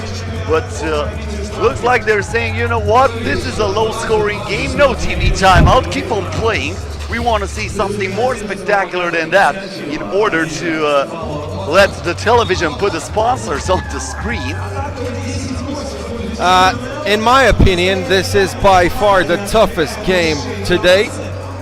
I've never seen so much contact. Guys are just pushing each other, and it's quite close to a fight, to be honest. We've seen some wrestling between Ginters and I suppose it was Arvin Slakter. Yeah, that was their wrestling point. So 18 points only here in the game. Loads of fouls. A friendly bounce for Short van Wilsteren, and this is 11-8 for Team NL. Armans Ginters, and that is a foul on Short van Wilsteren, despite Ginters hitting van Wilsteren in the face. But I don't think that was on purpose. It was too tight deep by van Wilsteren, so I suppose that was just a game contact, nothing special, and he feels fine. I don't think that could be anything serious. No love lost between those two teams. Robert Spaja, as she was checking out of the game, was screaming at the referees that they have to hit the opposing team with a technical foul for a flop against Van Wilsteren. But I think Van Wilsteren, just like you said, was accidentally hit in the face, not on purpose, but he was still hit. I don't think that was a flop. Ginters at the free throw line. Now Van Wilsteren can say bolo lie, like Rasheed Wallace used to say that in the NBA, but he splits the pair. So 1 point here for Ventspils Ghetto. One possession game with Abering driving to the cup, too strong on the glass, gets back the rebound. Will he put it up? No. Kicks it out, Slugter for two, no good. Ginters gets the rebound. Ventspils Ghetto in a tough situation. No fouls to give for both teams. Steinbergs for the tie. No. Who gets the rebound? This is Rosenbergs. So now Avering for +4. No. In and out. Steinbergs with the ball back inside, and a foul on the entry pass against Arvin Slugter. That will send the opposing team to the free throw line. It's going to be Armans Ginters who will head to the charity stripe for 2 shots, and now he'll have the chance to tie it at 11 with less than 3 minutes until the end of this game. Ginters, nope. And these free throws can become crucial for Ventspils Ghetto. They're used to score in good numbers, a good percentage, but not this game. Already loads of misses from the free throw stripe, and if they made all of them, I suppose they could have been ahead a lot of points. That is a great defensive play by Ginters, and can he split the game? Yes, 11-all. Nice spin there by Armans Ginters. Avering here on the drive, puts it in off the glass. And once again, Team NL is up by 1. The ball is cleared here by Rosenberg. Gives it down low to Armans Ginters. Ginters trying to post up. Nice bounce pass inside, finding Robert Spaja. That was a delicious dish, room service for him. Timio van der Horst against Robert Spaja. He's bigger, but Paje with good D. Ginters to Paje. You have 8 seconds more, so now it's Ginters trying to push. Timio van der Horst, fade away, no good. Paje with the rebound, nobody around Rosenbergs, and he could not make the 2-point shot to put Ventspils Ghetto up by 2. Van der Horst. Crossover, the drive, and the finish with a friendly roll for Timio van der Horst. 1 minute and 39 seconds until the end of the game. Team NL is up by 1, and now we have a timeout in a very tight game here. Team NL 13, Ventspils Ghetto 12.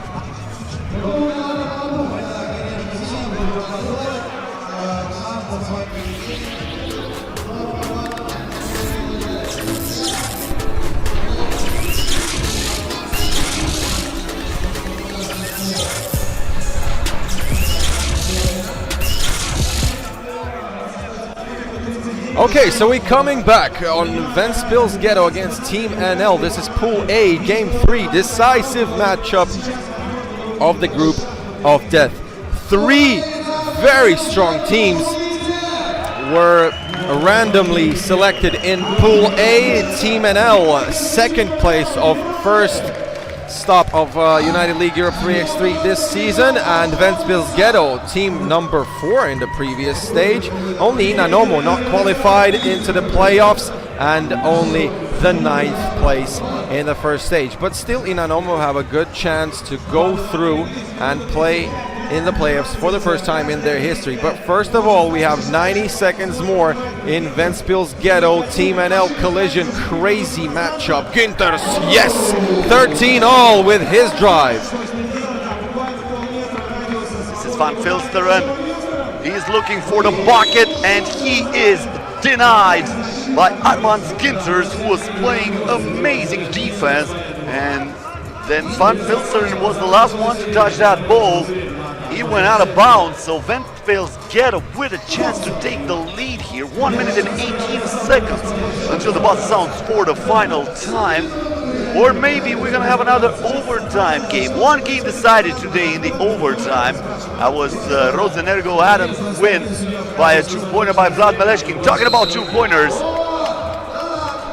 Almost one here from Martin Steinberg, but in the end, he just fixed that ball between the rim and the board. So we're gonna award the ball to Team NL because the first position was awarded to Ventspils Ghetto at the start of the game.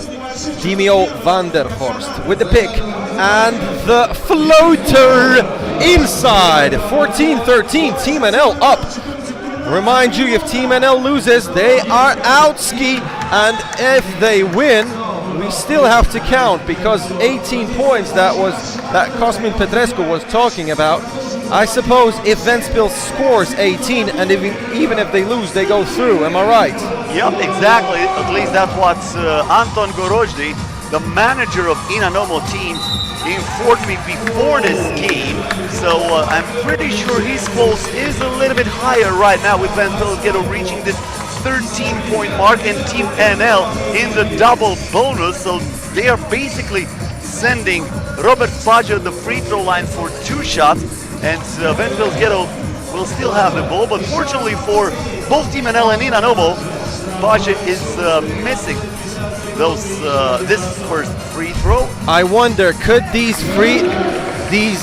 missed free throws could become decisive in the game, because Ventspils, I didn't count, but I suppose they missed about a half of their free throws of this game, and if they made all of them, they could have already won it. But no, still game tied at 14. Günters to come up by 2.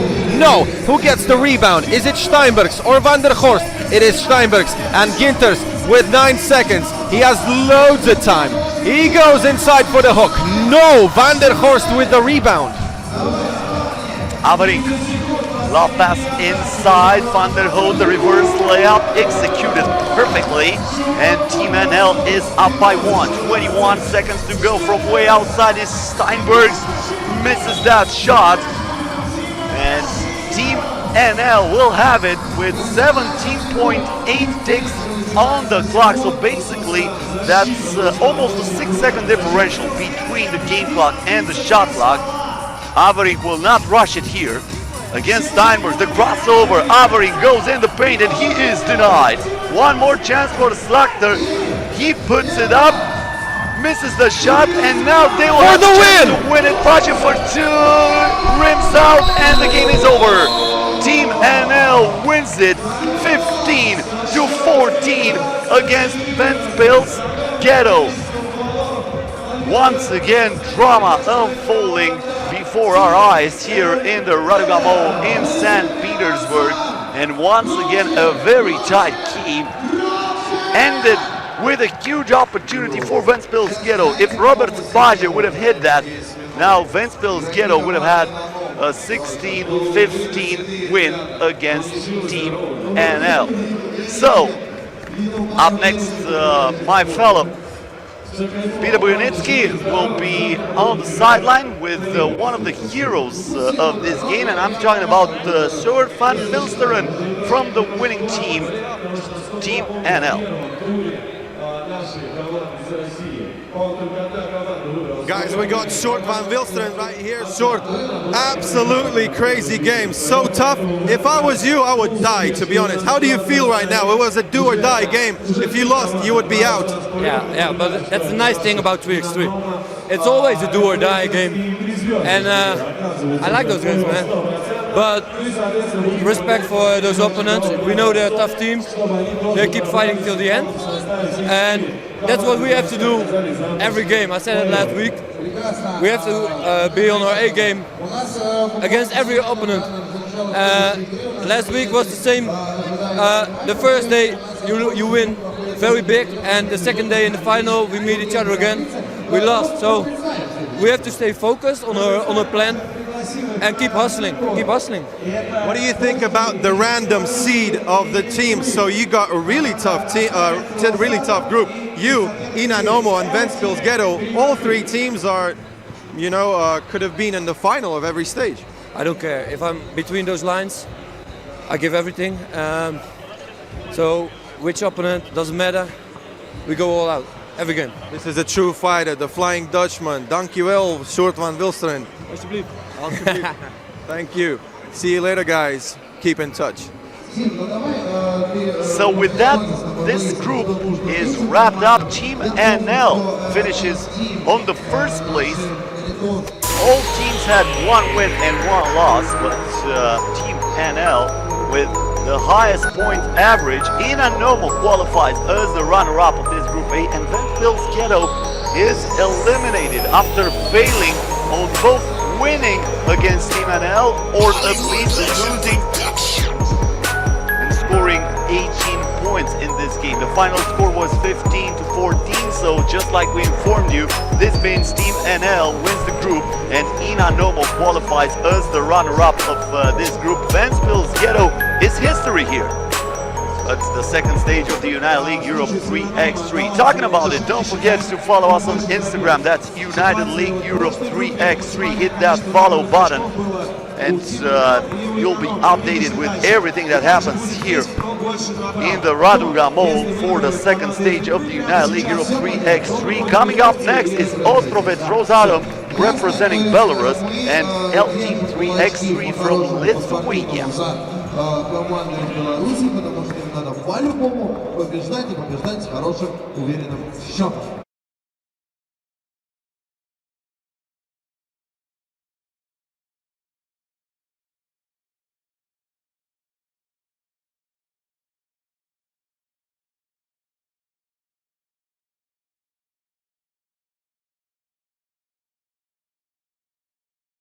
It's the journey.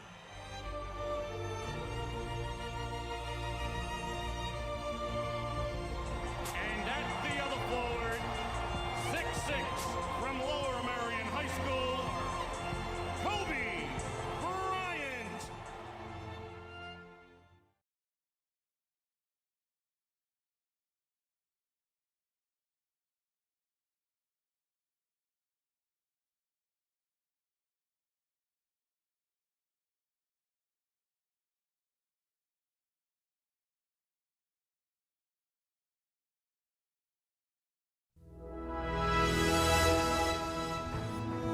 Атомная энергетика России вступает в новый этап своего развития. Началась смена поколений ядерных энергетических установок. Первые реакторы-миллионники РБМК выполнили историческую миссию первопроходцев и завершают свою работу. На Ростовской АЭС построен последний блок из легендарной серии ВВР-1000. Им на смену идут новые, современные, более мощные, безопасные и экономически эффективные энергоблоки с реакторами ВВР-1200, первые в мире из поколения 3+. Два таких инновационных блока уже построены на Нововоронежской и Ленинградской атомных станциях. Одновременно делается задел на будущее. Идет подготовка к следующему этапу развития – созданию двухкомпонентной атомной энергетики с использованием быстрых реакторов и замыканием ядерного топливного цикла.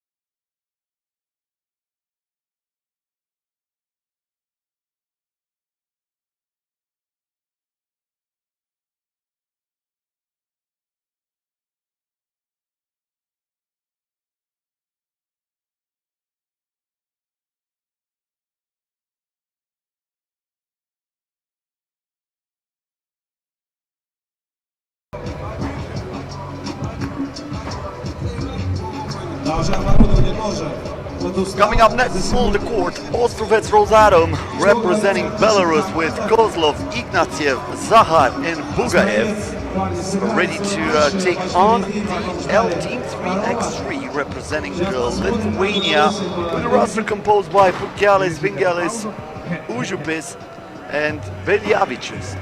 For the L Team, this is pretty simple. They have to win this game and they are through as the winners of Group B of the competition. They still have a chance if they lose this. Actually, this is very complicated for Astraets Rosatom.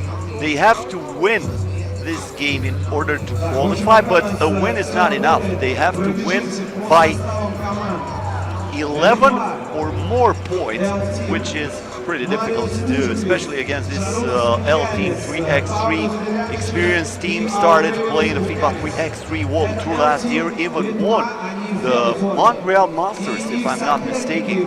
So, under the guidance of this guy, Dainius Novickas, the manager of the L Team 3x3, L Team is trying to go to the playoffs undefeated after this game against Astraets Rosatom. Zahar versus Pukelis might be one of the key matchups here in this game, as we're gonna start with Artyom Kozlov. No, actually they changed their mind, and this is Zahar against Pukelis for the first ball of the game. Here is Ignatiev.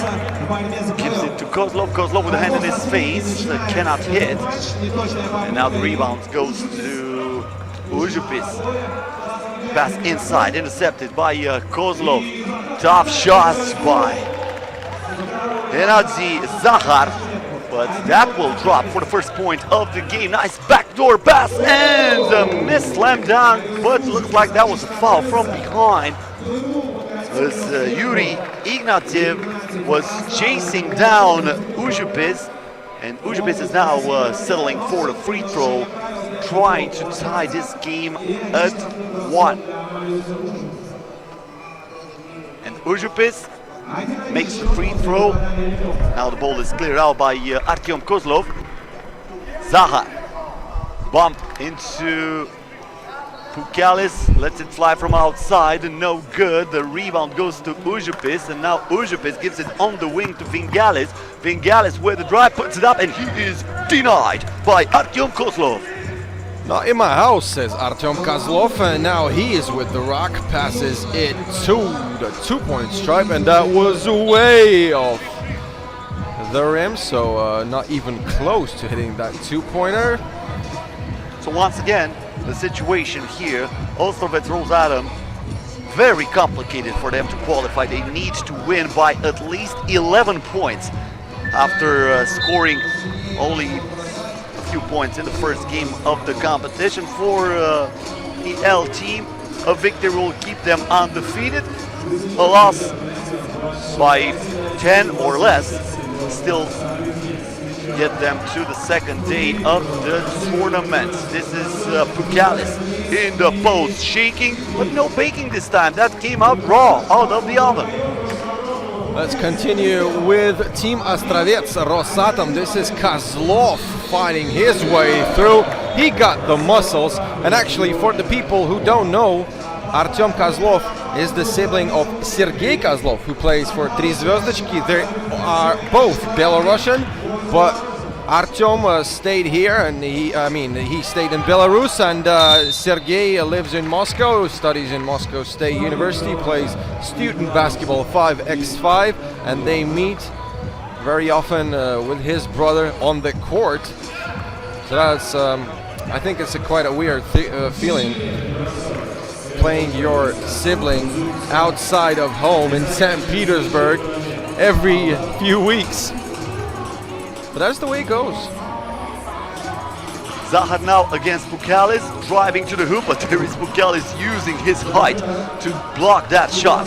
Venils, step back J-foot to splash. 2-pointer by Venils, and L Team is up by 1. Ignatiev, tough shot and very low arcing.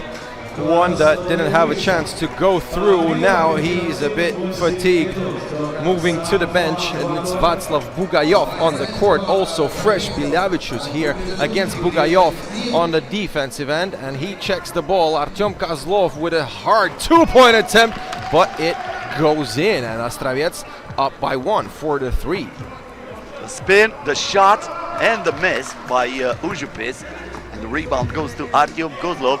Hand off here to Václav Bugayev. Bugayev back on the baseline to Zahar, but he misses that shot. That's not an easy shot, I must tell you that. Meanwhile, Kozlov is the two-pointer. Even though you are so close to the rim, you cannot use the glass, so the pressure is on you. Baseline shot here, in and out for Biljavicius. And once again, Astraets with a chance to extend this lead. Keep in mind, they need an 11-point win in order to qualify. They have a 4-point lead so far, 3 minutes and 40 seconds into this game. Yeah, they're nearly halfway through to their goal, but you know, today no game has ended in a bigger margin than 11 exactly. So it would be the record of the second stage. The record actually is Riga Ghetto against Energa Gdańsk, 22-11, and the funniest thing about it that the score was tied at 10. The drive here and the easy finish for Šarūnas Vingelis. L team trying to come back into this game. Artyom Kozlov with a hand in his face. No good, it rims out. And the rebound goes to Ljubljana. Vingelis for 2. In and out. Once again, Václav Bugayev with the rebound. Bugayev on the wing. Bad pass intercepted by Vingelis. And now we have a foul in the paint. It was Václav Bugayev who recognized the matchup and made a tactical foul. Timeout.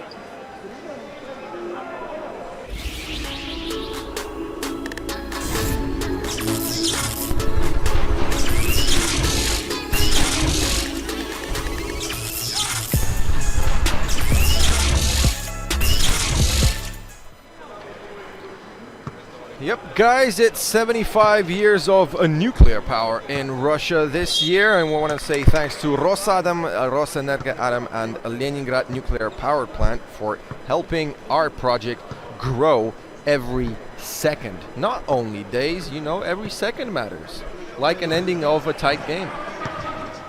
And once again, a big shout out to Rosatom, Rosenergo Atom, Leningrad Nuclear Power Plant, and Uralsib, the main partners of the United League Europe 3x3 in 2020. Also the technical partner, Sport Ego, who is responsible for all the players and stuff, jerseys and equipment.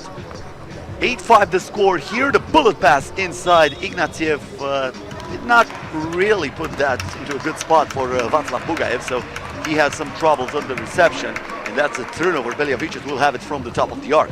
Anyway, that was I think that was a good decision, but just a bit unfortunate with the pass. Now we have another foul, and it goes to Astraets Rosatom. It's team foul number 4. And we see L team having 0 fouls again. They already had a game where they didn't have a foul in the first 5 minutes, and they're 1 minute away of doing the same. Is there any fair play trophy or something? Maybe they're fighting for it too. I don't know. An extra night in St. Petersburg? I would not foul for that. 2-pointer here by Yuri Ignatiev. Astraets Rosatom with a 5-point lead. Just like you said, they're almost halfway there. I was talking about that Living on a Prayer song by Bon Jovi. And looks like they're living on a prayer, and they're up by as many as 6 after this hook shot by Zahar. 11-5 the score. Ljubljana is going straight to the rim and gets the bucket. Yeah, and if Astraets Rosatom will be able to win by a margin of 11 points, that would be probably the most outstanding thing that could ever happen in the second stage of, not the whole stage, but the first day of the second stage of United League Europe 3x3. Quite unlikely to do it because L team is a very tough nut to crack, and they still have 0 fouls. Don't forget about that. When they start fouling, they will receive less points, and they are only 3 points away after this double scoring machine of Aurelius Pukelis. Well, he's starting to go on microwave mode, cooking on every single play there in the post. Back-to-back baskets by Aurelius Pukelis. They will look for him again. 5 seconds on the shot clock. He kicks it out here to Užupis. The fake, the stop, the shot, and the drop. Yeah, he beats the buzzer. A great run by L Team, 3-0, only 2 down, and that means Astraets Rosatom needs to win 21-10, and that means that they can receive only 1 more point. They receive 2, the game is over for Belarus team, and that will mean L Team and Red Faces of Moscow will go through. And now we have a timeout. Of course, L Team would like to stay undefeated in the competition.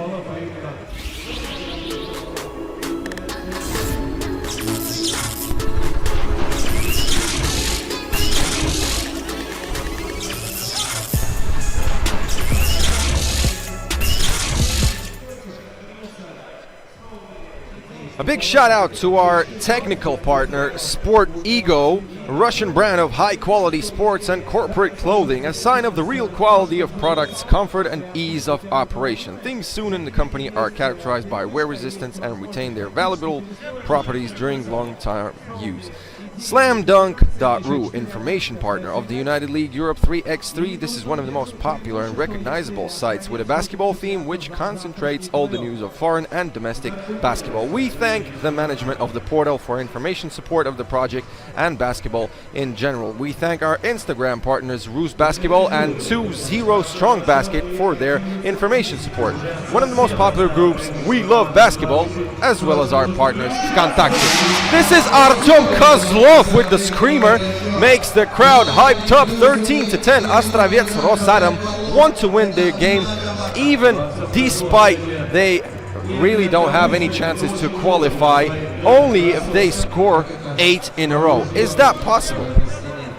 We'll know after the timeout.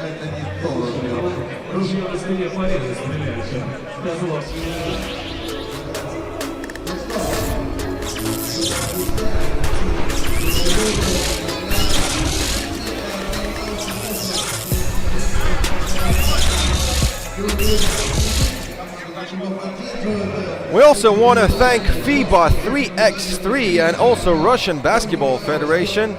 We express our gratitude and say thank you. Let's make the world of 3x3 basketball even more interesting. It's Aurelius Pukelis starting the attack for the Lithuanian team. Belevičius for the... how do you call it? If you win the game, if you don't win the game, but you eliminate your opponent out of the tournament with 4 minutes still to go. But they couldn't manage to score. It's Ignatiev. No time to shoot! Václav Bugayov. Crazy attempt, a bit short. +3 for Astraets Rosatom. What a offensive rebound by Pukelis. Great hustle on the offensive board. And again, it's a margin of only 2 points. So now Astraets Rosatom cannot receive a point if they want to win the game. And also, they need to score 22, not only 21 points. I don't think even Tom Cruise could solve that. This is mission impossible for sure. I mean, come on.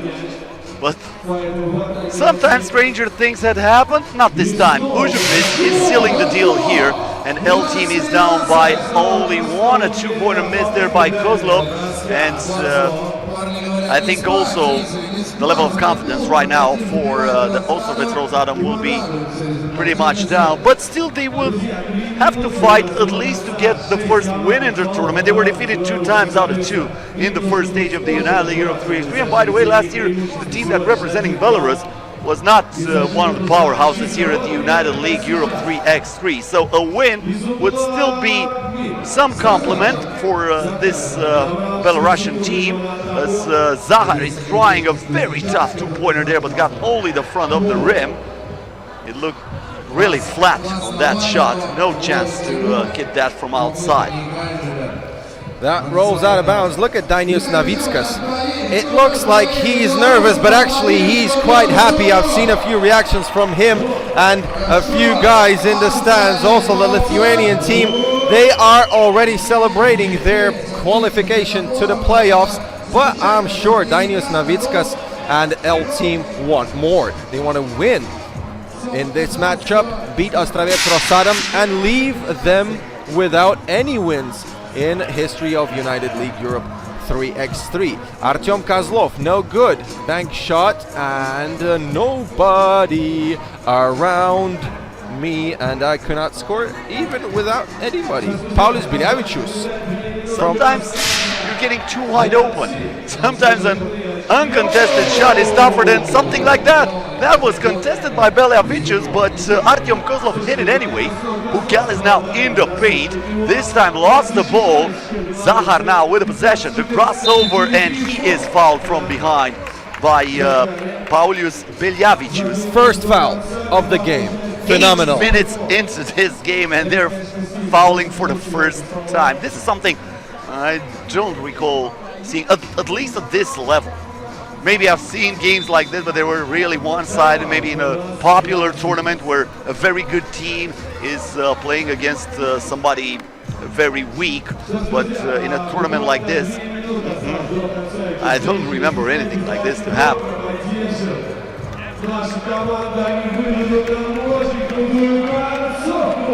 So 15-14 the score here, just like I said, for Astraets, no chances right now to qualify.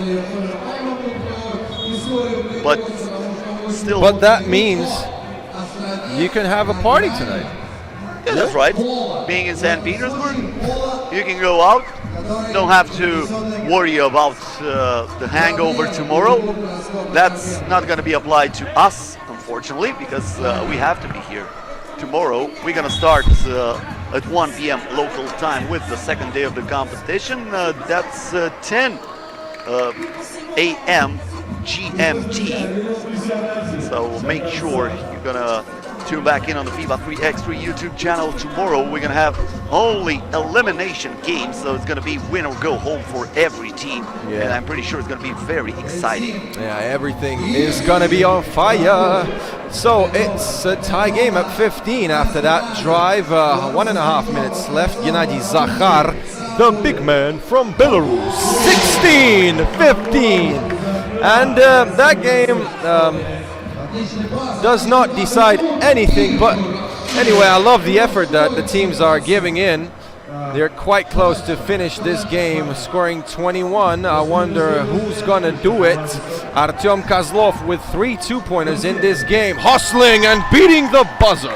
By the way, I did another math here, and I'm not really sure about the rankings, but Astraets might have another chance if they win and score 22 points. They will be tied with Red Faces, and then the FIBA rankings will decide who goes to the next round. But for that, they're not really that far away.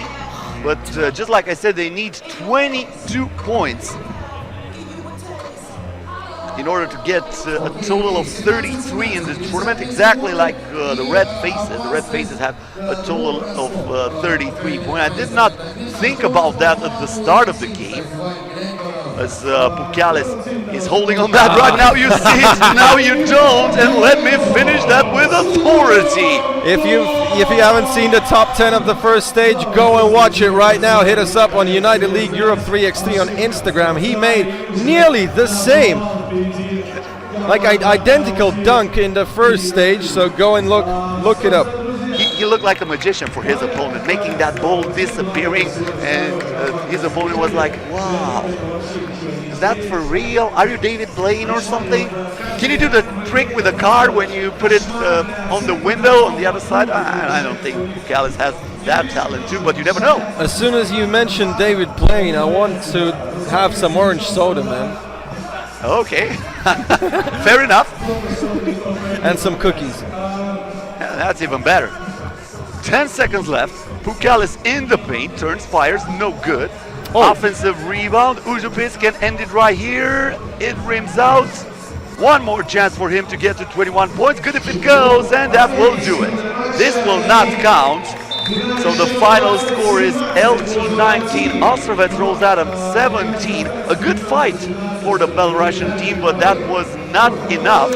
LT winning this game and staying undefeated in the competition, so they will finish first in this Pool B, and Red Faces will qualify on the second place as the runner-up of this Pool B in the competition.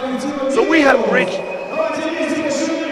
the next to last game of the competition, as the Nils cheerleaders are getting ready to do their dance on the court. We're preparing for the Old Town versus Ljubljana center game. It's going to be a very interesting game. That's going to be a de facto playoff game because both Ljubljana and Old Town lost against Decisive. So the winner of that game will qualify for the next round of the competition.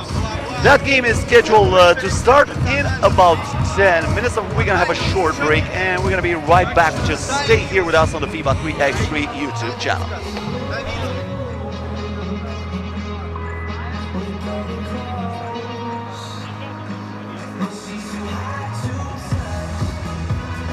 Аплодисменты приветствуются, ребята. Давайте похлопаем девчонкам, они стараются.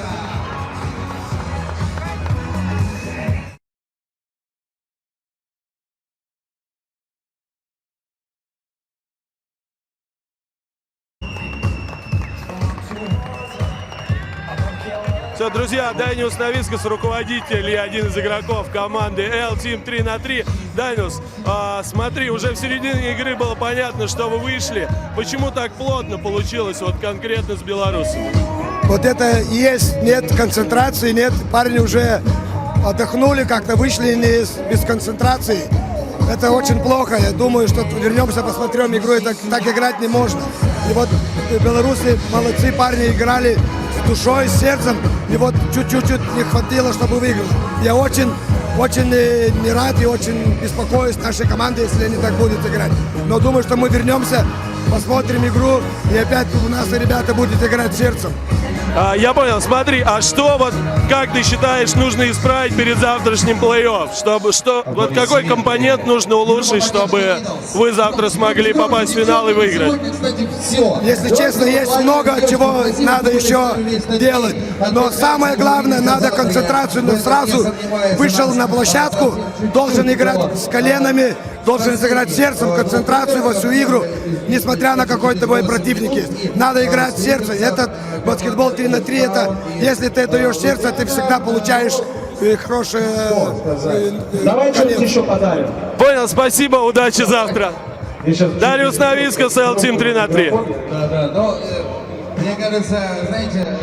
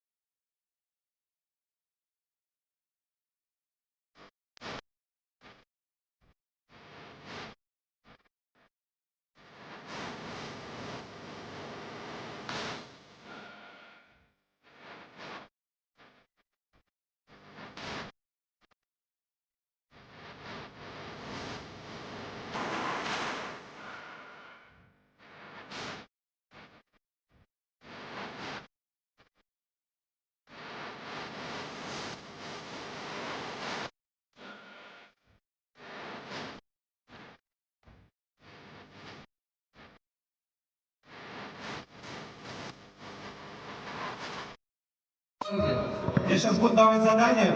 Давайте, идите сюда. Есть еще у нас молодежь, кто хочет сувениры от этих... Дядя на разбитку. Молодец, иди сюда, только чтобы не затоптали. Да, идите к нам ближе. Сейчас мы... А можно мы твой мяч возьмем? Да, давай. Не зря же принес.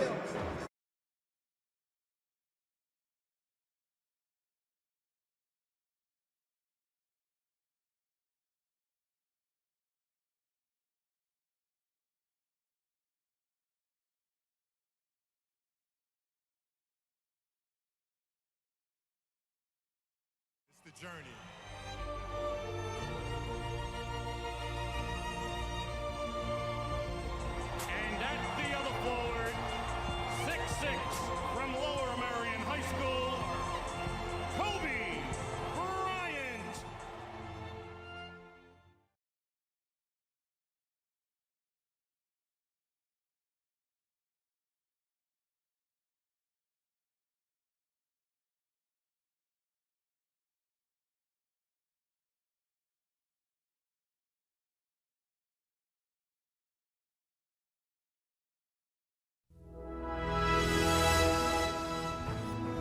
Атомная энергетика России вступает в новый этап своего развития. Началась смена поколений ядерных энергетических установок. Первые реакторы-миллионники РБМК выполнили историческую миссию первопроходцев и завершают свою работу. На Ростовской АЭС построен последний блок из легендарной серии ВВР-1000. Им на смену идут новые, современные, более мощные, безопасные и экономически эффективные энергоблоки с реакторами ВВР-1200, первые в мире из поколения 3+. Два таких инновационных блока уже построены на Нововоронежской и Ленинградской атомных станциях. Одновременно делается задел на будущее. Идет подготовка к следующему этапу развития – созданию двухкомпонентной атомной энергетики с использованием быстрых реакторов и замыканием ядерного топливного цикла.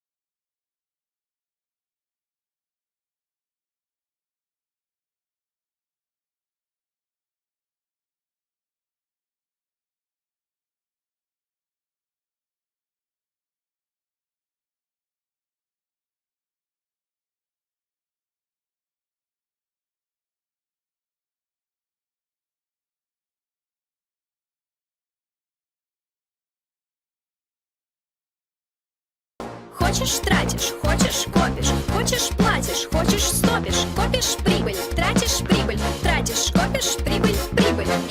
Дружно. Ну и для таких же меркантильных, как я, помимо баскетбола, завтра матч-шоу, возможность выиграть 50 тысяч рублей. Чтобы попасть на эту веселую акцию, вам всего лишь нужно выложить пост. Last game in Pool C of the competition, Old Town versus Ljubljana Center. This is the roster for Ljubljana Center. Old Town here on the screen with Trajkovic, Obradinovic, Perkovic and Milovanovic. The winners of the first stage of the United League Europe 3x3. For both of these teams, the playoffs are starting now, because the winner of this game will advance to the quarterfinals tomorrow. The loser is eliminated. and we're underway with Ivan Popovic breaking some ankles and turning on the Jets for a dunk right from the get-go. Yeah, Ivan Popovic straight to the highlights. Vuk Obradinovic, another great assist to his collection. And we have 1-1 in 15 seconds. Both teams highly motivated because if one loses, they are out ski. This is Pool C. Tri Zvezdichki team from Moscow won both games. They beat Ljubljana Center and Old Town by a margin of nearly 10 points. Even they beat Old Town 21-10. If you remember, the Serbian team from Belgrade, which is Old Town, lost their first game of the first stage of United League Europe 3x3, also 21-10. But then they won the second one. They qualified to the playoffs, and then they conquered everything, and they won the first stage, got 24 points, and Vlade Trajkovic was the MVP with absolutely crazy two-pointers in the end. And that was also the only overtime of the tournament, and it came in the final against Team NL. Basically, they revenge against exactly the team that defeated them 21-10 when the competition started. I don't know. Maybe that will happen again, but that will mean Tri Zvezdichki and Old Town to meet again in the final tomorrow. Long way before that, as Trajkovic is still pretty hot from outside. Another two-pointer here. And for the first time in this game, Old Town is up by 2. And we are just getting started here. Only 51 seconds into this. With stakes as high as this, I'm pretty sure this is going to be a leave nothing on the court game for both of these teams. Vlade Trajkovic was very cold in the first game and they lost to Tri Zvezdichki. The whole team managed to score only 10. Trajko had a few games in the first stage where he scored more than 10 points himself. This is Vuk Obradinovic to Perkovic. He's trying to beat his opponent in the post. 3 seconds to shoot, in and out. No good. An attack for Ljubljana, and it's Popovic. Popovic here stops, pops, and drops from outside. Popovic with all the points for Ljubljana so far. He started with a dunk. He scored from beyond the arc. Now he can do that all, and he needs to take a breath as he's checking out of the game. He is replaced by Yanis Goroshets. As Trajkovic thought about it, Perkovic was grabbed, but the game goes on. Between the leg bounce and the miss then by Marko Brankovic. Quick release by Trajko, but no good. Obradinovic, nope. He gets the rebound, he gets the second rebound, he gets the third rebound, but he cannot still buy a bucket. Habat through the screen, lets it fly from outside, and he knocks it down. Second two-pointer in a row for Ljubljana Center. A 4-0 run in favor of the Slovenian team. Obradinovic with the lob pass inside to Perkovic. Perkovic protects the ball and scores with an easy layup off the glass. Great shot, another one by Žiga Habat. This is a 3-0 run by Žiga Habat. I'm sorry, Old Town managed to score a bucket between these 3 points by number 10 of the Slovenian team. Trajko on the substitute bench. Yeah, looking at Vuk Obradinovic, and it looks like Trajko and Obradinovic cannot understand each other. A few turnovers that still keep Old Town behind. And if they lose, the first stage conqueror is going to be out of the playoffs. That is super interesting. And that was like an unforced error as we witnessed another two-pointer by Habat, because Trajkovic just lost that ball as he was dribbling it. Now Vuk Obradinovic. Obradinovic lowers the shoulder, off-balance shot. It rims out. Habat soars for the rebound. He is wide open on the baseline, but this time he throws an air ball. Gets the ball back after the offensive rebound and scores from underneath the basket. Good find by Yanis Goroshets.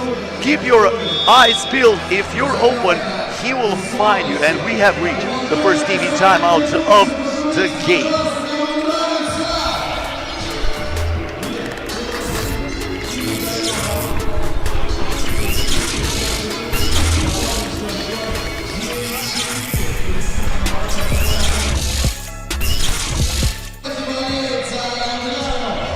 A great shout out and thanks to Bank Uralsib, which is one of the leading Russian banks providing retail and corporate clients with a wide range of banking products and services. In addition to its own network, the bank supports the United ATM Network Atlas, a single technological solution for partner banks. The bounce pass here to Trajkovic, and he throws that down. That was Milos Milovanovic, my bad. Trajkovic was the one with the dish. Nice pick and roll play there by Old Town, who is down by 4. Brankovic gives the ball to Goroshets. Goroshets straight to the rim, and he turns on the jet.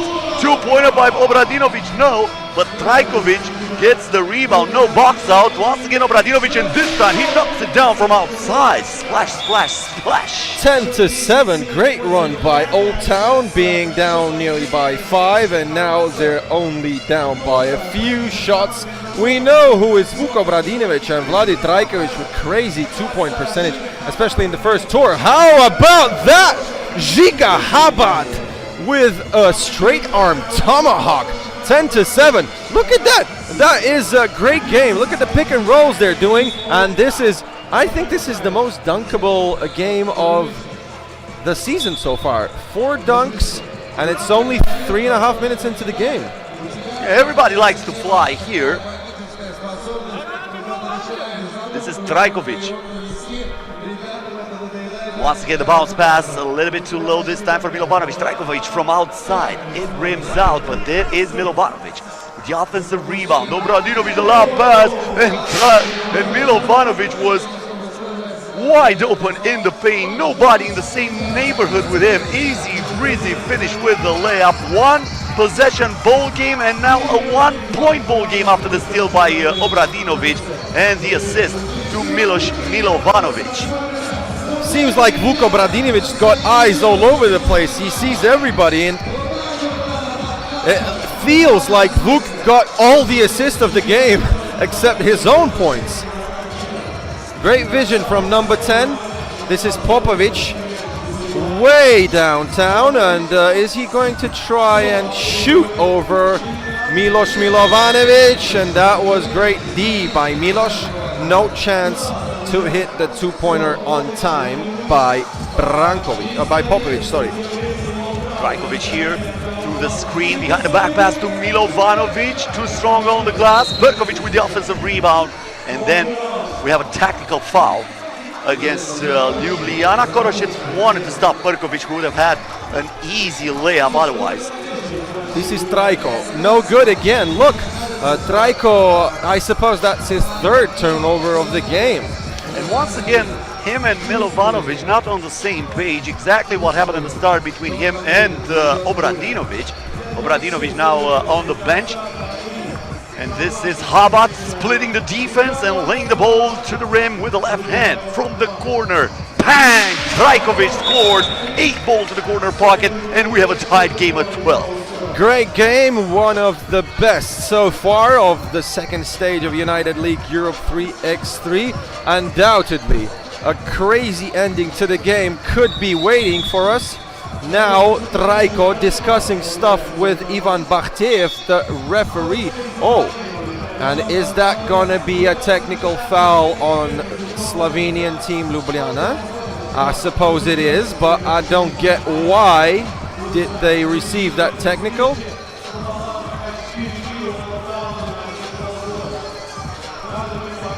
I don't think there's any technical fouls, or if there was, there were technical on both sides. I don't know that. Probably that was a warning. Yeah, that was a technical foul warning, as Obradinovic is pulling the trigger, and he almost got that back, but in the end, it is rebounded by Brankovic. This is Goroshets, back to Brankovic.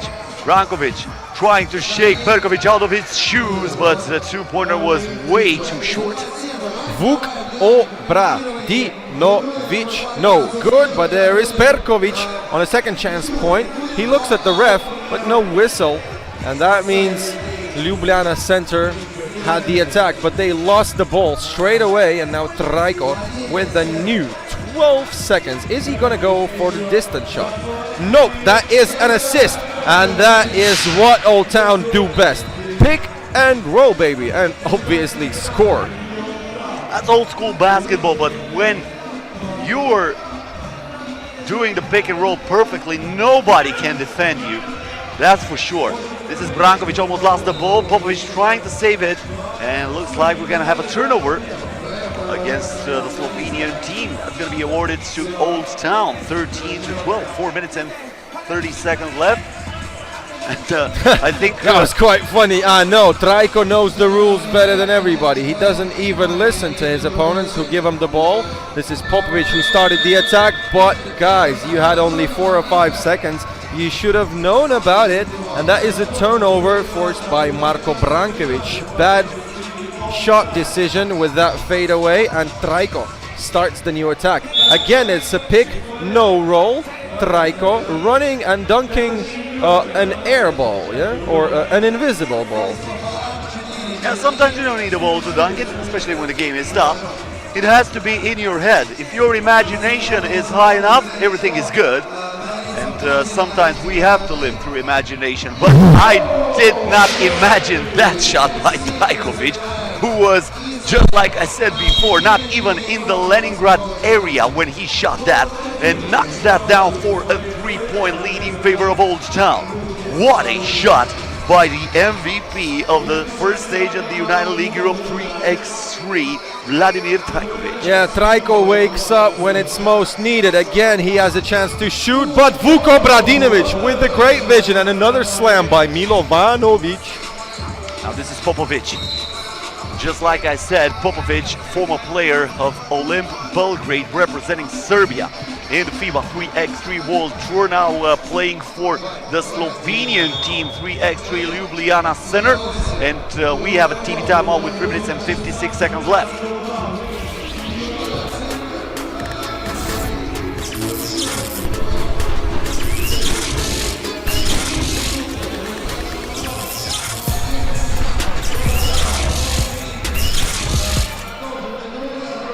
Big shout out to Sport Ego, who is the technical partner of United League Europe 3x3, a Russian brand of high quality sports and corporate clothing. A sign of the real quality of products is comfort and ease of operation. Things soon in the company are characterized by wear resistance and retain their valuable properties during long-term use. Thanks to Sport Ego for providing all the staff with t-shirts and obviously the players with their great jerseys.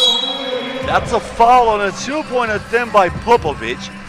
That will send Obradinovic to the free throw line for 2 shots.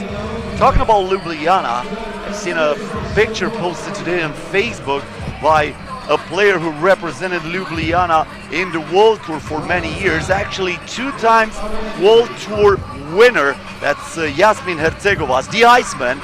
He was at the gym preparing for the new FIBA 3x3 World Tour season, even though we're only in February, is trying to get ready probably for the first World Tour stage that will take place in Doha, Qatar, somewhere in March or April, if I'm not mistaken right now.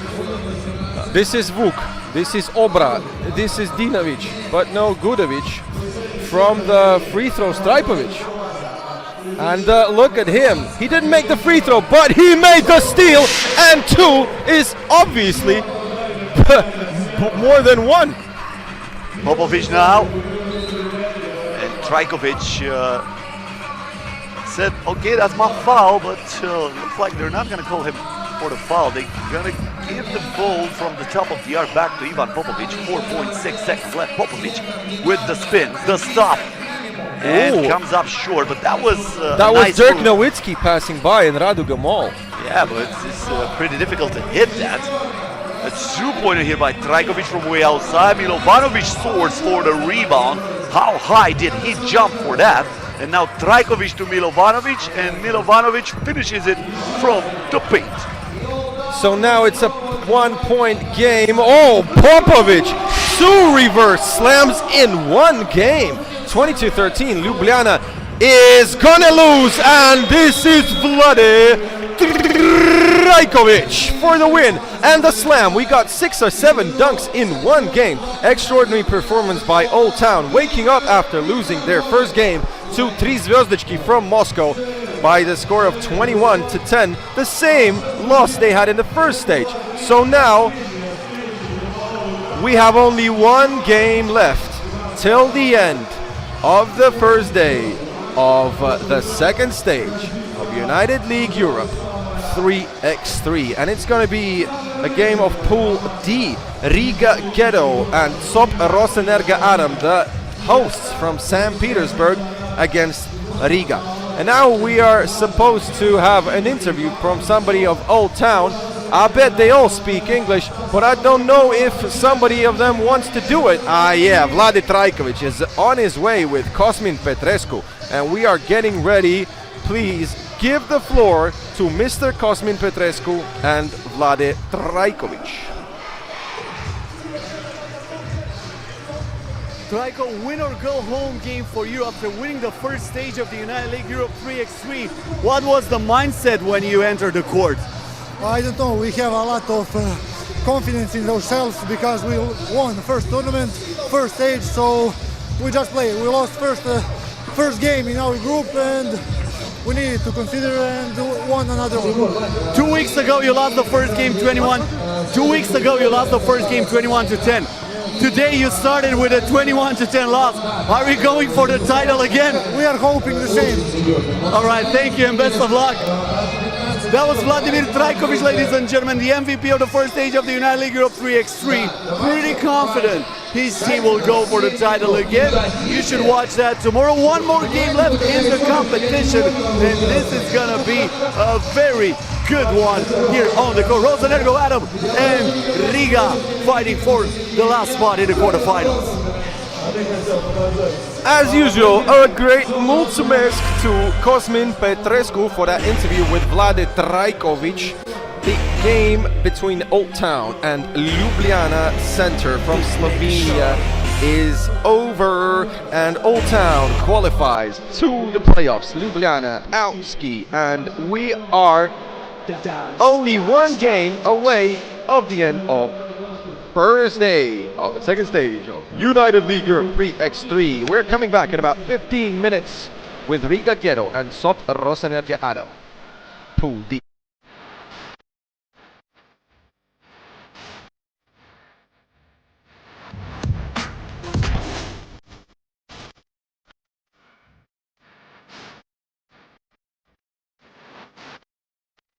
Да? То есть мне не угрожали, а ты такой типа, эй, так,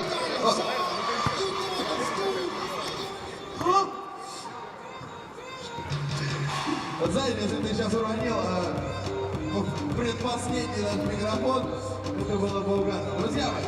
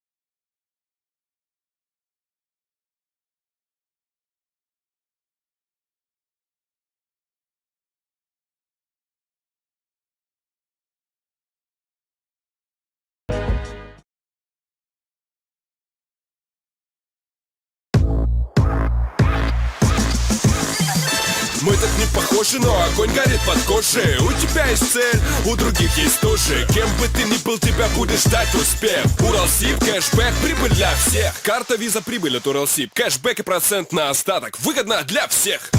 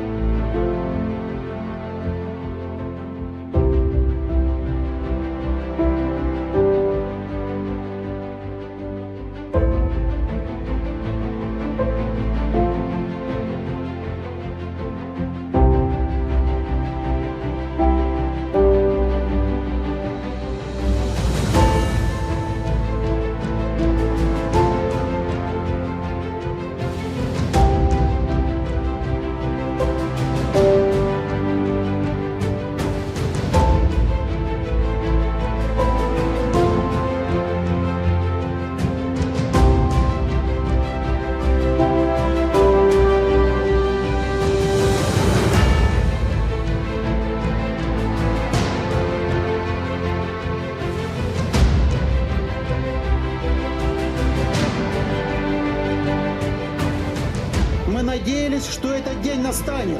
И он настал. Город Певек будет городом атомщиков, городом локомотивом и будет лучшим городом заполярным на земле. С праздником вас! Счастья, удачи и успехов!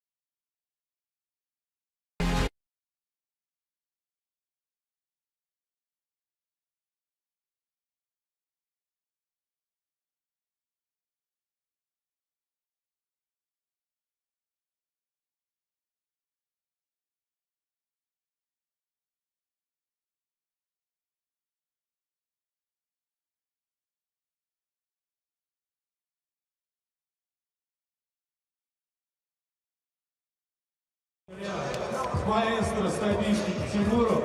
Мы узнали, что чтобы One more game left for this competition today, and Riga Ghetto will face top Rosenergo Adam for a spot in the quarterfinals. Javars, Miezis, Lasmanis and Krumins, the standard roster for the Riga Ghetto team. On the other hand, we have Rosenergo Adam with Shatashvili, Lagutin, Toporkov and Shangichev. I don't know if my math is right, but if I did everything okay, then Rosenergo Adam needs to win by 8 against Riga Ghetto to qualify, or they can have another chance if they win by scoring at least 18 points against this team. For Riga Ghetto, the situation is pretty simple. They need to score 11 points, and if they score 11 points, they are 100% qualified for the next day. Of course, they would like to go there undefeated, and they would like to be there as the winners of this group. Do you remember a game when Riga did not score 11 points?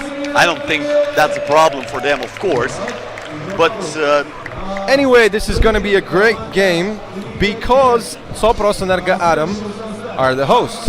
They're from St. Petersburg, and obviously they have the home crowd. They got their girlfriends and friends all around, some of the families. Let's look at the standings. Energa Gdańsk already played both games, so this is the last collision. And Top Rosenergo Adam needs the crowd because they are facing one of the top teams in the world and the reigning champions of the first season of United League Europe 3x3. Okay, let's go. Leo Lagutin, Shil Shatashvili, Alex Taparkov and Nikolai Shangichev are facing off. Nauris Miezis, Karlis Lasmanis, Agnis Chawars and Mr. Edgards Krumins. Let's get it poppin'. Leo Lagutin with the first possession goes to Taparkov. Shell, a great sniper, but Nauris Miezis, great D, and that is a block for Karlis Lasmanis. Now Miezis splitting the defense, but he is denied by Toparkov, who met him on the rim. You have an appointment, but I am the reason you're going to be late for. So they're going to keep the possession to Riga, I think. Or no, they're going to keep the possession to Rosenergo Adam. So the shot clock will not reset. 8 seconds left there. Nikolai Shangichev. Shangichev here with a drive against Krumins, lost his balance, and that's going to be a jump ball. No, the game goes on, and Riga gets it back. Chavars to Krumins. Krumins straight away. He goes for the shot, but it's no good. But we have Agnis Chavars, the great rebounder, the big man of Riga Ghetto. And this is Alex Taparkov. Krumins, Riga style, if they understand that they're gonna get scored on, they just go to the arc and score beyond. Karlis Lasmanis puts Riga up by 2. So far, Shangichev having a tough time against Edgards Krumins. A 2-pointer by Lasmanis. Javar soars for the rebound, then puts it back in over Shangichev. And Riga Ghetto is up by as many as 3. This is Toparkov. Waits for the Lagutin's block. Toparkov was great on the offensive end against Energa Gdańsk, but unfortunately he didn't do the same job on the D. So he got loads of 2-pointers scored over him by Michael Hicks, and Energa Gdańsk beat Rosenergo Adam in their first collision 21-15. So it's rather interesting. What can Rosenergo Adam do against Riga Ghetto, one of the top teams in history of basketball? This is Shatashvili to Shangichev, Leo Lagutin, 5 seconds. Shatashvili! -1 for St. Petersburg. Yes, it's down low to Lasmanis, turns, fires, misses the shot. Lagutin with the box out. And then we have a loose ball foul, I think against Karlis Lasmanis. Or was that against Leo Lagutin? Looks like it was against Leo Lagutin. They are awarding the ball to Agnis Chavars. So that means team foul number 1 against Rosenergo Adam. This is Lasmanis. And offensive foul committed by Miezis, a moving screen. And that's the first team foul against Riga Ghetto 2. That makes Miezis laugh, and he goes up to Yakov Tarasov, the referee of the game, and discussing that was a funny call. Okay, let's get it popping. Once again, Alex Toparkov with the two-handed slam on the open bucket. That is an offensive foul once again, and this one goes on Edgar Skrumin, Riga Ghetto. Second team foul, and both offensive ones. You have to love Toparkov for putting on a show for us. Probably most of the players would have finished that with the layup, but he took his time to go for the slam dunk as Shatashvili is missing from outside. Once again, a hard decision from the referees. Regina Polishuk is telling something to Edgar Skrumins. And now he's with the ball, looking for Chavars. Chavars with the spin. And Leo Lagurin playing amazing defense, not getting on that bite, on that fake pass from Chavars as he was driving to the rim. Shatashvili from outside. No good. Lagurin deflects that out of bounds. Nikolai Shangichev hardly hit in the face, and he is asking for a substitution. Oh my God, as usual, how do you do it, Mr. Shangichev? Once again. Yeah, that is that's quite a hard punch in the face. Kruminch hitting Nikolai Shangichev, and now speaking Russian. Kruminch is good Russian speaker. Oh yeah, I'm so sorry for Shangichev. I know he's a warrior, and that is like a bee bite for him, but maybe we jinxed it, I don't know, because we talked about that earlier as Shangichev is scoring plus the foul. We were recalling the moments from the final tournament last year here at the United League Europe 3x3 when Shangichev needed 11 stitches on his chin after he was hit in the face, and look what happened now. There's no Dr. Lisichkin this time, but we have other doctors, thank to God. Okay, it's Chavars to Miezis for the lead. Riga Ghetto 6-5. Great shot by number 2 in the world rankings, Mr. Miezis. Oh, and another attempt, and he was close to getting 2 consecutive 2-pointers in the bucket of top Rosenergo Adam. There are more people for Riga Ghetto, 4 guys on the court, and Shangichev still getting cured by the Docs, and it looks like it could be a big cut. So top Rosenergo Adam losing time and losing energy because there's only 3 of them without substitutes, and they need Shangichev, one of the best defenders in the business, if they want to try and beat Riga Ghetto and qualify to the playoffs. Ball is stolen here by Krumins, who pulls the trigger and he splashes that in for another 2-pointer in favor of Riga. Toporkov keeps the dribble alive, and he's going to play one-on-one against Lasmanis. Lost the ball. Krumins stole that again, but he missed the 2-point shot this time. That is team foul number 2 for top Rosenergo Adam, and we are on our way to the TV timeout.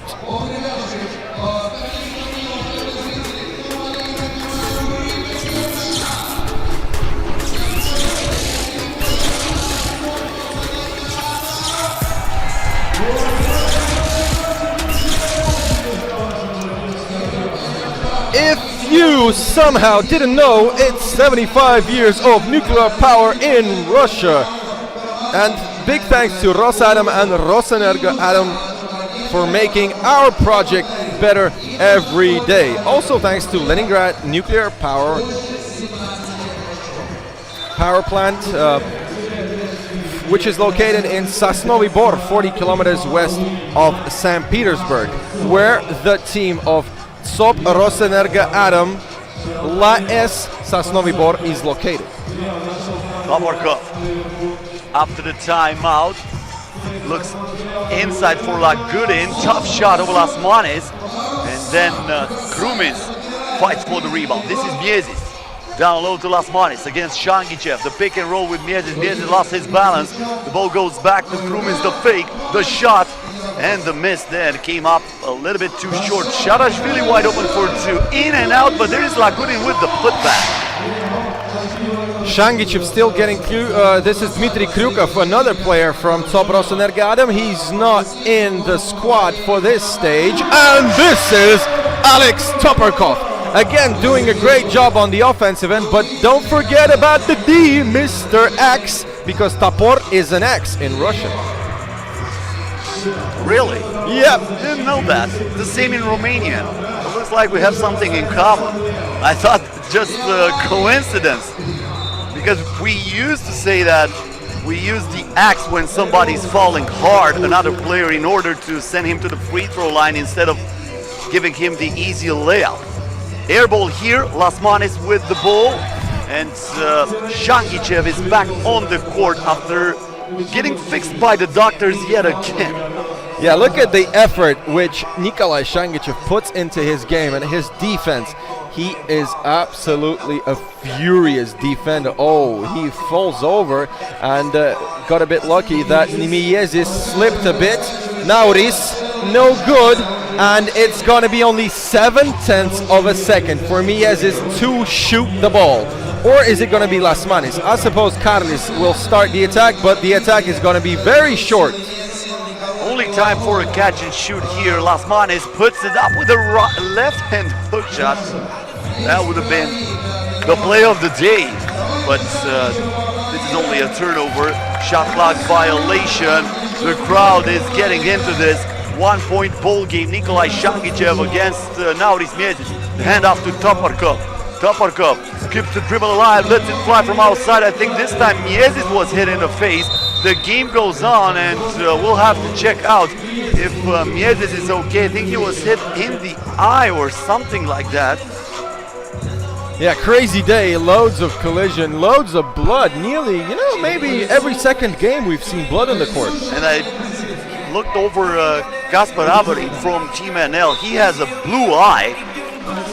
I mean, really blue eye, so he also took a hit sometime in the game. I don't even remember when that happened. Probably he doesn't even remember when that happened. As Leo Lagudin is fighting with Chavars here to keep this possession alive. Finds Shangichev, lets it fly from outside. Oh! What a shot by Shatashvili. Said Shangichev, but that was Shatashvili, my bad. Shell with the two-pointer up by one right now, and what is that? That is a foul before the active shooting of Kruminj. That means this is third team foul for Top Rosenergo Adam. Nauris Miez is still on the bench, and he is putting ice on his nose.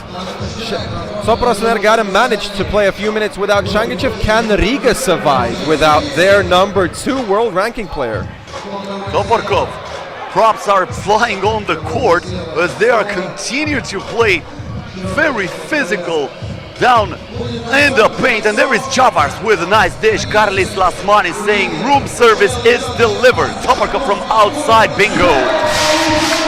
+1 for Top Rosenergo Adam. It looks like this game can be ended at 21 or 22. And I remind you, if Top beats Riga Ghetto and they score 21 or 22, they are going through. Actually, they need 18 points and the win, of course, but at least 18 points or to win by 8, but I don't think that's too much possible right now.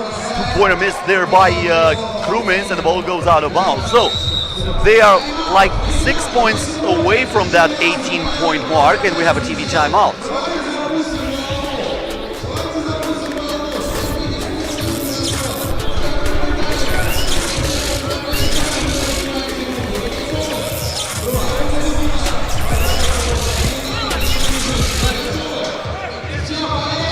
If you didn't know, Uralsib Bank is one of the leading Russian banks providing retail and corporate clients with a wide range of banking products and services. In addition to its own network, the bank supports the United ATM Network Atlas, a single technological solution for partner banks. Thanks for our brand new partner, Uralsib Bank. Toporkov after the timeout, thought about it, hand off to Lagudin. Lagudin against Krumins, lost his balance. Somebody took the chair of Leo Lagudin. Nice defense by Edgar Krumins. Lagudin was looking for the contact, but Krumins was smart enough to avoid it. And suddenly, Lagudin did not have any solution on that play.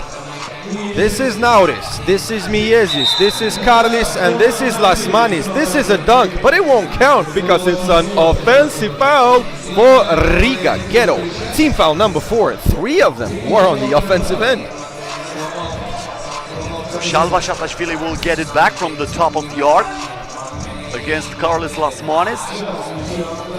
Gives it to Shangichev, and now we have a foul away from the basketball. That's against Aktis Chavars, as he grabbed his opponent. Team foul number 5 against Riga Ghetto. So Riga Ghetto with only 1 foul to give.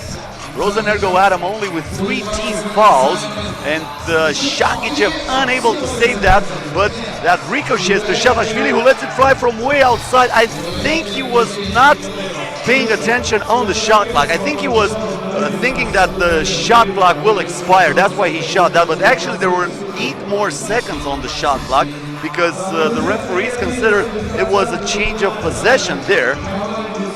Probably Shatashvili believed that he could make that shot because he is one of the top 2-point shooters in the business. This is Riga Ghetto with the ball. Kruminj, 2-point attempt, and it's Leo Lagutin on the defensive rebound.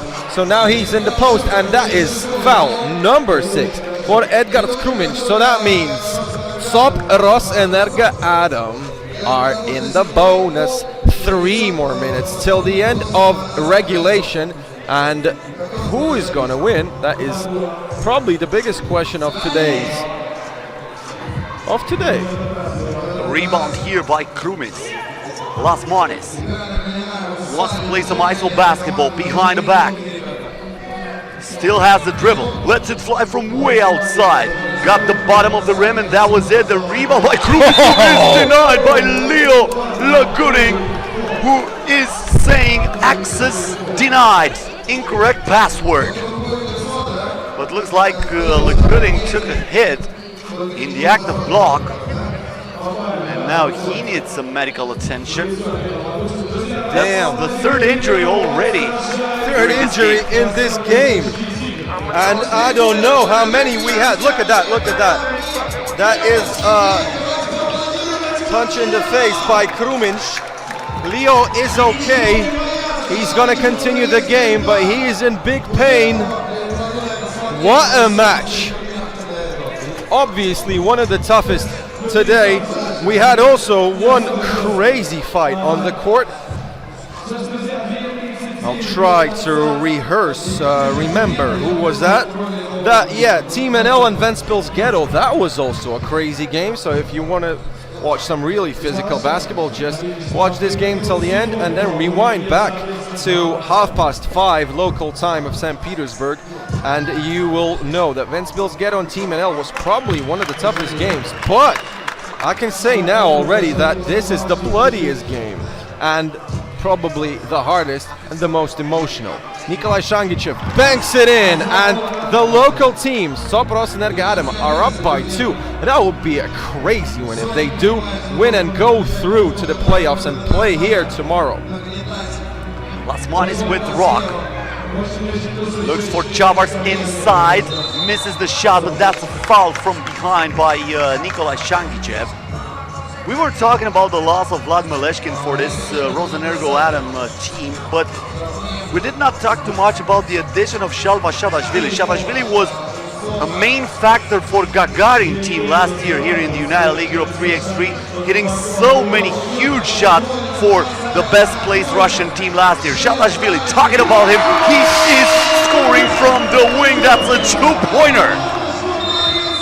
Crazy sequence of the shot, and now this is a foul before the active shooting, foul on the floor. Team foul number 5 for Top Rosenergo Adam. They still have 1 to give. They are 6 points away of the playoffs. Good foul there by Rosenergo Adam, using them perfectly not to give the points to Riga. This is Shangichev, stops the dribble, finds Shatashvili. Can he score again from outside with a hand in his face? No! Doubt about it! Shalva Shatashvili is boiling right now. Carlis Lasmanis, great assist, and he scores the 13th bucket. They need 4 more. Can they beat one of the best teams in the world in this final matchup of the first day? Stage number 2, United League Europe 3x3 under 2 minutes. And if they win this, scoring at least 18 points, or even if they win this by 8 or more, they're also winning the group. Right now, Riga is qualified. I don't think Energa Dunks is pretty happy with what's happening here on the court, because basically they're really close of getting eliminated here. As Carlis Lasmanis is getting the ball back against Tovarkov. Lasmanis on the drive, step back J, nothing but net. Yeah, don't forget that if you lose and don't qualify, you still have a chance to go have a party on Saturday in St. Petersburg. Look, now it's time for Kruminj. Kruminj blood? No blood for Kruminj, but I think at least 4 eyes have suffered during this matchup. Look at Shangichev, he looks like he's been in a street fight. Well, sometimes I'm watching this 3x3 basketball, and judging by the way the players look like after the game, I'm not really sure if that was basketball or maybe a K1 fight, an MMA and UFC boxing game, I don't know. But there's a lot of contact there on the court. From the streets to the Olympics, that was the motto. And this is street ball. This is the essence of street ball. Carlis Lasmanis at the free throw line, missing the free throw. Can you believe that? A cold-blooded player like Lasmanis wasting the opportunity of making this a 3-point game. Rosenergo Adam now has 18 points. That's enough to qualify, but they also need the W. And they need to sustain Riga. They still have 90 seconds, and they will obviously score. This is Nauris Miezis, point number 15 for Riga Ghetto. Nobody needs to foul, otherwise you get 2 free throws, and that is a foul in motion. So Nauris Miezis scratching his head, understanding that they are very likely to lose this game. That's not a big deal for Riga Ghetto. Anyway, they're going through. But you know, it's always great to eliminate the hosts. Shadashvili with the first free throw, no good. One more shot for him, trying to make the 4-point game again as Shangichev checked back into the game, and this went in. Miezis, the ball in the post to Lasmanis. Lasmanis going to work, and he is fouled by Leo Legudin, sending him to the free throw line for 2 shots. That's the worst thing you can do, because you're basically stopping the clock and you're giving one of the best 3x3 players in the world a chance to add 2 points for his team. You know, the effort they're putting in this game and the hustle they do. It looks like a final. You know, like grand finale of the World Tour or of United League Europe 3x3. But this is only the first day, guys. We've seen lots of blood, especially in this game. Sopros and Ergadam, our 1-2 pointer, away of the win. This is point number 20 for Shatashvili. 1 minute till the end. Riga Ghetto dunking Lasmanis. Shangichev to Shatashvili.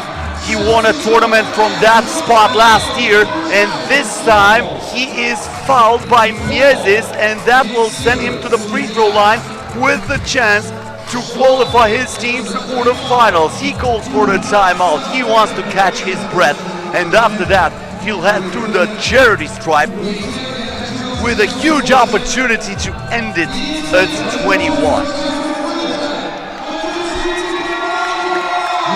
This is insane. Listen to the crowd. St. Petersburg hyped up big time. Their team is 99% in the playoffs. Shatashvili needs to make 1 free throw, and he is absolutely flawless at that point. But as soon as we say and praise the shooters, they are quite likely to miss. But let's see. Off the window. Shalva Shatashvili ending it in style. 21-18 the final score, and Rosenergo Adam lives to see another day here at the second stage of the United League Europe 3x3, and for the second time in a row they are qualified for the playoffs. They're very happy about that. 21-18 in a hard-fought game against Riga Ghetto from Latvia, and we're gonna need to hear it out from at least one of the players from Rosenergo Adam. So Riga Ghetto will still get the top spot in this group after scoring 18 points and losing this game by only 3. Rosenergo Atom will finish second now, and they will qualify as the runners-up of this Group D. And unfortunately for Michael Hicks and company, Energa Dunks, even though they got a win, they are eliminated. Nikolai Shangichev, the Warrior, is on the sideline with our reporter. Николай Шангичев, ЦОПа, Росэнергатом. Коль, затащили тяжелую катку, прям тяжелейший был матч, за счет чего удалось? У нас не было шансов никаких. Мы хотим просто играть завтра и радовать наших болельщиков. Я очень признателен, что все нас поддержали. И все, что для нас сложнее, мы пытаемся реализовать просто и пройти дальше. Мы просто очень хотим побеждать, и все. В этом весь секрет. Я благодарен парням, что пока я сидел и мне делали нос, они просто собрались как мужики, выстояли, и мы выиграли. Вот и все. Это вся общая победа. Коль, еще один вопрос. Что завтра нужно вам добавить? В чем добавить, чтобы выиграть? Просто надо играть так, как сейчас вот эту игру, и все будет хорошо. Когда мы играем на драйве, нас не остановить. Все, спасибо большое, удачи завтра. Николай Шангичев, Росэнергатом, специально для вас. The St. Petersburg Warriors and the Dark Knight of the Warriors, Nikolai Shangichev. I think he needs to go to the hospital, not home. This guy was beaten up big time. We already mentioned that it looked like a street fight, but they beat Riga Ghetto. But I can guarantee one thing for everybody: Nikolai Shangichev is going to be here on the court tomorrow, ready to fight for his team and ready to try to get his team at least to the semifinals. Once again, I remind you, Rosenergo Atom also qualified during the first stage of the competition to the quarterfinals, but then they were eliminated. Maybe tomorrow we'll have the chance to go through the last 4, or I don't know, maybe we'll even play the final. We are going to have a very good day in store for every 3x3 basketball lover tomorrow here in St. Petersburg. Okay, guys, so we'll see you here tomorrow in the Raduga Mall in St. Petersburg. If you don't have a chance to get here, please switch on YouTube channel 3x3 at 2 p.m. local time, St. Petersburg. Oh, big thanks and mulțumesc to my bro is Cosmin Petrescu. That was a fabulous day, great games, super hustle, loads of blood, and that was one of the best days of 3x3 basketball in my life for shizzle. And one more thing, we're gonna start tomorrow, same hour as today, that's 10 GMT, 1 p.m. local time, 10 a.m. GMT, and we're gonna start with Team NL versus Old Town. What a game, a rematch of the final of the first stage of the United League Europe 3x3. Then Riga will play against Red Faces from the Russian Federation. L team will face Rosenergo Atom, and in the last quarterfinal, 3 Zvezdochki, probably the biggest surprise of this first day of the competition, will play against Inanomo in a 100% Moscow duel. And with that, Peter Buyunitsky and Cosmin Petrescu, the host for the United League Europe 3x3, are saying so long for now. See you tomorrow. See you on the court. Хочешь — тратишь, хочешь — копишь, хочешь — платишь, хочешь — стопишь, копишь — прибыль, тратишь — прибыль, тратишь — копишь — прибыль, прибыль. Из кэшбэка, из остатка зарабатываешь гладко. Уралсиб, карта прибыль, а на счете прибыль, прибыль. Карта Виза Прибыль от Уралсиб.